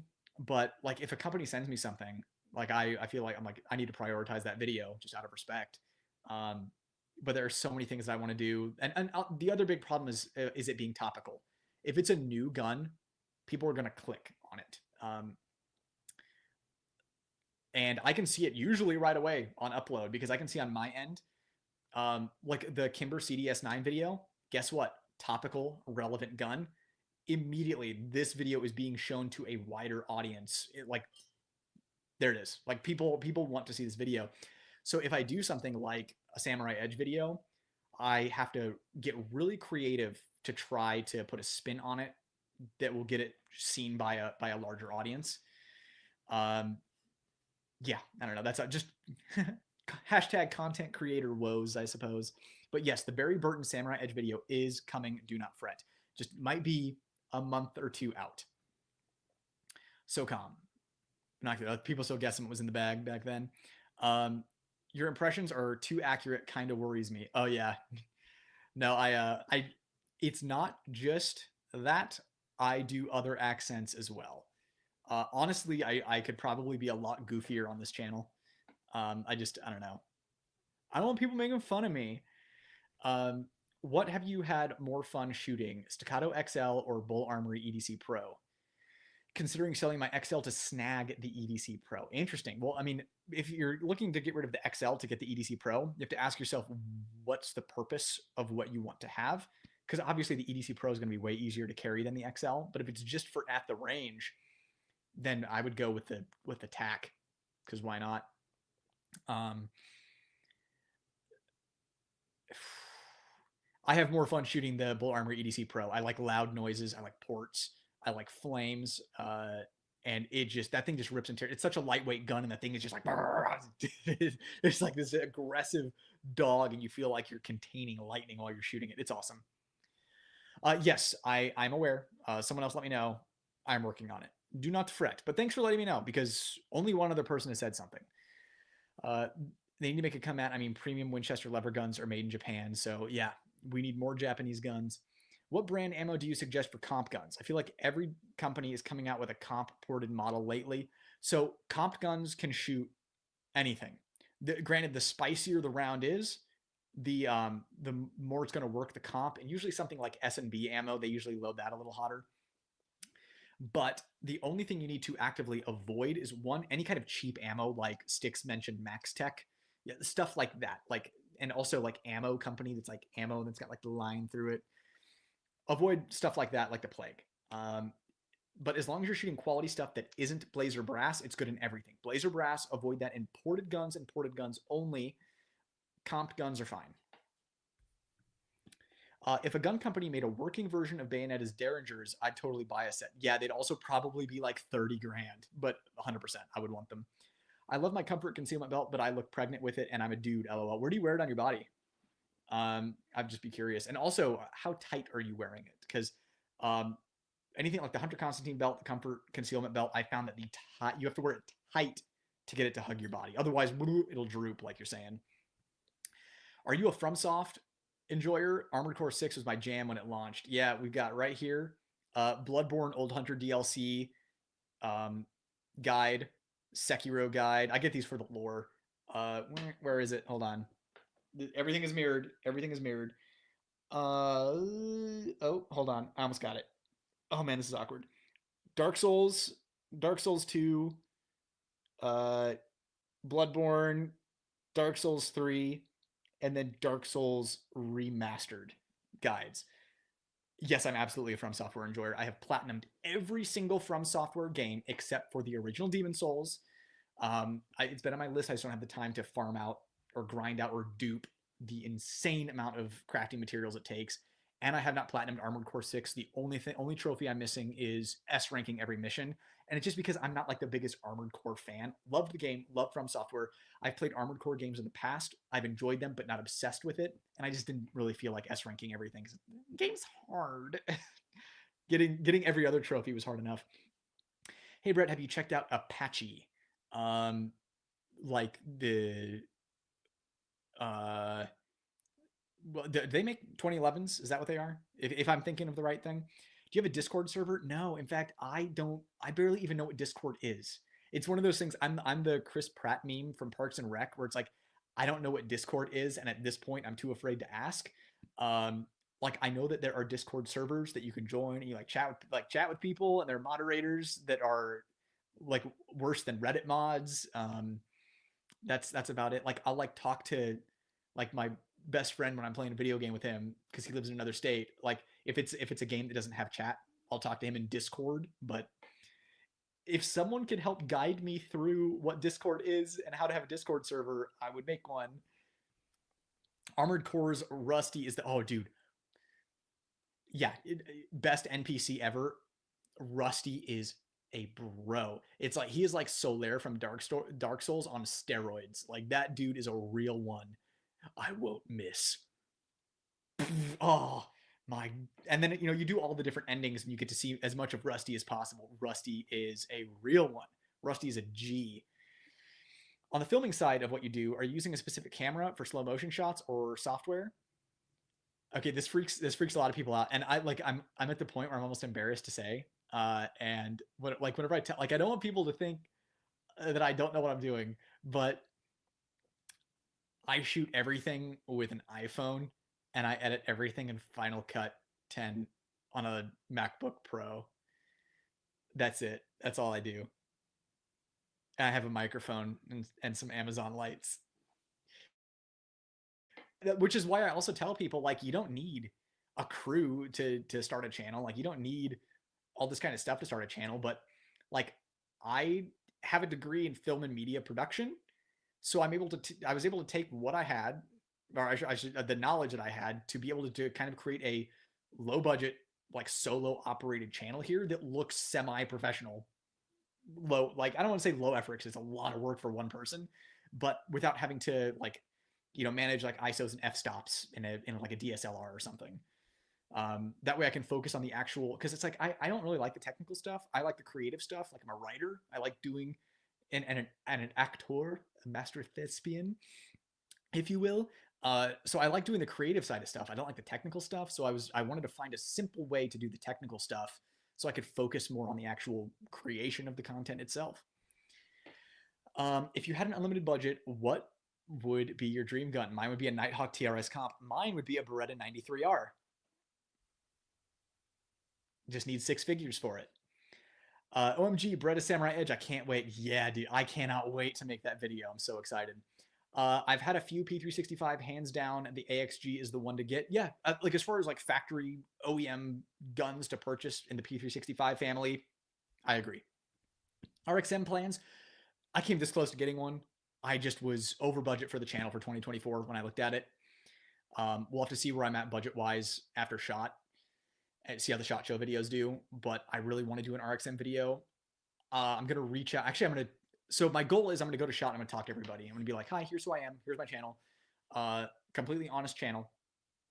So it is what it is, right? Like I do my best to kind of make it not sound like I'm gonna dunk on their gun, because like that's not my goal. Isn't to dunk on it. My goal is to just be honest about it.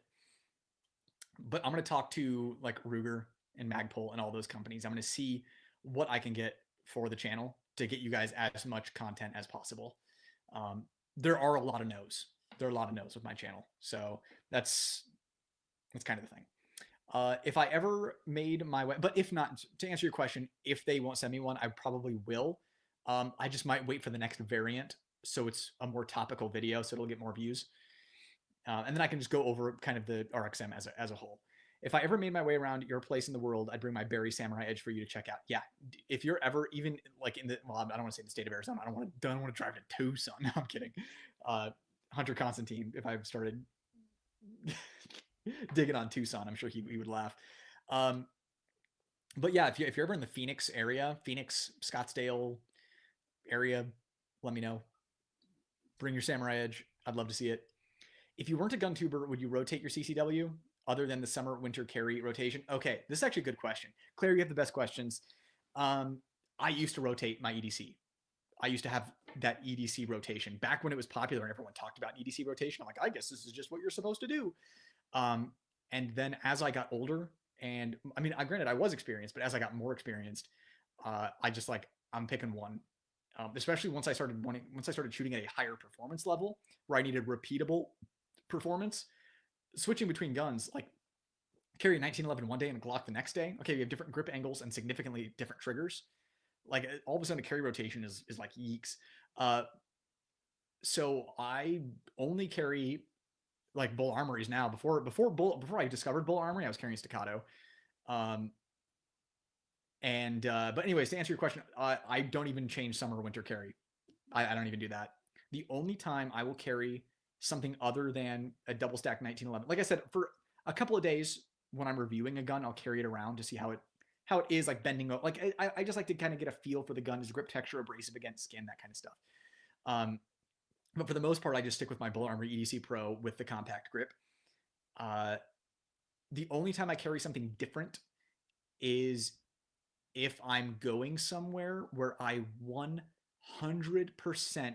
can't get made. I can't be seen printing. I can't, I can't I can't lift my shirt. I will carry like a standard P365 with a flush magazine. And I will carry like deep carry. That's it. Other than that, I'm carrying my Bullet Armor EDC Pro all the time, unless I'm reviewing a gun and carrying something different for a couple of days. Kimber CDS9 looks like a poor man's Wilson SF9. A lot of similarities. Has it been reliable for you? Yeah. So I'm now at 1,100 rounds through the CDS9. 100% reliable. Only thing I did is I oiled it around 500 rounds. I don't even think it needed it. But yeah, it is basically, I don't want to say a poor man. Oh yeah, I'm now thinking about how expensive Wilsons are. Yeah, it is a poor man's Wilson Combat essentially, and I really, really dig it. I would like to see an XL version of that with a comp, or even the short version with a comp. I'd like to see it shipped with a flush fit magazine. I'd like to see a little more of a shelf on the safety.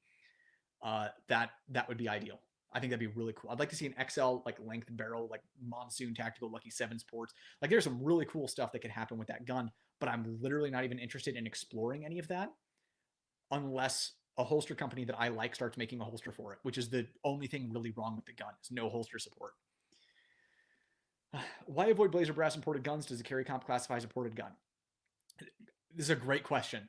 From someone named Straight Stupid, that's a straight great question. Blazer Brass, it's not jacketed. The bullet itself does not have like a copper jacket. It is plated. It's like electrically plated on there. And because of that, it shears off really easily as it crosses ports. Two things can happen. One, it sprays shrapnel out of the ports. And number two, that shaving can actually get ripped off, get stuck in the barrel, and kind of get like almost like melted or welded. It gets really stuck in the barrel. And that throws off accuracy because your bullet starts hitting that piece of jacket on the way out the barrel and poof, we'll just throw it. The carry comp does not classify as a ported gun. It is technically a comped gun. They backboard the port area so much that it's almost like a little tiny, instead of it being a barrel that they ported, it's like a barrel and then they have a blast chamber integrally on the end of it that's like completely flush because they board it out so much. It's one of the reasons the carry comp isn't very effective. They board it out so much that gases are escaping out the front of it. Since it's not an airtight seal with rifling, gases will escape out the front, so it's not a really efficient comp because of that. I've been testing Floyd's Custom Shop fixes for the carry comp. Just something as simple as taking a normal OEM barrel and porting it and putting it in the carry comp, already twice as good.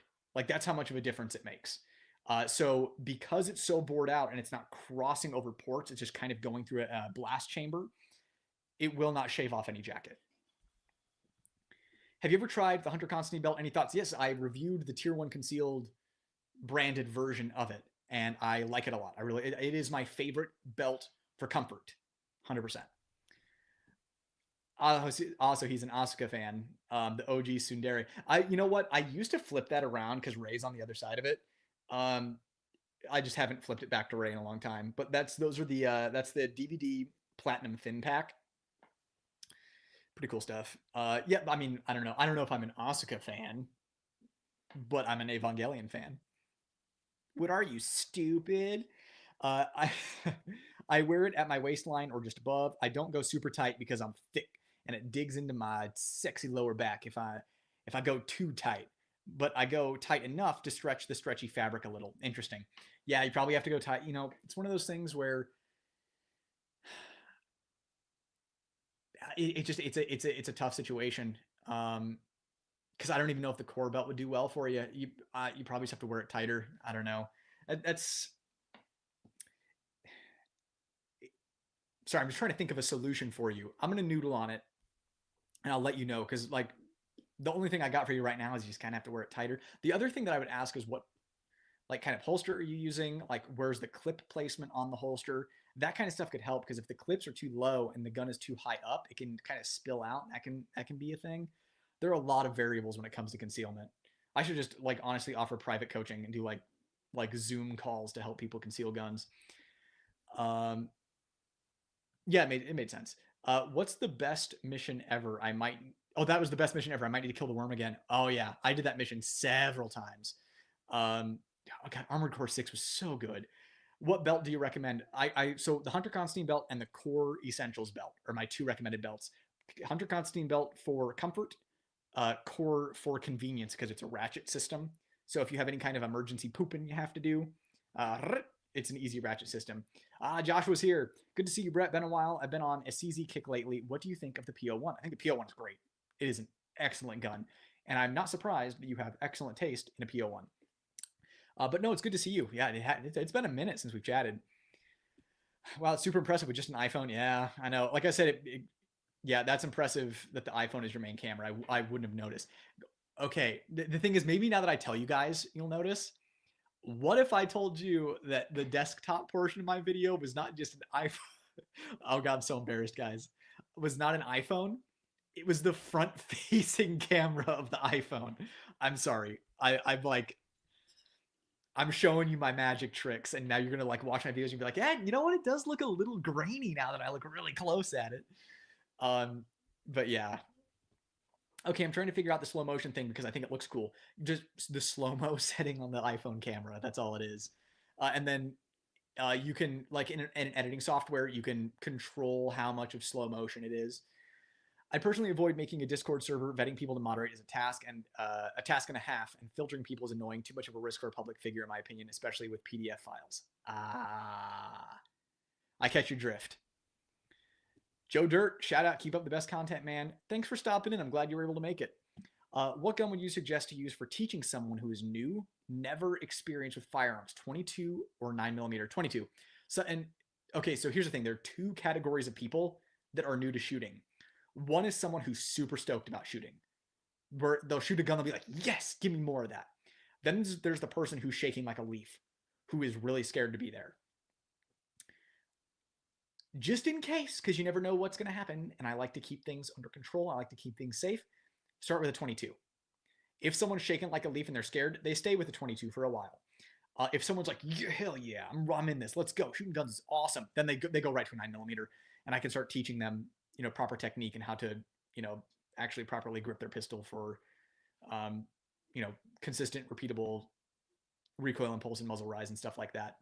So it depends on the individual, but I'd start everyone with the 22 and keep the scaredy cats on the 22. And the dudes and honestly, it's mostly women that I've taught that are like, let's go. That was awesome. I want to shoot something bigger. Just don't obviously don't go too big. You don't want to hand them a 500 Magnum. A woman actually lost her life because of that. So yeah, that's what I would do.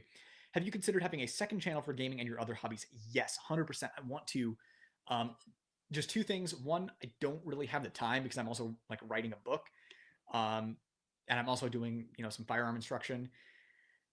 So the time element is one. I don't want quality to lack on either channel, to be honest. I actually almost made a second channel. The time commitment is huge. And number two, I'm scared that I would take this thing that I use to unwind, and that I use to have fun in my spare time, that's meaningful, and it's like my zen place where I can just shut off my brain, don't have to think about work, don't have to think about the world, just get to enjoy that part. I'm afraid of that turning into work because I was okay with guns turning into work. I don't know if I want this stuff to turn into work, but at the same time, I really like talking about that stuff. Like if anyone asks a nerd question in here, I'm like, uh-oh, we're about to lose like 50 people from the live stream because we're about to dive into Armored Core. You skinny guys are lucky. Anything compact or larger, and everyone is staring at my waist. Yeah. It's sometimes, honestly, if you're on the fluffy side, behind the hip carry might not be a bad idea. I like the Black Point tactical holsters. Sometimes appendix carry just ain't gonna cut it. And it's one of those things where why be uncomfortable? Why be printing? Why slow down your draw time when you could just carry behind the hip and have something that is better for your body type? I know you shot mostly outside, but have you had any issue with the lead exposure, considering how many rounds you go through per year? I've had my lead levels tested, and they're fine. I used to shoot at only indoor ranges. Uh, and they were, again, they weren't high. They were like on the medium end, nothing to really worry about. But I think, like, I wash my hands and I shower right after the range every single time. That seems to take care of a lot of it. Bro, you just reminded me what happened to the Ultralight Pro release. I don't think it's been released yet. It's keep in mind, importing firearms from overseas is a frustrating process. So I don't think they've released yet. But I definitely want to get one. I've been getting a lot of demand for a review on one of those. So it's one of those things. I don't think it's a what happened to it. I think it's just it hasn't happened yet. It was never really announced that it was going to drop. Everyone just kind of assumed it was going to drop because the ultralight came out. Give us a sneak peek on the 2K11. Is it as amazing as whatever? Oh my god, my computer had to verify OneDrive for a second. Daddy, chill. Give us a sneak peek on the 2K11. Is it as amazing as what everyone else is saying? Don't have enough rounds through it to say yet. I only put a couple of mags through it when I was at the range 2 days ago because I literally couldn't wait and I wanted to shoot it. 2 mags, reliable through the 2 mags, and the recoil impulse is really good. If it maintains reliability, and as long as I don't notice anything funky about it as I handle it more, I think it could end up being the 2011 I recommend to get in a store, right? So it's like, let's say your local shop isn't a staccato dealer, or you don't want to pony up for a staccato, or you don't want to wait 30 to 90 days for a staccato ordering one. If you don't want to wait for a Bull Armory to be in stock, or if you don't want to order it without holding it, the Kimber 2K11, again, if everything continues on the right path, will be my recommendation for if you want to walk into a shop and walk out with a 2011, get the Kimber. That's where I'm thinking that my review is heading. But again, after only 2 mags, this is why I wait until I have like 1,000 rounds through a gun, just because things can pop up. But I recommend it so far over a Prodigy. So far I'm impressed. I'm a short, fat guy, 5'8" and 350, working on it. We're the same height, and you're like almost 3 of me. It's like, I'm just not making fun of you. Just it's like literally you could like stack 3 of me like side by side, and you could have like 3 brains. Wear a pattern shirt and the hard lines from the gun disappear. I have no problem concealing a G17. Good. Thank you for chiming in with that advice. That is actually very helpful. Also helps if you don't wear the stereotypical gray man style of outfit. Yeah, that was the cool thing to do back in my day, 10 years ago. Have you considered long range setups? Warning, it is not cheap. No, I have not considered long range setups because I know it's not cheap. I have one like dedicated long range rifle, whether it be Vanguard S2 and 300 Win Mag. That's it. And it's just in case I ever need to reach out and touch something. So I can run that thing, but it's not a precision instrument by any means. It gets the job done. Other than that, I have some kind of like DMR style rifles. Would it be safe to use Blazer Brass or Federal Champion in expansion chamber pistols such as the PSA Dagger, Micro C1, or Macro Comp? Yes, 100%. That is not an issue. It's only if it's porting in a rifled barrel, or it's like ported where the rifling is, that it can scrape off that jacket and pew, shoot it right out through the ports. So those are fine. Honestly, it's easier for women to carry because most folks don't expect it. Exactly. Element of surprise. People just aren't even looking for it. Especially if you wear like flowy tops or something. It's a piece of cake. What I found, I don't want to speak for you, but what I have found with women is it's more of a comfort issue. It's like I don't like this thing being here, but once you can accept that, the whole Clint Smith thing, right? I think, was he the one who said that, or was he just telling a story of someone else saying that carrying a gun is not supposed to be comfortable, it's supposed to be comforting, right? And once you can get over that, it's like wearing a watch or like wearing a new belt or something. Like once it's been rubbing on you for a while, you get used to it, and then it's not even an issue anymore. So if you can commit and wear that gun for a few weeks and you don't even feel it anymore, your body adapts. Our bodies are amazing things. Yeah, the macro comp. I shoot with my smartphone too. Your tabletop stuff looks really sharp. Your recommended 3 o'clock Kydex holsters for the P2000. Okay, so like holsters like that are going to be really hard to find. 3 o'clock. Jeez. Look at JM Custom Kydex. See what they have. I thought it was the fluctuating bit rate with the quality of the light. Yeah.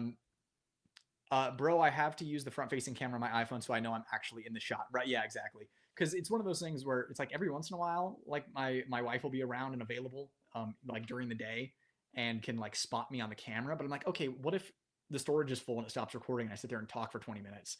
Or like, what if I like shift and all of a sudden I'm out of frame looking weird? So I don't know. It is what it is. Ideally, like a DSLR with a decent lens with the LCD screen flipped, I think would be probably more ideal.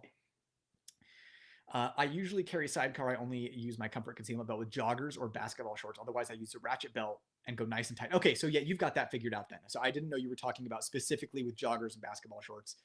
Sorry, but that makes more sense now. Awesome channel. Thank you. I'm glad that you enjoyed the channel. That's awesome. I've abandoned the sidecar for the Raptor from T-Rex. With the monoblock, the gun will sit lower on the belt line. Yeah, I've heard only good things about the Raptor. Totally carry a larger gun when I can wear stripes or flannels, but I'm mostly a t-shirt guy unless I'm dressed in snazzy. Yeah, patterns can hide it well.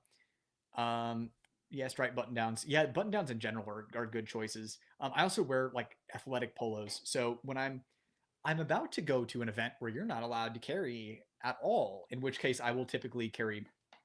I have like an athletic, like a golf polo or something like that, hypothetically speaking. I believe shooting plated ammo and bull ported guns voids the warranty. I think they did do that, yeah, which I don't know. I'm not on a legal team, so I can't really weigh in on that. But as a consumer, I look at that and I'm like, I don't know. I guess I understand it. Please do a follow up with your carry comp porting testing. Oh, yeah, no, it's planned. I need to reach out to Floyd's and see what exactly they're planning on doing because I tested a lot of stuff and I gave them feedback. And my feedback was different than what they were thinking. So they needed to retest to see if they could see where I was coming from on it. So I think they're going to end up offering 2 different options. That's last time don't hold me to this. This is what we talked about. I think they're planning on offering 2 different options for the carry comp. And of which I have footage of both. So yeah, I'm definitely planning on doing a video to show what Floyd's is doing to fix it. So thoughts on the 226 X5 AXG Legion? I think it looks nice. It's modern SIG. So I don't know about steel quality, like with rusting and stuff like that, but I've shot one. It shoots really nice. I'm a sucker for the older 226s, 229s, that kind of stuff. Gotta love the camouflage ability of stripes. Yeah, man, stripes hide stuff really well. I handled the 2K11 today at the range and did notice the safety digging in my thumb. Okay, was it? I don't know if you're still here. How long ago was this? Oh, just a couple minutes ago. If you're still here, was it like in like the web of your hand right here? So like your thumb is on top of the safety. Was it getting you like right here a little bit? Let me know. With the 360 Flux recent release, what is your opinion on PDW? I think it's super cool. Like, I think it's a really cool concept. I just don't know, like, is it needed? I think it's super cool though. I think it's really dope. You're 5'8". I would have thought you were like 6'3". No, I know. That's another thing about SHOT Shows. I'll like meet people in person and they're like looking down. I am like short king cusp. I'm like right on the high end. But luckily my wife is 5'3", so we're all good. I found a really great one that was 5'3".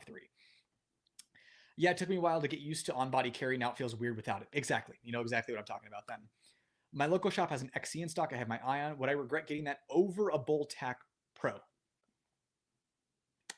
You wouldn't regret getting either. I think it more depends on budget and what magazine ecosystem you want to be in. There's no wrong choice there. What do you think of 40 Smith & Wesson? I think it's a good round. I have no problem with 40 Smith & Wesson. I think that 9mm, like in a 124 plus P loading with a well-designed bullet, performs exactly as well as 40 with less recoil and more capacity. I choose 9, but I got no problem with 40. 40 will do it. Oh, Here we go. We got a low internet warning again. Hold on. I'm sure, like, if it's like the last one was, everything is probably good on your guys' end. I'm gonna let this chill for a minute. I'm just gonna because I still have it's got like one bar of like internet on my end. There we go. Two. All right, it's probably good now. Um, gun only holster conceals pretty well at 1 to 2 o'clock for us stick boys too. Yeah, that's sidecars are a struggle for anyone who isn't trim. The biggest thing about carrying a gun is actually carrying a gun daily. Yeah, I can't tell you how many times I've talked about this with other instructors. Is the number one mistake that concealed carriers make is they don't carry their guns. You know how many people don't carry their guns that talk big and don't carry their guns? Like there may be an event where it's all about guns. I don't know, but uh, there are. I mean, like people like us, right? We can spot printing. We can tell when people are probably carrying. The amount of people that don't carry is insane. Like I don't want to out anyone, but there was like one higher profile gun tuber that was carrying, and it was like I was so impressed. I'm like yes, but I was more so disappointed in all of the ones that weren't. Like what? So even people who are gun enthusiasts that are really into the gun world, they won't carry a gun.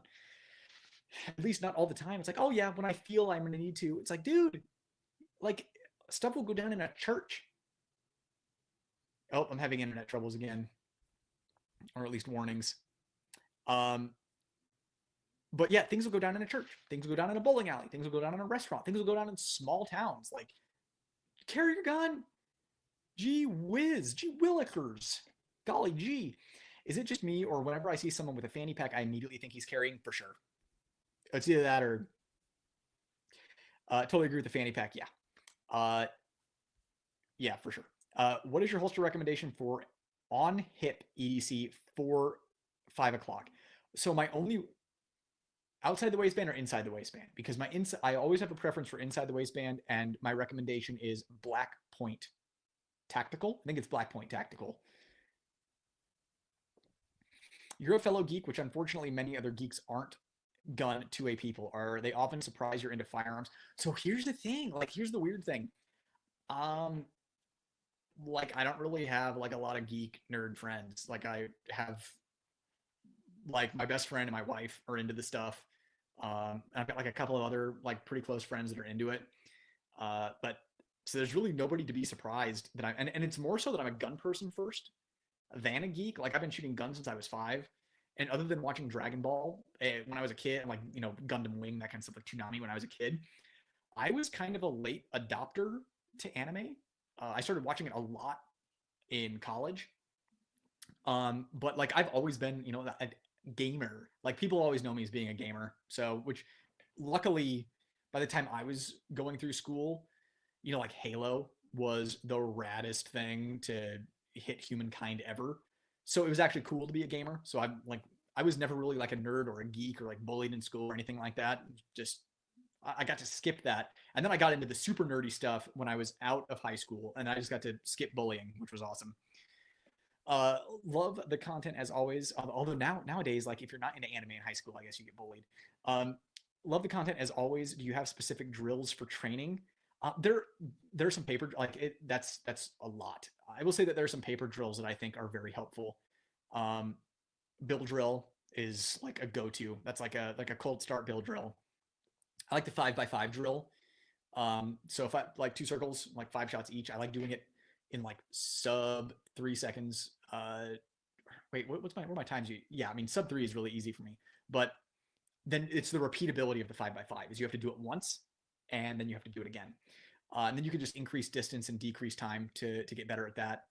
The fast drill is like these are kind of in order from easiest to hardest. The fast drill is a really good one too. So you have that square, like 2 shots, reload from slide lock, and then 4 shots in the circle. And then they're like, beginner time going all the way to expert time. And then at the end of all of it, the Grandmaster Mac Daddy Pimp, the tier 1 concealed 3.7s drill. So work your way up through that, see how you do. Oh, and also the FBI qualification, I think, is probably the most practical thing to do. It's easy, just like print out the rules and just go somewhere where you can do it. See how you do it all distances with drawing and shooting. It is like the baseline. If you carry a pistol, you should be able to pass. I'm not saying get a perfect score. You should be able to pass the FBI qual drill. That is like the baseline, in my opinion. Do you think we're entering an era for holding firearm companies responsible for making garbage products? No, because I don't think we're in an era for holding any company responsible for making crappy products. Yeah, it looks laggy. I'm assuming when was this? It's like 5 minutes ago. Yeah, I don't know if it's my internet or if it's StreamYard because my internet's usually really solid. It's usually going at like 600 megabytes per second, like solid through. But maybe it's on StreamYard's end where it's like. I was hoping I actually had a free week-long upgrade to like the premier, like most expensive version of StreamYard. So I'm trying it for I wanted to try it for this live stream to see if it wouldn't have those issues, but it did. So I'm going back to the free version. Flying into Sky Harbor the weekend of the Super Bowl. Oh, I'm sorry. How much for an hour of your time at the range? Assuming I'm in town. Uh, you know, if you want, like DM me on Instagram or email me at nightwoodguns at gmail.com and maybe we can work something out. Okay, good. I'm glad I was good. I think firearm companies should stop with rebate nonsense in this day and age. Yeah, it's kind of silly. It's like just like, well, I mean, I don't need to explain to you why they do the rebates. Not everyone's going to cash it in. People are going to forget. Like for example, that Walther PDP steel frame, I totally forgot that I had like a rebate card to get a free CNH Precision red dot. And now I'm sitting here. I just thought of it right when you brought up rebates, and I was like, I could have gotten that and like sold it for like $100. Um, I wonder if it's expired. I need to check. Bites into the web near the thumb knuckle. Okay, dude, I'm having the same thing. So I will keep you posted on that. Now the thing is, it's not like a deal breaker for me. It's not awful, but I feel it. Phone keys, wallet, pistol, exactly. That's surprising that GunTuber influencer don't carry every day. Yeah, it is surprising. Now, granted, like there are a lot, most of them do. I'm gonna say the majority of them do, but there are some, especially like higher profile ones, where I'm like, dude, like why? Like, what are you doing? Um, I got me the threaded micro dagger non C1. Which holster, T Rex or Tier One, 43X? Has bellies? Are you saying that you have a belly? In which case, I probably would go need like between those, I would get like the Xiphos from Tier 1 or the Raptor from T Rex. Because like sidecars, if you're saying that you have a belly, a sidecar might be challenging. Dude, you're still alive? Man, this is nothing. This is not. What's my record again? Does anyone remember what my record is? Did I make it 6 hours one time? Marvel Rivals is pulling the rug on Overwatch 2 and making bank better gameplay, or is it because of their conventionally attractive characters? It's because Blizzard messed everything up. They ruined Overwatch. Now, granted, there's still a lot of people who, well, in comparison to what it was, not a lot, but I mean, there's still like what 400,000 Overwatch players, maybe at like live Overwatch players at peak. But Marvel Rivals is one, conventionally attractive characters. Two, Marvel stuff is just kind of like happening right now. It's cool, and if you think about it, there are kids that grew up with the Marvel Cinematic Universe, which is crazy to me. Like there's like 5 and 6 year olds that grew up watching Captain America and stuff. Whoa. Um, and I think the game is just fun. At the end of the day, games should be fun. And Blizzard made Overwatch 2 not fun like a million times over, and they're not doing stupid stuff. Yeah, so Marvel Rivals to me, it's one of those things where you look at the failure of Concord, and then you look at the success of Marvel Rivals. It doesn't take a genius to do the Venn diagram on that one. First episode of Dragon Ball is Bulma shooting Kid Goku in the head. It really is. That's nuts. I actually just rewatched all of Dragon Ball, Dragon Ball Z, Dragon Ball Super last year with my wife. That was a really good time. And now I'm rereading the manga. I know a few of the gun YouTubers I like are also pretty regular drinkers, and it's usually not a good idea to be carrying while under the influence. See, that's something I don't drink. That didn't even occur to me. Yeah, that makes a lot of sense. That makes a lot of sense. Yep. Sometimes I'm just an innocent little baby. I wish companies would produce more 40 and 45 pistols in a similar size to the X Macro. I think it'll only happen if those two calibers are cheaper.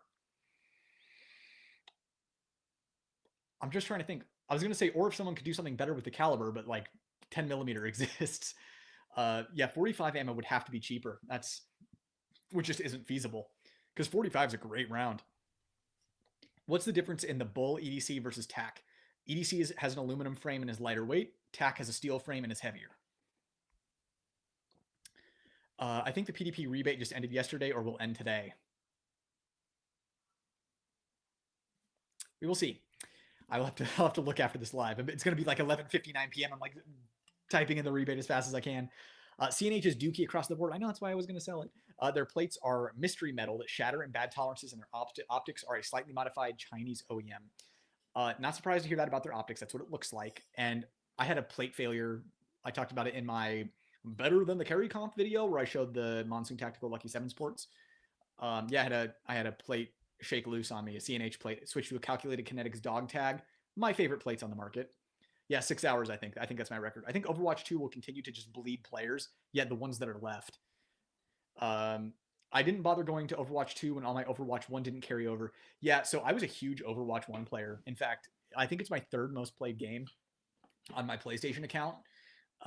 I played Overwatch so much. Day one launch, I still have the receipt in my Overwatch case.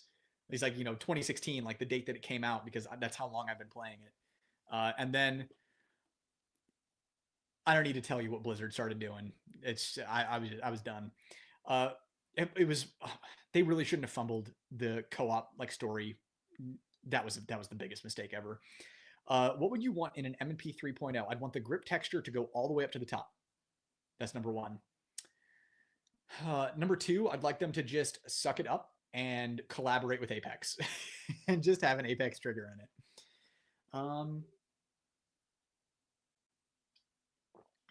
Off the top of my head, that's all I can really think of. Maybe like more of a flared magwell. Yeah, that's all I can think of off the top of my head. I'm gonna noodle more on it. That's a good question. And like different aesthetics too. I had a because otherwise why make it? It's just like Glock. They all look the same. I had a Stockholm syndrome relationship with Overwatch. 1,500 hours. Okay, that's more. That's way more than me. I think I have like 700 hours. But like, oh god, my Stockholm syndrome game was the first Destiny. I don't even want to talk about it. It makes me sick that I put that many hours into that game. It was not that good. Al Gore was throttling your internet. It's better now, thank God. Pro tip for being ready is to not get sick. Practice dry firing when your energy is sapped. Oh, wait. Pro tip for being ready is to not get sick. Practice dry firing when your energy is sapped. Yeah, totally. But make sure you're doing it right. You don't want to create any bad habits. Would you put an optic on a wheel gun? I keep seeing more models supporting it lately. Yeah, I think it's really cool. The only reason I haven't is because all the holsters, like, so I really like Harry's holsters. I always forget to mention Harry's holsters. I love Harry's holsters, and he makes holsters that are like optic ready, and they're always like sold out. I don't know if I need to reach out to him, but I'd like to be able to carry one. And also, like, I'm haunted by the souls of boomers of future Christmas past, and I don't like the way it looks. So I would need to put it on the right gun. Maybe that would be the reason to get like a new Python or something, would be to red dot it. Astrobot won Game of the Year, so that means the market needs to make more baby games. Dude, I could go off on this. First of all, I played Astrobot. I got the Platinum Trophy in Astrobot. I liked Astrobot. It was not my Game of the Year. I think it was a good platformer. That's how I would describe it. I think it was really cool. How they went, how they were. I don't know. It feels like a museum for the history of PlayStation and a celebration of Sony Japan, and I liked that. But it was not my Game of the Year. It was a good platformer with a cool theme. MMP 3.0, just buy it from Floyd's Customs. Yeah, pretty much. Don't bring up Destiny. I'm trying to stop the addiction. You haven't stopped the addiction yet? I moved on from Destiny to Warframe. Yeah, okay. I started up Warframe, and I'm like, I'm gonna get too addicted to this. I have to quit. I mean, I try to get. So I play a lot of co-op games. I play a lot of mostly like story-driven games. So I try to get through as many of those as possible because I've been playing video games for almost 30 years, and I have played like a ridiculous amount of games. I try to experience as many as I can. Um, and then you see people on the internet talking about all these games as if they played them, and I'm like, no, you haven't. You're 20 years old. You've not played all these games. You're lying. Like it's impossible because there are still so many games that I haven't played. So that's why I kind of only replay the like 10 out of 10s after, you know, a couple of years, assuming I'm not like going for platinum and replaying it for that reason, or if there's like different endings or something. But yeah, I see people dropping like flies because we're talking about video games. But I try to stay away from live service. Need more water. I try to stay away from live service games just because it's a time sap. But I am absolutely going to get Monster Hunter Wilds. Can't wait for that. I had a discussion with my friend's wife. We were discussing what age should children learn how to use firearms. I said 5 to 6. She said 10. Yeah, I started at 5. I think it depends on the child. Like every child is different, and you have to make that decision based on the child and how how developed they are, how what their personality is like, what their intelligence level is at that point in their life, and also their physical capabilities. I think it depends, but I think the earlier the better for sure. As early as you feel they safely can. And some kids, honestly, maybe shouldn't even be around them. Good to see you, Sticks. Glad you were able to stop in. And yeah, stay tuned for SHOT Show. It's coming. I played video games when you had to load them from a cassette tape, Atari 410. You got me beat there. I started playing video games in probably like 1995, maybe 90. Like I was like too young to even know what was going on, but 1996 was the year that I really started gaming and then never stopped. But yeah, you got me beat there. I grew up with an NES and a SNES, and then the N64 came out, PS1, that kind of stuff. Stellar Blade and Black Myth Wukong are 7 out of 10s. There, I said it. Okay, I'd say 8 out of 10s. I'm not someone who's gonna ride those games. Black Myth Wukong, especially if you're a FromSoft person who has played games like that before, you can see its downfalls. It's a lot of smoke and mirrors where it looks really, really, really pretty. But yeah, I'd say 7 or 8 on Black Myth Wukong. I'd give Stellar Blade an 8. The story's not great, but I enjoyed my time with it. I think my personal score would be an 8, but it's probably objectively a 7. I really enjoyed both games. Don't get me wrong. Not every game has to be a 10 out of 10 though. But Stellar Blade and Black Myth Wukong were both decent releases, just not as hyped up as people were making them out to be. Who's your go-to online ammo vendor? I recently got the Target Sport USA in November, and they've been good so far. I use Target Sport for a long, long, long time. Now I will just find whoever has the ammo that I want in bulk for the cheapest. I have no loyalty anymore. Well, the days of loyalty are gone. I usually get from AE Ammo. Yeah, I've ordered from AE Ammo. I've ordered from Target Sport USA. But yeah, I only really shoot 9mm. Yeah. What do you think about building a PO1 versus a Shadow 2 compact? Optic cut, M Carbo kit, cage and trigger, and grips plus install. I would probably go with the PO1. I'd go with PO1, hands down. I know you said last live that you have a SCAR. Are we going to start seeing more long gun content? Though you tend to have a backlog of pistol already. Yeah, you're exactly right. Not only like long gun content, but revolver content. I've been wanting to do so. I've been chomping at the bit. But like I'm getting opportunities to make topical videos now. It's rough. But I'm overhauling my Patreon this year, Q1. I'm releasing my course Q1, and that revenue should allow me to be able to outsource some stuff. Like obviously not like quality stuff, but just kind of the more menial stuff, so that I can start doing more videos. And hopefully I also get healthy again, because I'm currently healing. Luckily we got to the bottom. Oh, almost knocked over my 300 blackout. We got to the bottom of what's going on with my health, so I can actually start healing now. But man, it's been rough for a few months. My first game was the original Final Fantasy on NES. Man, what a trip to start. That is a trip to start with, dude. How did you make it through that game? That's wild. I think my very first game was Super Mario Brothers 3 on the NES. I think that was my first game. It might have been the first Super Mario, but I think it was 3, because I played them both a lot, and 2, all of them. I think Wukong is definitely lower for non-Chinese. Yeah, dude. Okay, honestly, that's a big part of it, right? Like Journey to the West is huge for the Chinese, and not only that, the respect that they showed, and I mean, it would be like I'm trying to think of a good analogy, but um, it's like the most significant and important story that everybody grew up with and loved. And then, okay, for us here, right? Imagine the founding of America, right? Like that story. Granted, it's not fiction, it's real, but imagine if they made like a hyper budget, like written by Jack Carr, directed by Mel Gibson movie on the founding of this country. That would be like what the Black Myth Wukong game was for the Chinese. So like I totally get it's a 10 out of 10 for them, hands down. Just like the movie I just described would be a 10 out of 10 for me. Uh, I wish the Shield Plus had a light rail. For this reason, my next handgun will be an M&P 2.0 compact. You went through the same exact process that I did. Shield Plus, no rail, M&P compact, which I honestly prefer the M&P compact. I can get more of a grip on it. I can shoot it a little flatter. You've been gaming since '96. How old are you, bro? Dude, that's the mystery. That's the mystery. Nobody knows how old I am. Because I say stuff like that and you're like, wait, that doesn't make any sense. But then you look at me and you're like, wait, that doesn't make any sense. You look at me and you think that I'm in my 20s. Now, granted, lately I've kind of looked like I'm in my mid to late 20s. But for a long time, dude, I was, I don't want to give away how old I was, but I was definitely old enough. And I went to go get an M-rated video game. And I got carded because I looked under 17. And the girl carding me was younger than me by about 5 years. So I've always been baby faced, which is awesome because when I get really old, man, I'm going to look great.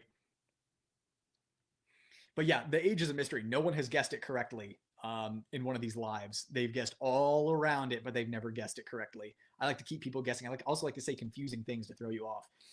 Isn't the PO1 drop safe versus the Shadow series? Man, Claire, you are on it. Yes, it is. Though I guess it doesn't matter if you don't carry it. Yeah. I understand that it's hard to get the storyline. Yeah, so that's the thing is if you go into it with knowledge of the Journey to the West story, it is like I mean, the ending will make you cry. But again, that's the thing is it's almost like that knowledge of Journey to the West is mandatory for maximum enjoyment of the game. So like going in blind to a game that you're not culturally or to a story you're not culturally familiar with, it can just seem like a monkey running around in a polished FromSoft copy, right? Like that's what it can seem like. I have a PO1 with a Cajun kit and grips. Never shot a Shadow 2, but I do love the PO1. Yeah, PO1 solid. You can't go wrong with that. I'm surprised it took them this long to make a Journey to the West game. I mean, think about the scope and the scale, right? Like they found a way to make it not a 5,000 hour game. So I mean, it was a challenge. Super Mario Bros. 3 is goated. Yeah, it's like one of the best games of all time. I mean, I still listen to the soundtrack. That's how good it is.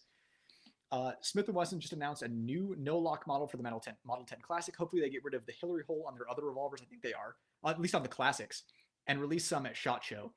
Yeah, so we touched on this, I don't know, 4 hours ago when you weren't here. But what I was saying is I think it's awesome that they're doing no locks. My concern is just modern Smith & Wesson quality control. Is I've just accepted that if I buy a new Smith & Wesson revolver, it goes to Nelson Ford at the Gunsmith Inc. so that he can make it right. Like that's it. So having no hole is great. It'd be even better if they had better quality control on their revolvers. Bert has some Asian in him for how youthful he looks. Yeah, I mean, both my parents look young, so it makes sense. Micro 9 recommendation. What kind of guns are what non-micro guns are you running? Because if you're running like 2011's, the CDS9 I just reviewed is awesome from Kimber. But my blanket recommendation for a Micro 9, and I don't like making this because I have my reservations about the gun. It's a P365. It is what it is. When you practice with a gun with a light attached to it, do you train yourself to hit the light or actually pull the trigger when drawing?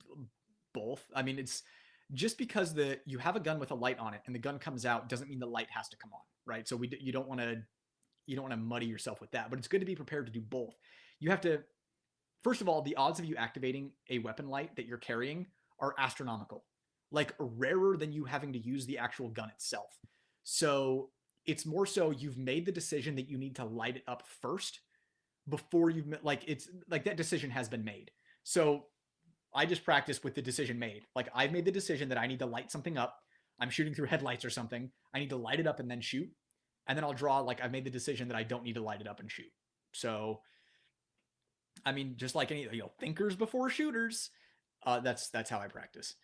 Opinions on tactical lever guns, viable options for band state besides shotgun. Opinions, I think they're super cool. I think it's one of the better options if you're in a band state and you are scared of getting caught if you don't play by the rules. I would just do your research on ammo and how it performs in people bodies and calibers.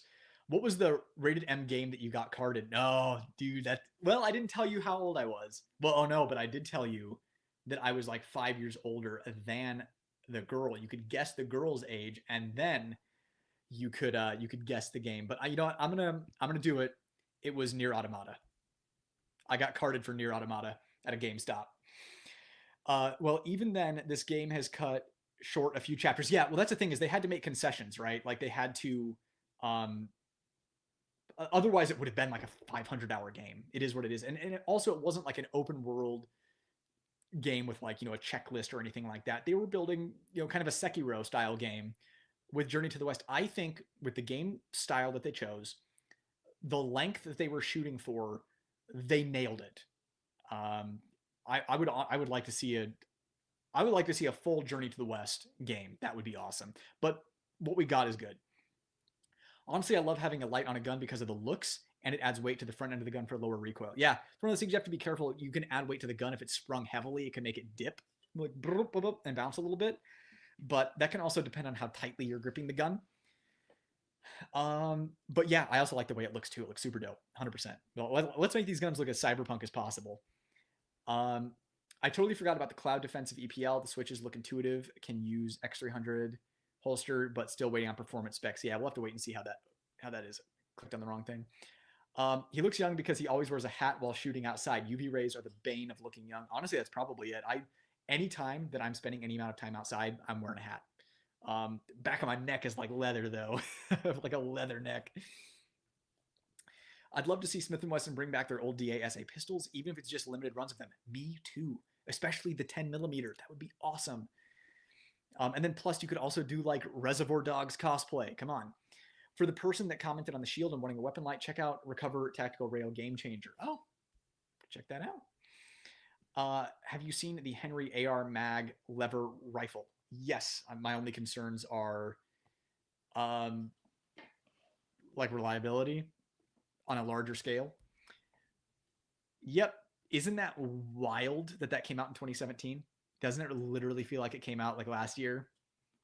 Unbelievable. All right, guys, we are at 87 people are in here right now, and I think we're winding down. Comments are slowing down. So if there's anything that you want to get out, I'll stick around for a couple more minutes. If not, we will go our separate ways. Guess 31. I'm not 31 years old. It was a good guess, though. It was a good guess. Based on the information that I gave you, that was a good guess. But I'm going to tell you what, that's the only guess you get. I'm not going to tell you on any of the other ones because it's too close. 38. Man, I'd be a really good 38-year-old. All right. It only took talking about my age in like 3 lives for James to get it. I'm 33 years old. I'm 33. I have to say it because somebody guessed it. I'm 33. Good guess, James. You get a high five. But no one guessed what was in here. So who won really? Bruh. Noise. But yes, the cat is out of the bag. Everybody knows my age now.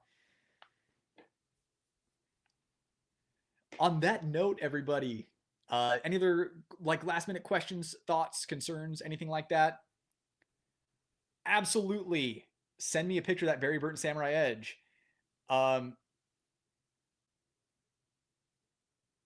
Wait, who guessed 33? Did someone guess 33 before?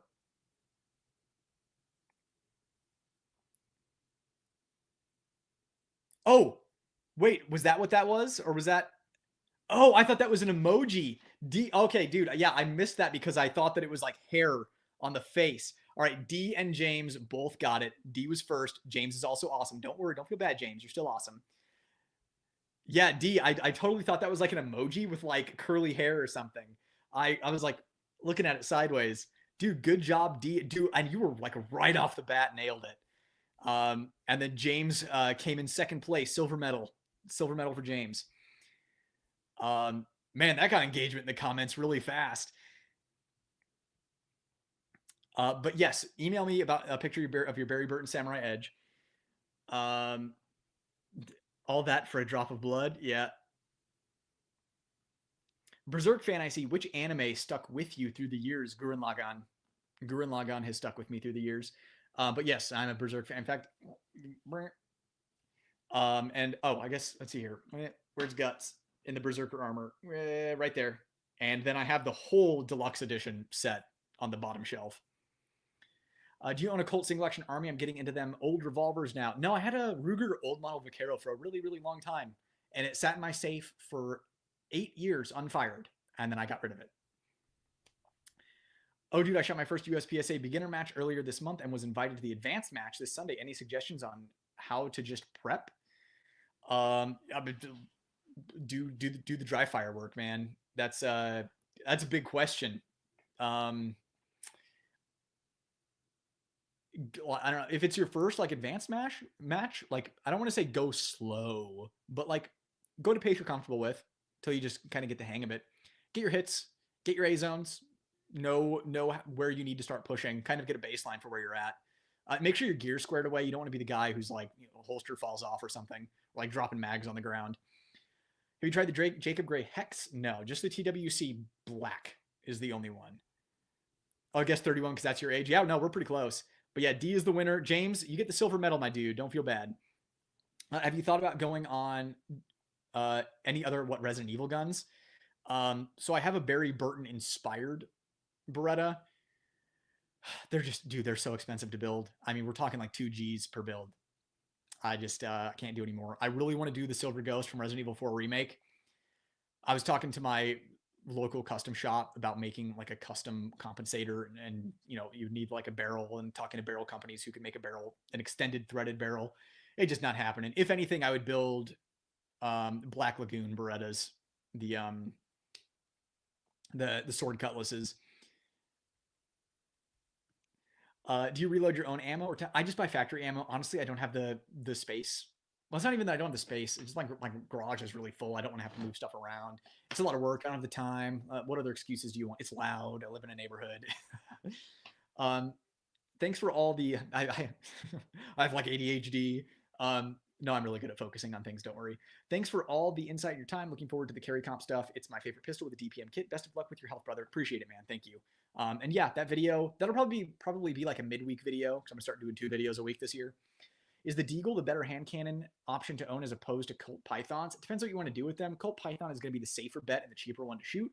You probably have more fun with it. The Desert Eagle, if you don't have a strong grip, the thing's going to short stroke. It's not going to cycle. And the ammo is super expensive. And, you could have a bad magazine or something. There's a lot to go wrong with the Deagle, but the Deagle is definitely the cooler option. It's my favorite option. Between those two, I like the Deagle the best. But again, I'm very much a like do as I say, not as I do person. Have you thought about doing any other? Oh yeah, RE guns. Talked about that. Imagine it much bigger than the emoji. Yeah.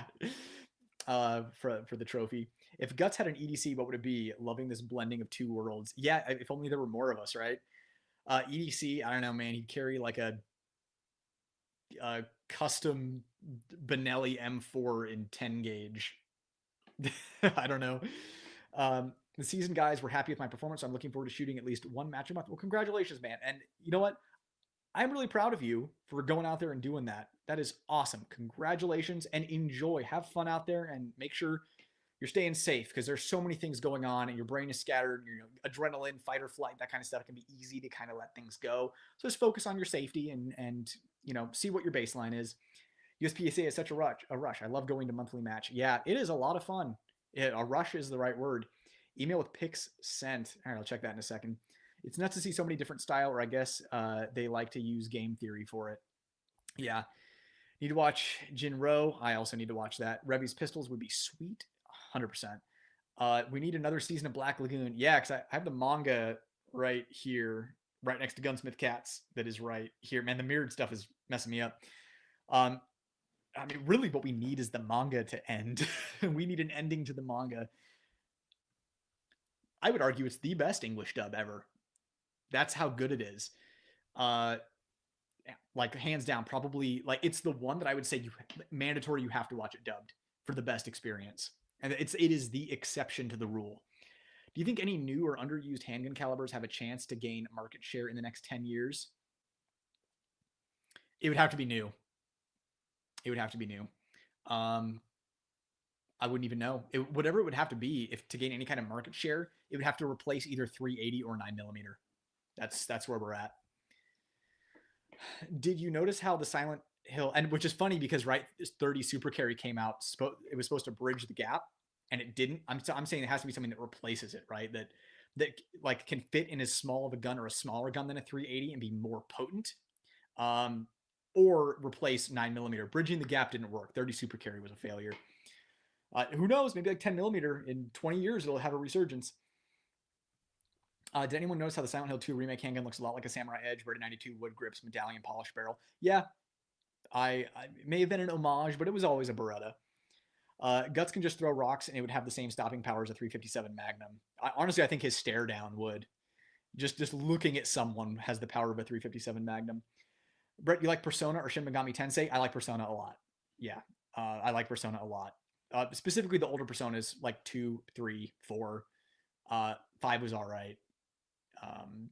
But yeah, Shin Megami Tensei, like as far as the actual Shin Megami Tensei games, I kind of missed the boat on those. I didn't really get around to those. I'd like to go back and play them. I'm building a backpack gun. What do you think would be better, a 5-inch 300 Blackout or an MP5K? I mean, do you want performance? Because 300 Blackout. Do you want the dopest shit ever? MP5K. Like that's the answer. An even better English dub than Hellsing Ultimate. I think Black Lagoon. Well, here's the thing, because the dub of Hellsing Ultimate's really good. In Black Lagoon, there's a portion where things get really weird because they go to Japan, and so in the sub right of Black Lagoon, they go to Japan, but like Revy doesn't speak Japanese, but it's Japanese sub, so she speaks in English, and it just doesn't work. It's one of those things. It's almost a deal breaker, which is why Black Lagoon is like a mandatory English dub. But Hellsing Ultimate has a really good dub. Obviously, Cowboy Bebop, legendary dub. Full Metal Alchemist Brotherhood dub is really good. There's kind of like the golden age of dubbing, right? With the like Vic Mignonia, like Liam O'Brien, Laura Bailey, like that. There were like all of those voices. That was the golden age of dubbing. Back before they were big, fancy, famous people and did the smaller projects like that, the more niche projects. Definitely have plans for some local competition this year. Just got an SFX rival to start with. Nice, dude. Hope you enjoy that. 2 was your fave. Oh, God, what were we talking about? Persona 2? Oh, yeah, dude, Persona 2 is so good. I would say we need a remake, but I'm afraid they'd ruin it. 100% Black Lagoon, the goated English dub. 100% agreed. 7.5 FK have a chance if they release the patent and allow anyone to make guns and ammo. Maybe. I mean, that's like the 10mm killer. I think it's a really cool round. It's expensive. I'd rather shoot 50 Action Express. It's more fun. Have you ever tried any of the SP5 clone? I mean, I've shot all of them, yeah. The Zenith is a decent clone. But honestly, like if I was doing it, I'd just go SP5. Like, go big or go home. Buy once, cry once. Would you do a 357 versus 44 mag for a lever gun? For like home defense? Oh man, that's tough. I would want to do research to see how certain rounds of 357 and certain rounds of 44 Magnum perform in ballistics gel and compare, using it as a baseline, and then make the decision from there. And also your sensitivity to recoil. 44 Magnum does not recoil that much out of a lever gun, but the 357 Magnum has like no recoil out of a lever gun. So it also, ask yourself who else is going to be needing it. Do you have a wife or a child that might need to use it? Then I'd go 357 mag. Currently reading Armed Instinct, very fun and great read. Any future works currently? Oh my god, that's awesome! I'm glad that you're enjoying the sequel. I always tell people this: Countdown to Dawn is like my proudest work. So it's one of those things. Armed Instinct is really good. Countdown to Dawn is like phenomenal. So like everybody gets Armed Instinct, and I'm like, yo, you gotta get Countdown to Dawn too, because that's the one. Armed Instinct was the first thing I ever wrote. It's really good for a first thing someone ever wrote.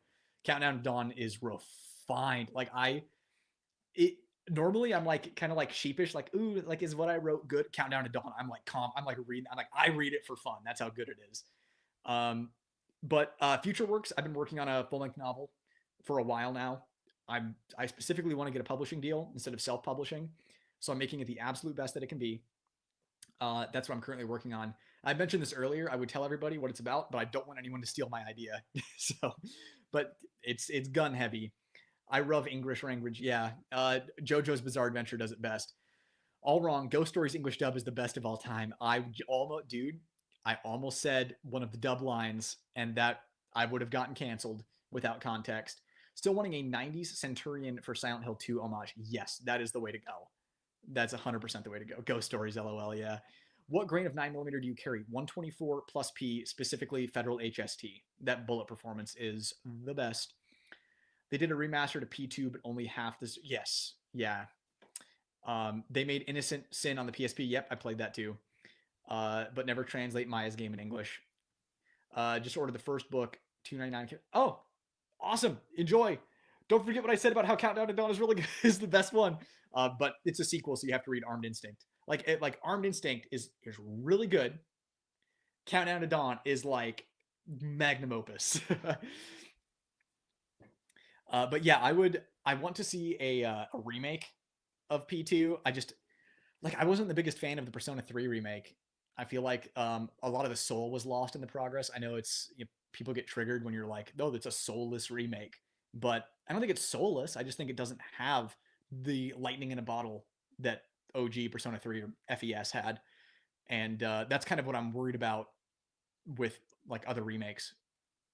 So, did you ever try the 92 GTS? If so, how does it compare to the 92 FS? Is that, you have to remind me, is that the one with the frame mounted decocker? Is that one? I don't remember. Yu Yu Hakusho, Kenji coming in with the S tier. I have Yu Yu Hakusho right here. Yeah, Yu Yu Hakusho. What was that meme? It's like when you ask your millennial uncle about like Toonami, and he's like, I was watching Yu Yu Hakusho before Naruto was even invented. that was me. Yes, yeah. It's, if you're looking for a frame mounted decocker Beretta 92, like, it's fine. For me, the frame mounted, at least the OEM frame mounted safeties or decockers on those Berettas just dig into my hand. Like, it is Poketown population web of my hand. Unk status, right? The one with an optic cut from Beretta. Yeah. I mean, it's kind of self-explanatory what it is. I prefer the 92 FS. I prefer that the frame mounted stuff out of my way. It's not ergonomic like a 2011 is with a frame mounted safety. It's just kind of obtrusive, at least in my opinion. That's my 2 cents.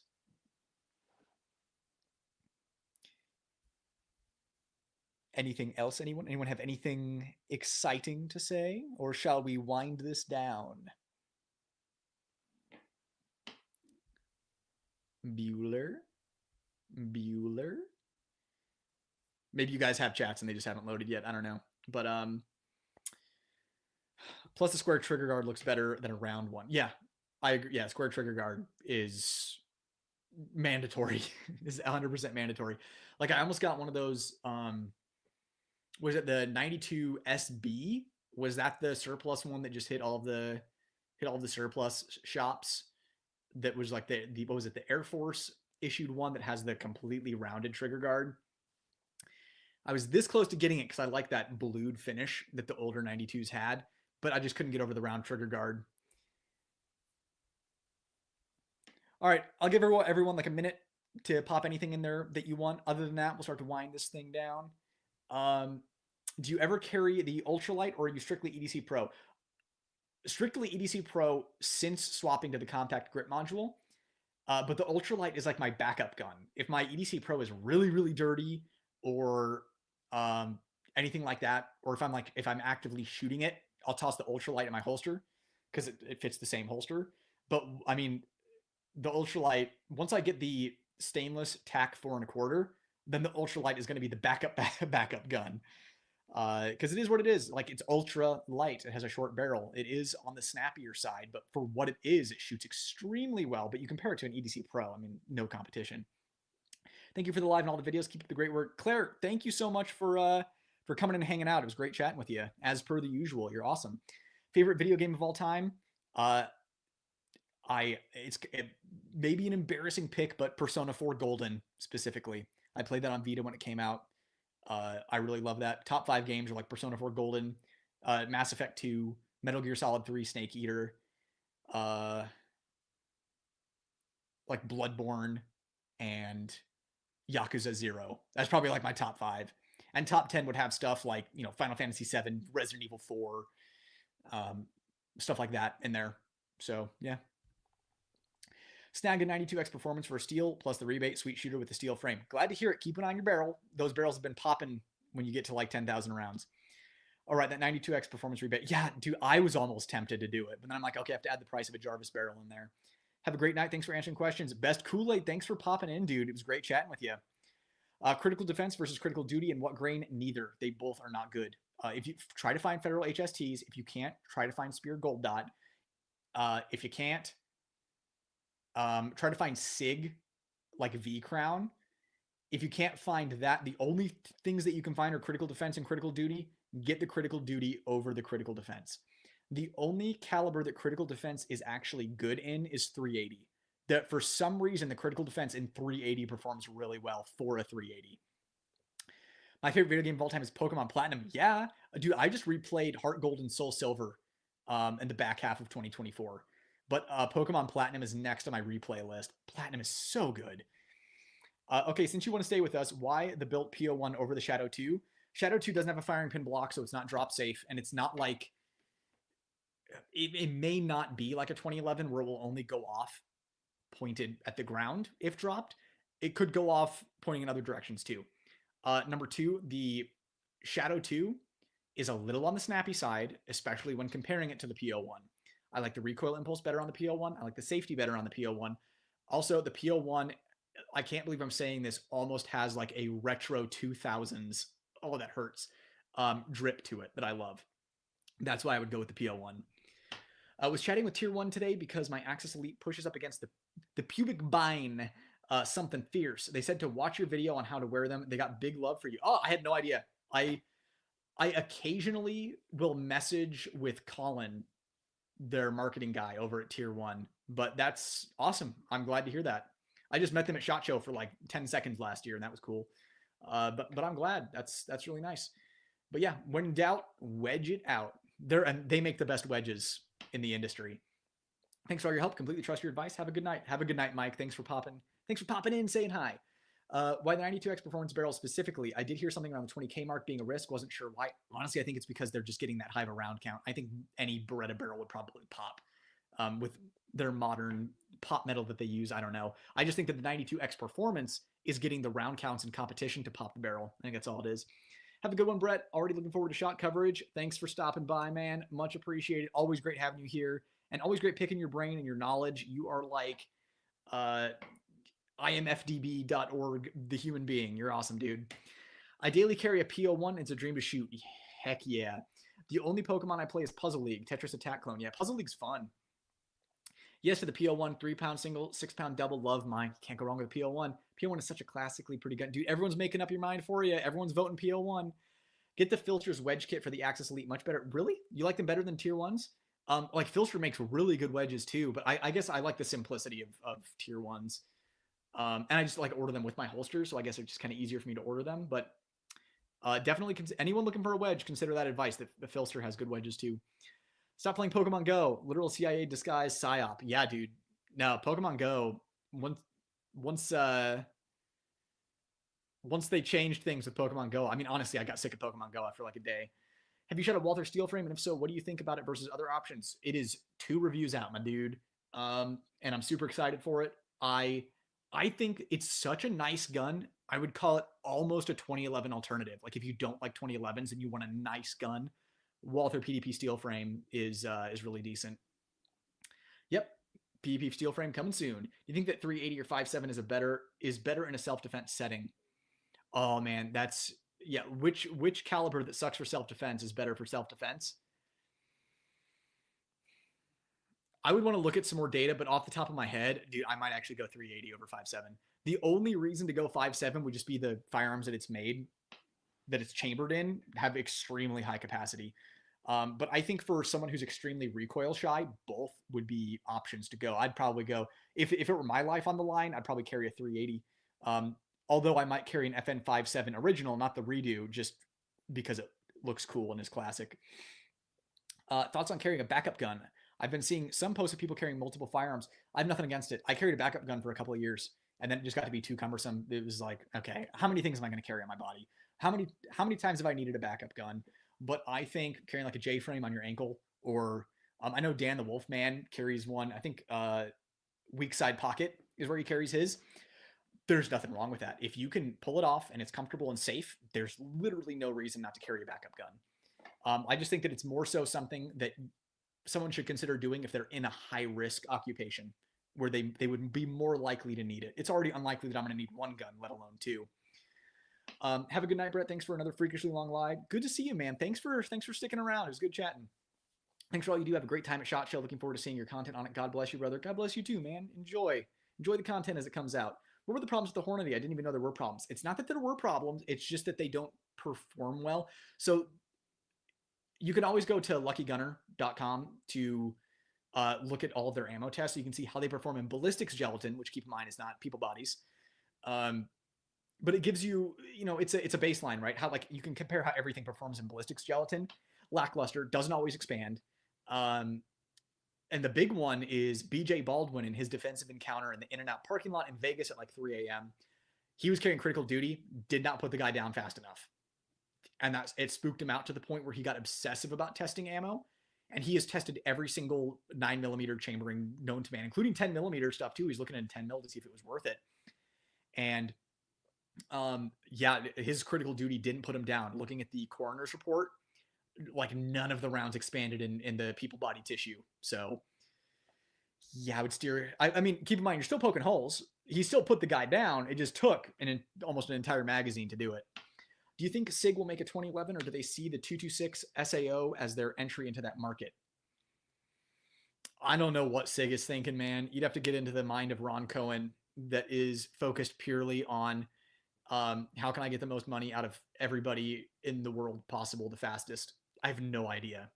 I think on one hand, it would be smart because everyone's jumping off the bridge. They should jump off the bridge too. On the other hand, they would be so late to the game. It would be like HK with the CC9. Everyone looks at the CC9 and you're like, dude, where are you? Like, this is over. Everybody already has what they want. Like, it's day late and a dollar short. And it might be the same for SIG, and especially with the reputation that they're shooting for, premium brand, military and LE contracts. I feel like it'd be a bad look to be last one out, right? It's like, or at least perceptibly so. Will a G45 fit in my T1 Axis Elite G19 holster? G45 fit in your... Oh, yeah, for sure. It'll fit. Assuming it's the same generation, right? If it's a Gen 3 19 holster, but, Gen 5 G45, maybe not. But as long as they're the same generation, they'll fit. Guess I'm spending $signs on the PO1. Thanks, boys and girls. But yeah, 100%. That's the way to go, dude. And you'll be so happy with it. Prodigy Compact thoughts. I'm checking daily. Same thing with the full-size Prodigy, right? Is you're rolling the dice whether or not you're going to get one that you need to send back to the factory. Springfield doesn't do the best job with MIM parts. Their MIM parts are braking ejectors, stuff like that. So you want to replace, the EGW ignition kit. You want to replace the MIM parts that might have a higher rate of breakage. And also you're looking at a Cerakote finish. So it is what it is. Just into weird esoteric 80s, 90s stuff, but thanks. No, dude, I like seriously, you know stuff that I don't know, and that makes me like you a lot because I can like like you're always there with an answer. Um, I play two mobile games, and both are the girls' frontline games. Okay, I'm gonna get out in a second, but I also want to touch on this that uh, you also have impeccable taste when it comes to everything, guns, shows, every like video games, everything. You have impeccable taste, flawless taste. You're a real one.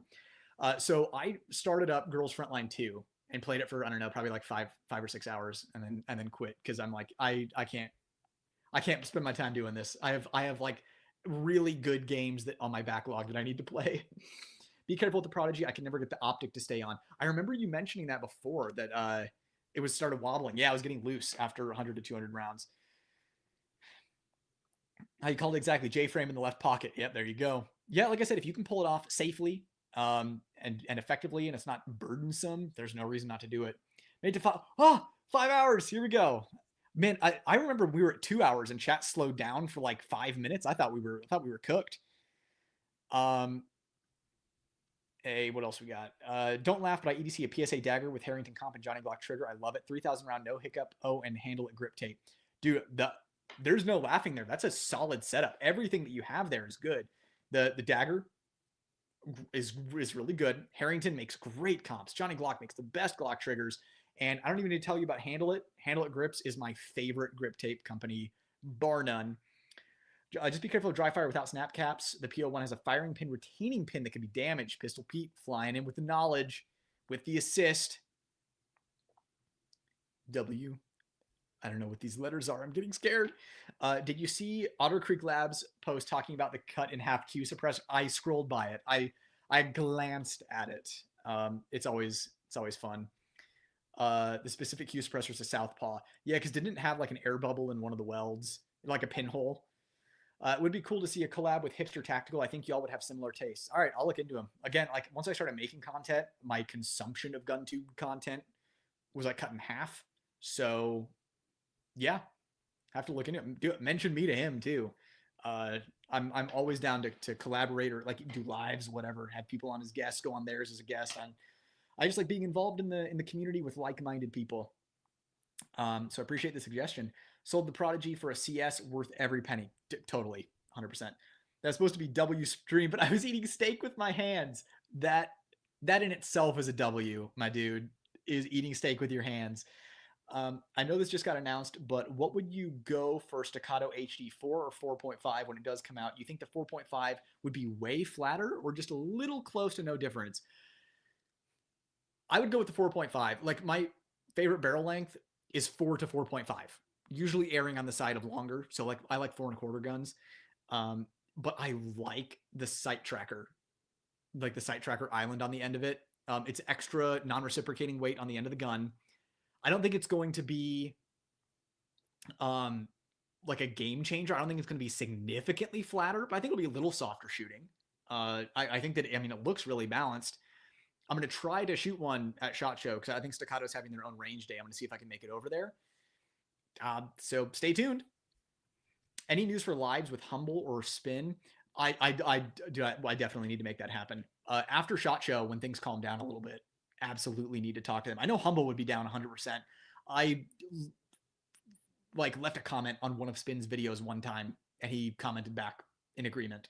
That's the extent of my conversations with Spin. But I mean, obviously Humble's awesome, Spin's awesome, so it'd be really cool to get to chat with them live.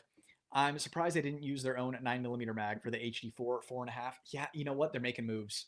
They're pushing things in directions. It's give me that LE contract, bro. We'll see how it runs. We'll see how it feels. We'll see what the grip circumference is like. Because I know you have smaller hands, so I'm curious to see how it compares to something like a CS or a C.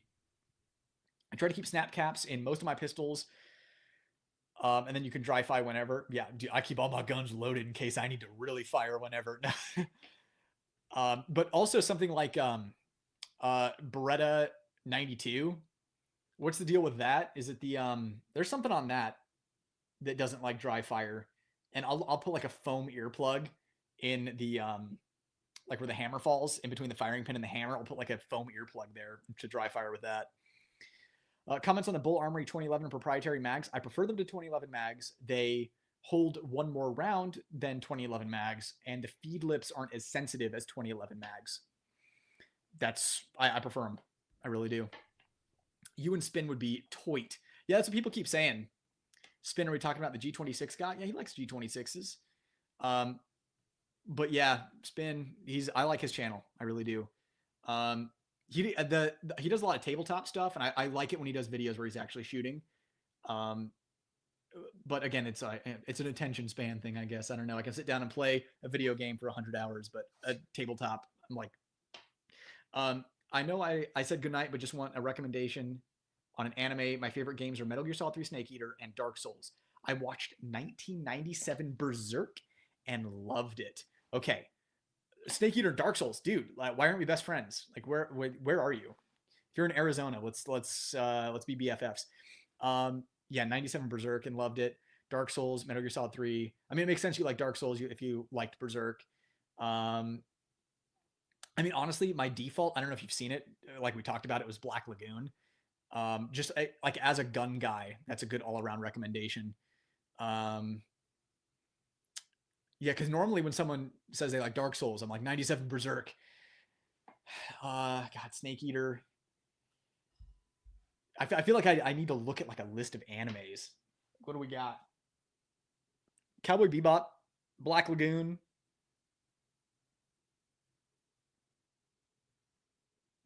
I got like my retro stuff on this side. Oh, dude, Ghost in the Shell standalone complex. That it gets off to a slow start, so maybe don't start with that one.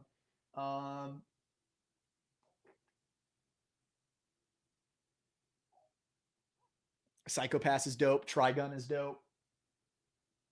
But yeah, if you haven't seen it before, Black Lagoon is always just like if you like guns, just start with Black Lagoon because you're gonna like it.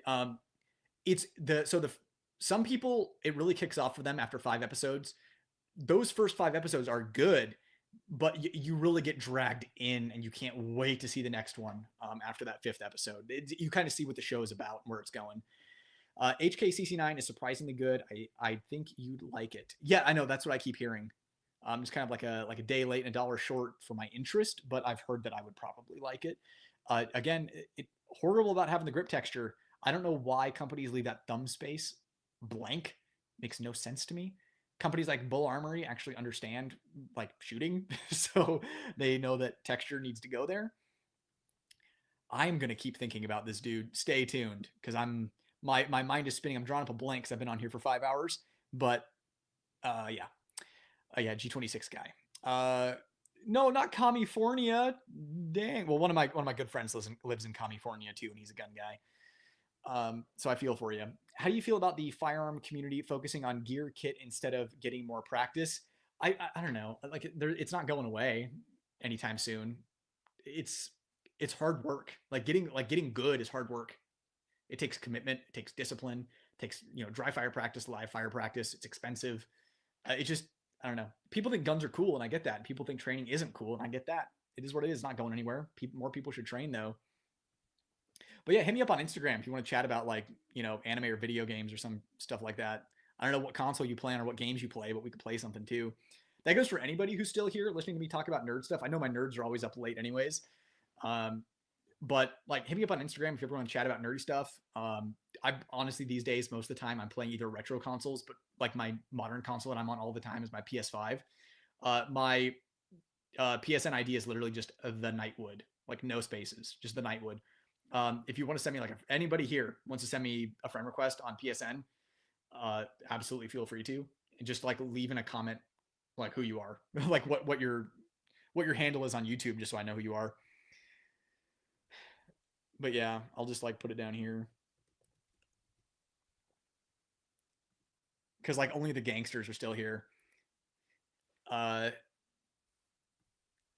do you feel about the? Oh yeah, we talked about that, man. Here I am, like getting ready to answer your question again. What are your thoughts on carrying a full size, like the 4.5? I know some people carry up to 5, but I feel like the full size is a little harder to conceal than the 4, even if it's by a ½ inch.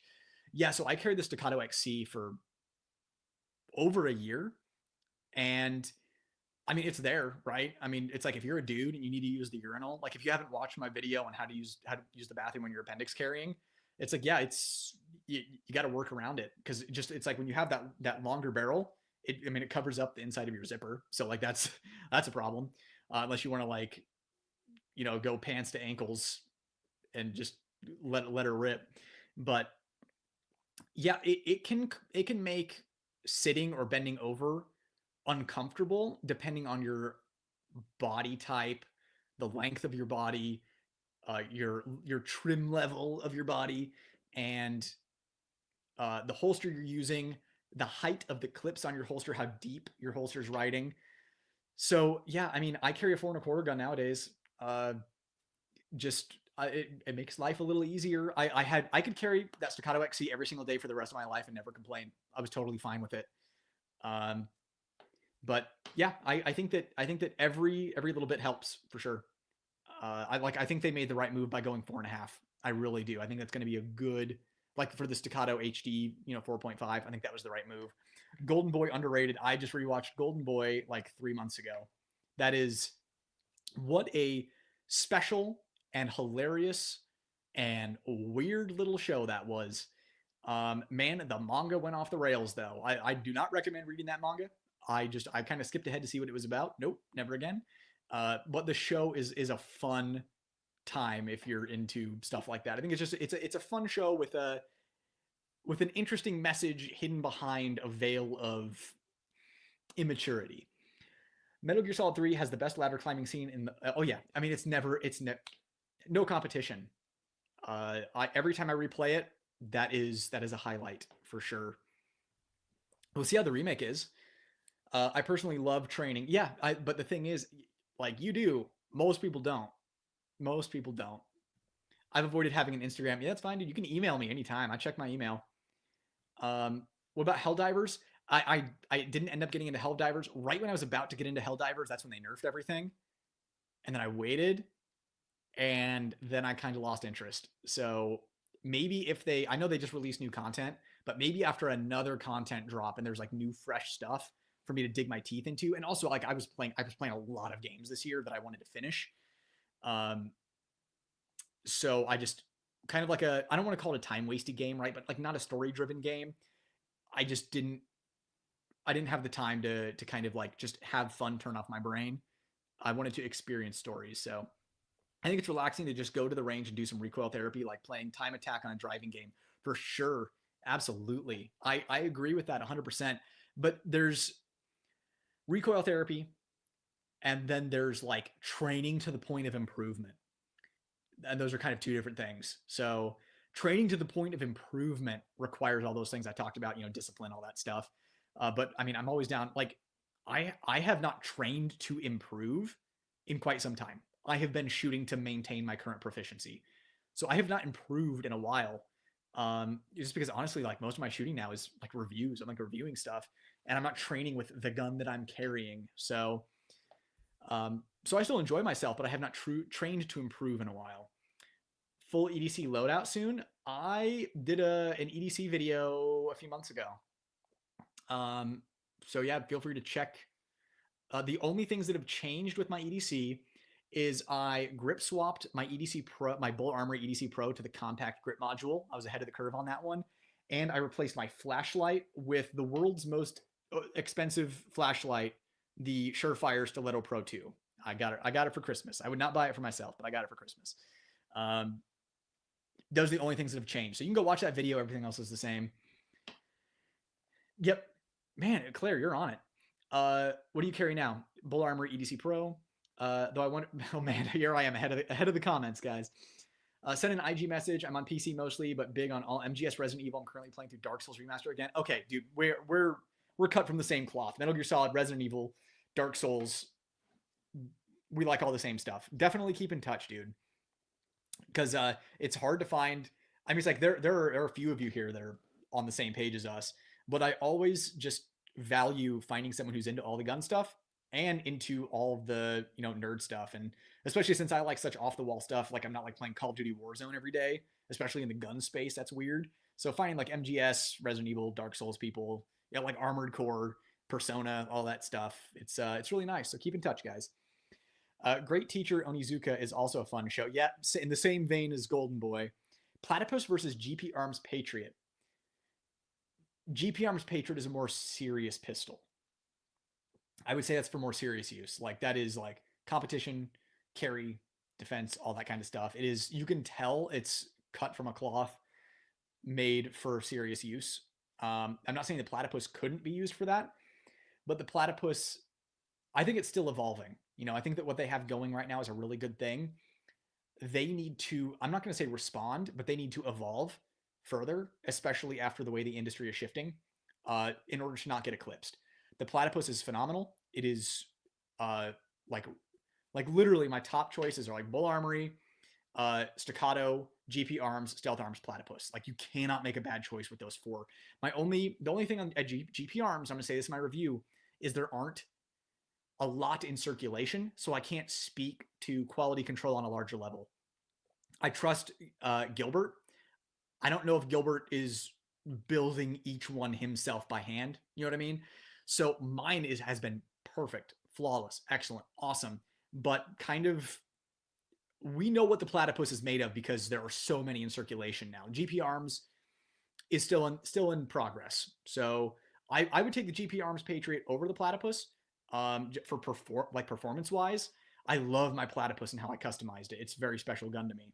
But I would take the GP Arms for performance shooting, whether that be defensive or competition, over the Platypus, just because it's built by a dude who has spent 20 years gunsmithing and almost 30 years shooting at a high level of competition, 1911 and 2011 pistols. So he knows what he's doing. Just been listening to the live stream while building a semiconductor at work. Hey, nice. Glad that we were able to keep you company through that. That sounds like a lot of fun. Oh, I also got that light for Christmas. No way. What are the odds? Oh my God, same dude. I love this light. I cannot recommend it for the price. It does not make sense. But now that I have it, I love it, and I don't want anything else. I can now. It's sitting on it. I carry it in my back pocket. Sitting on it is more comfortable. The output is nuts. I did old flashlight, new flashlight, and it just poof. It was like a Christmas Vacation. The whole house lighting up. It was insane. I love this light. If you didn't get it as a gift, what flashlight would you want to buy or carry? I was carrying a Surefire before, and again, even that wasn't the most expensive, Surefire ever, but it's still expensive. I like the Phoenix lights, Fenix. I think those are good, affordable, durable lights. I had a Streamlight, one of their cheaper ones that was back when I got it was $40. I think it's $60 now. It's, God, I forget. Everything is letters and numbers, right? I forget what it was. It was like the EDC T1CS, I don't know, double A. But that one ended up dying on me. I killed that one. So that was my favorite light until I broke it. But I'm hard on my stuff. So I would probably say Phoenix for a budget light. But yeah, justifying this much money for a light doesn't make any sense to me. So yeah, I'd probably go like a Phoenix light. I know that there's Mod Light makes great stuff, but again, those are expensive. You have to be an EDC nerd to spend that much money on something like a flashlight, because then you risk okay, what if it gets caught on your seatbelt and flies out into a parking lot and you don't notice it? What if it gets caught on a trash bag that you're hoisting over your side, throwing into a dumpster, and then it gets carted away and it's gone forever? So the likelihood of you losing your pistol that's expensive is unlikely. It should be zero unless you get into a defensive shoot, and then you might lose it. But the likelihood of losing a pocket knife or a flashlight, much higher. I carry an expensive knife and I carry an expensive light, and it's one of those things you just have to. It is what it is. You have to know that you're using it, and things can happen. I watched the first drop of Secret Level. I did not watch the second drop, but my favorite episodes were obviously Armored Core. Are you kidding me? It was amazing seeing that. Armored Core. Oh God, what was the other one? Unreal Tournament. I liked that one, but that wasn't my second. What was my second favorite one? I liked Armored Core. Oh, Space Marine. Oh my God, Warhammer. The Warhammer one. Warhammer and Armored Core blew me away. I enjoyed the Unreal Tournament one. Dungeons and Dragons one was okay. Overall, mostly enjoyable. I didn't like the oh god, what's the name of that game that I don't care about? The like Call of Duty wannabe or Counter Strike wannabe. I hated that one. That one was dumb. But the Armored Core one and the Warhammer one alone worth the price of admission. I loved those. Always trying to finish any range time with a couple of mags out of my EDC. I want those last shots to be what I might use in time of need. Muscle memory adjacent, I guess. Yeah, I think that's smart. I used to do that, and then I just got lazy, and then I just dry fired at home later. And also like I carry 2011 style pistols. I prefer to keep them clean and oiled. Um, they will run dirty. You just have to keep them wet. But it's one of those things where I put a few rounds through it a few times, and then it's dirty, and then I'm like, I don't like the way that you can't see the shiny ports in my lightning cuts if it's dirty. But I think that's a smart move. If you meet these stealth arms folks, you should ask if they would do a compact size platypus. I brought that up to them one time, and they got like scared. They were like, don't put that on. Don't get people hyped about that. That's not anytime soon. But I absolutely want that.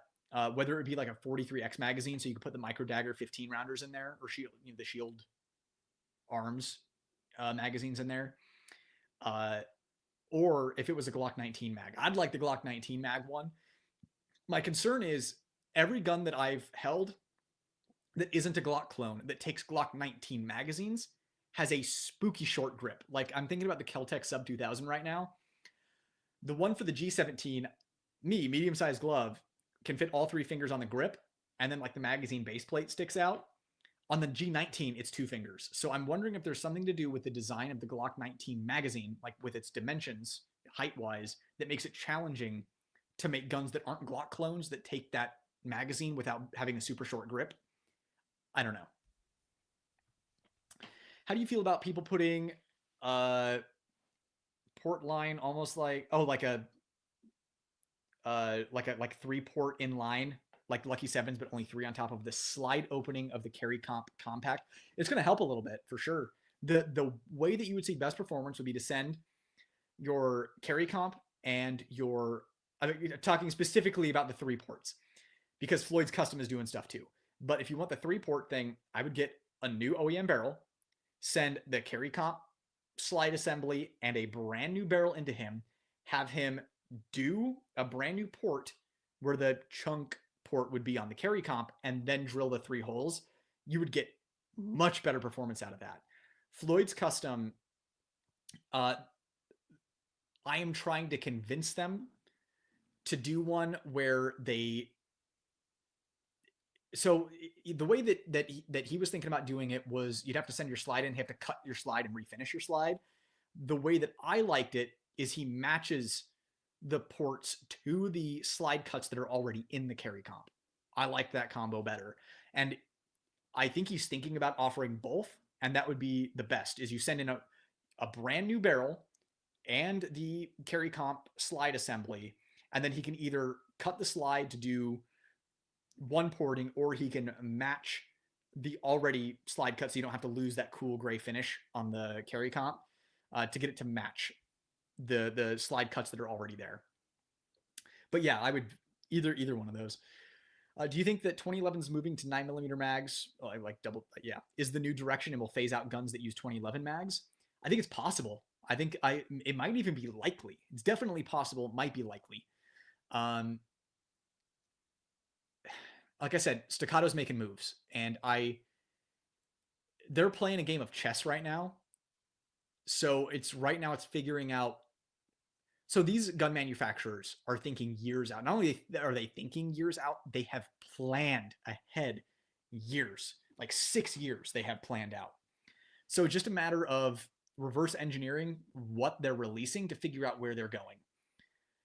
We'll see. Do you think stealth arms are going to tease a Glock 19 size platypus? I sure hope so. I sure hope so too. I doubt it. How are you still live? The dedication is real.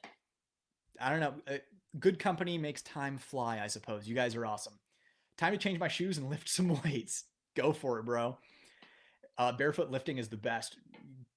Just be careful about dropping them weights. Energizer bunny chat. Yeah, pretty much. What time frame on getting a GP Patriot? How long does it take to get after ordering? Usually a couple of weeks. I think it's about 2 weeks. That's about what it was for me. All right, everyone, I'm going to wind this down. Say your goodbyes and farewells. If there's a quick, easy statement or question that you can make, feel free to drop it. Other than that, I'm going to, I don't know, give you guys 60 seconds, and then I'm going to sign off. As we sit here in awkward silence. I feel like I need to play like a Metal Gear Rising Revengeance OST while we're wrapping up.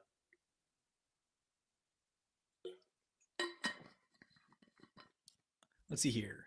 Top 3 things you're hoping to see at SHOT: Bull Armory Stainless 4.25 TAC Pro, Bull Armory TAC Comp, and Staccato HD. Those are kind of my top 3. Make it up for lost time, seriously, right? Discuss the new Kel-Tec pistol. I think it's hilarious. I would love to shoot it. It's hilarious. I actually think it's interesting. That doesn't mean I think that it's particularly a good idea, but I think it's interesting. I'd like to shoot it. Did anyone ask about the new Glock A cut? Yeah, someone asked earlier, and I was like, I don't know, look fine. I'm concerned about the little piece of metal that exists in the corner of that cut, just barely holding things together. I want to see how that holds up after like 20,000 rounds. But other than that, it looks fine. Have you seen B Squared Manufacturing announcing he wants to make more Halo guns? No, I haven't, but I'm going to look it up right after this. I've taken some notes on a couple of things you guys have pointed out. Thumbs up, Pistol Pete. Thanks for stopping in and hanging out. Always great having you here. James, congratulations on your silver medal earlier in the age guessing game. See you, Troy. Always good having you here, man. Shitsuo, you're the bomb. Thanks for letting us hang out with you. Oh, thanks for chilling. I need a new anime to binge. What do you recommend? What haven't you watched? I just watched season 2 of Gun Gale Online, and it was good, but the first season of Gun Gale Online was like really good. So if you haven't watched that, give it a try. If you're looking for a really long one, though, I don't know what you've seen, but that's just off the top of my head. See you, best Kool-Aid. Keep in touch, man. Good night, Brett. See you. Oh man, so excited to see you at the show. I'm like counting down the days to get my hands on the goodies. Straight Stupid, thanks for being here, man. Great chatting with you. Kenji, as always, great having you here, man. Thanks for supporting the channel. You are awesome. Stay in touch. I'd like to see Dan West in full-size DWX and 45 auto. That'd be dope. See you, Claire. Thanks for stopping by. Thanks for always supporting the channel and bringing such great conversation. You're the best. I appreciate you. First is the worst, second the best, third is the one with the hairy chest. You weren't third. All right, everyone. It was great seeing you, and look forward to the SHOT Show coverage. I can't wait. And let's see here. Watch most of the mainstream anime, but looking for something else. If you watch Cyberpunk Edgerunners, have you gone back to the classics? Have you watched Gunbuster? If you have an Instagram, hit me up on Instagram for anime recommendations. Just like message me. I'd be happy to, like, you can tell me what you've seen and what you haven't seen. I recently bought Nexi. Know anyone that would do a really good job with scrolled decorative engraving? I don't, but it's all over Instagram. Definitely check that out. All right, everyone. It was great seeing you guys. I will see you in the SHOT Show coverage. I will see some of you at SHOT. If any of you are at SHOT Show, like, don't be a stranger if you see me. Like, some people are like, oh, I don't want to bother you. Dude, bother me. I enjoy hanging out with you guys. Right on, dude. All right, everybody. I will catch you at SHOT Show. See you later, and have a good night.